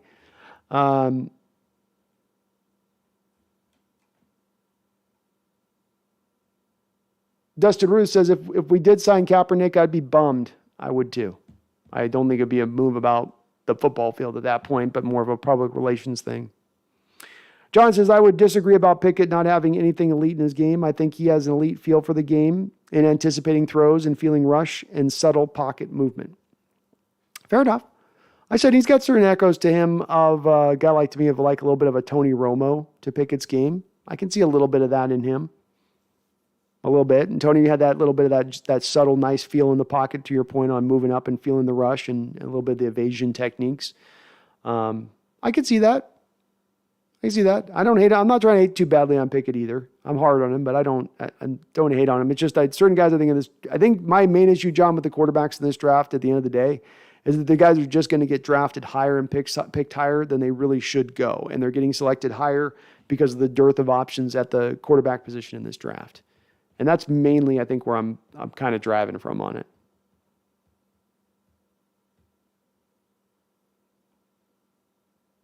TJ Singh says, what if Cap comes back and wins Comeback Player of the Year? So then does that mean he wins Comeback Player of the Year? Then we got to sign him to a multi-year deal. He's going to be 35, 36, 37. I mean, maybe. What if? It could be possible. I just don't. For a team in a rebuilding mode, why would we want to bring a 35-year-old quarterback in here at this point? You know, you're in a rebuild mode. You're not in go-for mode. Kaepernick's not going to make you compete, even if he's decent, which he's not. So it's just not a move that makes a lot of sense. Klevik says, Colin Kaepernick is unnecessary. His last name even says so, as in meaning he is unnecessary cap space to sign.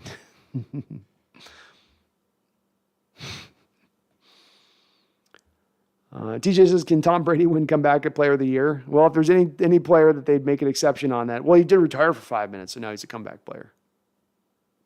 Gerald Lewis said Jeff Bezos would give the head coaches and GMs more money than they're worth. Maybe, man, but at least he'd be able to entice the top-end talent by the money he's paying, and I can get behind that. Seahawks 02, what are your dream first 3 picks for our Hawks with no offensive line pick? So I got to go my dream first 3 with no offensive line. Oh God, you're putting me in a bind here. You're putting me in the corner here, Seahawks 02. You're putting my man in the corner over here. Okay, I'm with you on this. I'll play your little game, Seahawks 02. I'll play your little game.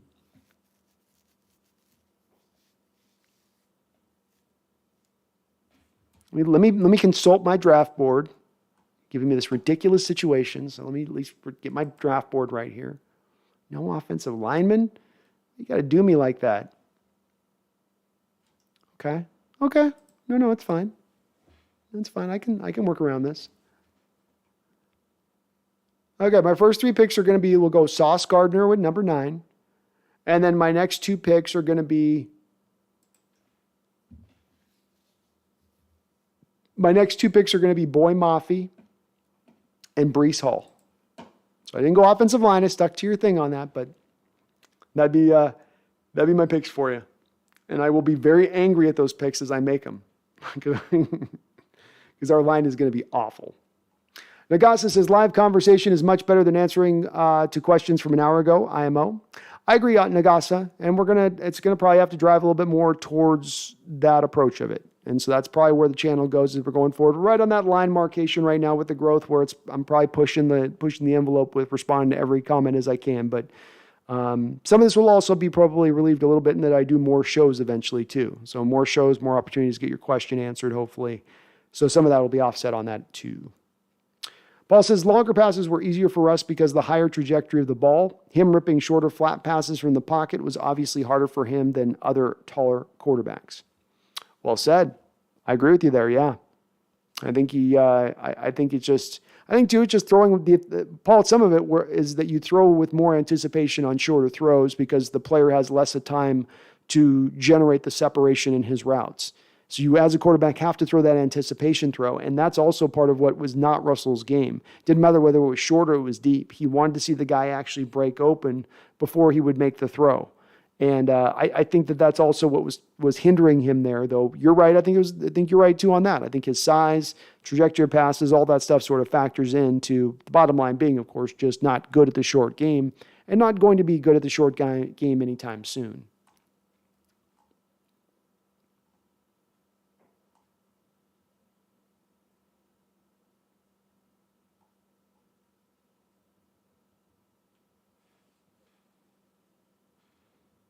DJ Chungus says, will we get Malik Willis? I don't think so, DJ Chungus. I don't think the team is quite as high on that.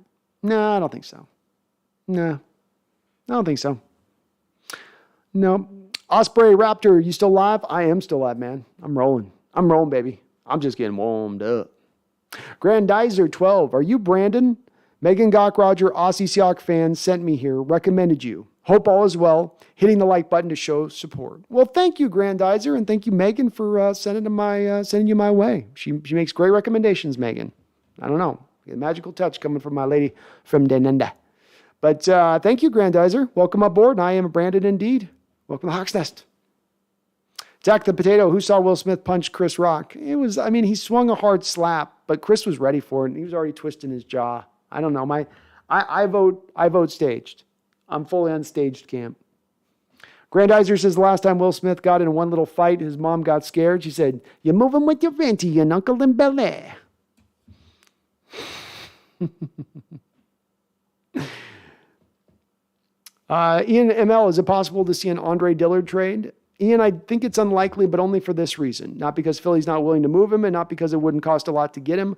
But I think the thing you have to consider with this is that when Carroll looks at any offensive lineman, the first and foremost skill set he looks for is going to be the run blocking ability. And if you are a little porous at run blocking, but you're a good pass protector, which is kind of the case with Andre Dillard, that's going to get you usually X'd off of Carroll's list as a potential target. That's just the way he rolls. It frustrates all of us. Dillard would help you in pass protection, but I think that does preclude them from signing him, being that I think he's got maybe some limitations there as a run blocker. Klivik says that Will Smith punch is like Wilson punching our offensive lineman from last season. It was a little weak. It was fast. He threw it hard, but it definitely shortened out. He alligator armed it as he was just getting full extension, you know. D Nugget says, "Damn, you still going? I took a nap. Had dinner at the airport. Nice. Paul Third says, it seems like everyone likes to forget all the circumstances surrounding Kaepernick. He asked to be released from his final year of his 49ers contract. He was underweight and lost a lot of arm strength after surgery. He blew his NFL setup workout and never tried to play in another league or coach. His brand is stronger when he's unemployed." Paul, I'd recommend everyone read Paul's comments that he just pointed out there in totality. If you have a question about Kaepernick, I think Paul just summed it up exactly for what it is. As I've said, I distinguish completely from what he does activism from what we have on the football field. I can consider Kaepernick just through that lens when I look at him as a potential addition here. And he just wasn't good at the end. He was benched at the end. He was benched before the whole kneeling stuff came into play, before that ever came into play. And to Paul's point, he had went vegan, and once he had gone vegan, he lost a lot of his weight. He struggled to re-add the weight back on. He lost some arm strength, and this was on top of teams starting to figure out the lay of the land as far as how to play Colin Kaepernick and some of the limitations of his game. So I know he gets some people excited, but it's just not going to help this football team out, and it's really not what we need right now in Seattle, in my opinion. Gerald Lewis, I think Seattle wants to roll with Drew Lock. Pete Carroll could have been misleading in that press conference, but I do think they want to roll with him. I think they are open to it. I think they're open to it. Hoodie Jube, I've got the wrong channel pinned at the top. Night, y'all. Just kidding. Night, y'all, man. Hey, have a good night, Hoodie Jube. Yeah, I've had to get my baseball channel in there. And thank you to everybody. If you are looking, I've had this highly requested on the channel, so I'm doing the request. I've created a whole Seattle Mariner baseball channel. So if you want to go over there, it's pinned here at the top of the chat. And that is my baseball channel I'm going to be doing for Seattle Mariner baseball. We're just going to be streaming baseball games as soon as we get to 100 subscribers on that side of things. So if you guys are wanting to see some good baseball talk or whatever on that side of that, go over there and sub up over there. Not going to be stopping any of my stuff here on the football side of things, just building upon, because I want to watch some baseball games this year, and why don't we watch it together? Paul Third says Smith rock thing wasn't staged. Smith was screaming, "Don't talk about my effing wife," multiple times on live TV. Oh my goodness. I usually was so touchy about a joke at the Oscars. Like, they're always joking. I guess, maybe there's something deeper with those guys. Just Tag says, thoughts on Brian Robinson in the 4th round. Just Tags, Brian Robinson is one of those guys that I want to be more excited about in watching the tape. He shows good vision. He's got as good a first couple steps off of the cut when he makes it out of the backfield, especially on sort of wide angle plays where the line's getting lateral. He sort of picks his moment, puts his foot in the dirt, upfield, and he's explosive. No doubt about it. Just not as much wow on his tape outside of that aspect of what he gives you in that realm of it. He doesn't necessarily fight through as much of the tacklers as you like. He can break some tackles, but he's not special in that realm of it. He's a guy with some NFL elements to his game as a running back. And explosion is, I was saying earlier in the stream, one of the more important aspects of a running back that you can have. But I just don't get wowed a lot by his game. With that said, if you're talking about taking him in the 4th round, Just Tags, I'm on board with it. That's appropriate value. That's about where he should go. I think I have him right now on my big board. I have him on my big board literally right now in the 4th round. So I've got him as my number 1 running back in the 4th round as it stands. I've got him ahead of Hassan Haskins, Pierre Strong, and Jerome Ford. So it's not that I hate him. He's in that in-between place from the running back style, right? Where he's not that 5th round guy or 6th round guy that's a flyer guy, and he's also not the uber talented guy like a Kenneth Walker or Breece Hall, kind of in that midpoint. But 4th round's about right. All right. And he should be able to be a decent player at the next level there. Jada told Will Tupac would have slapped him for saying that. She pulled the Tupac card on Will Smith, John. That's awesome. Why do I chance Pete drafts a Q? Drafts a Q. What's a Q? Just Tags, exactly. I think it would be a solid 4th round pick. Yeah, I think 4th round pick, I'm good with that, Just Tags. I don't want him in the 3rd. 3rd, I would be a little bit, But 4th, okay. That's about right. He's a little bit better than that 5th round guy that you'd normally be picking at, right? He's a little bit better than that guy. Makes sense. Makes a ton of sense. All right, well, we are going to hit the 4.5 hour mark, which I think is a good time right now. Caught up on the chat. I'm going to go and wrap things up here as we've crossed 12 o'clock. Got a little late tonight on the start. I'm going to be back on Wednesday, and we're going to be doing the second time I think I've ever done it. We're going to be doing for the second time in this channel's history a call-in show on Wednesday at 5 o'clock Pacific Standard Time. So keep an eye out on your notifications if you're looking to join and you want to talk. I'm going to try to go pretty late that night because I imagine we'll have a lot of people that do want to talk. I'll have that link involved in there. Please, nobody do any shenanigans or weird troll things. Let's keep this above board. But if you are interested in doing the call-in show or being a part of that on Wednesday, come back on the chat. I'll be having the notifications out. The link will be very clear again, too. Got the baseball channel going. Links up at the top of the chat here, so please go over there and sub to the channel if you want some good baseball talk here, as we're just about to have opening day coming on up. I appreciate everybody who came on the chat today with all the donations. Very kind of you guys, as always. I got the most supportive community as just about as anybody on YouTube for bang for buck wise.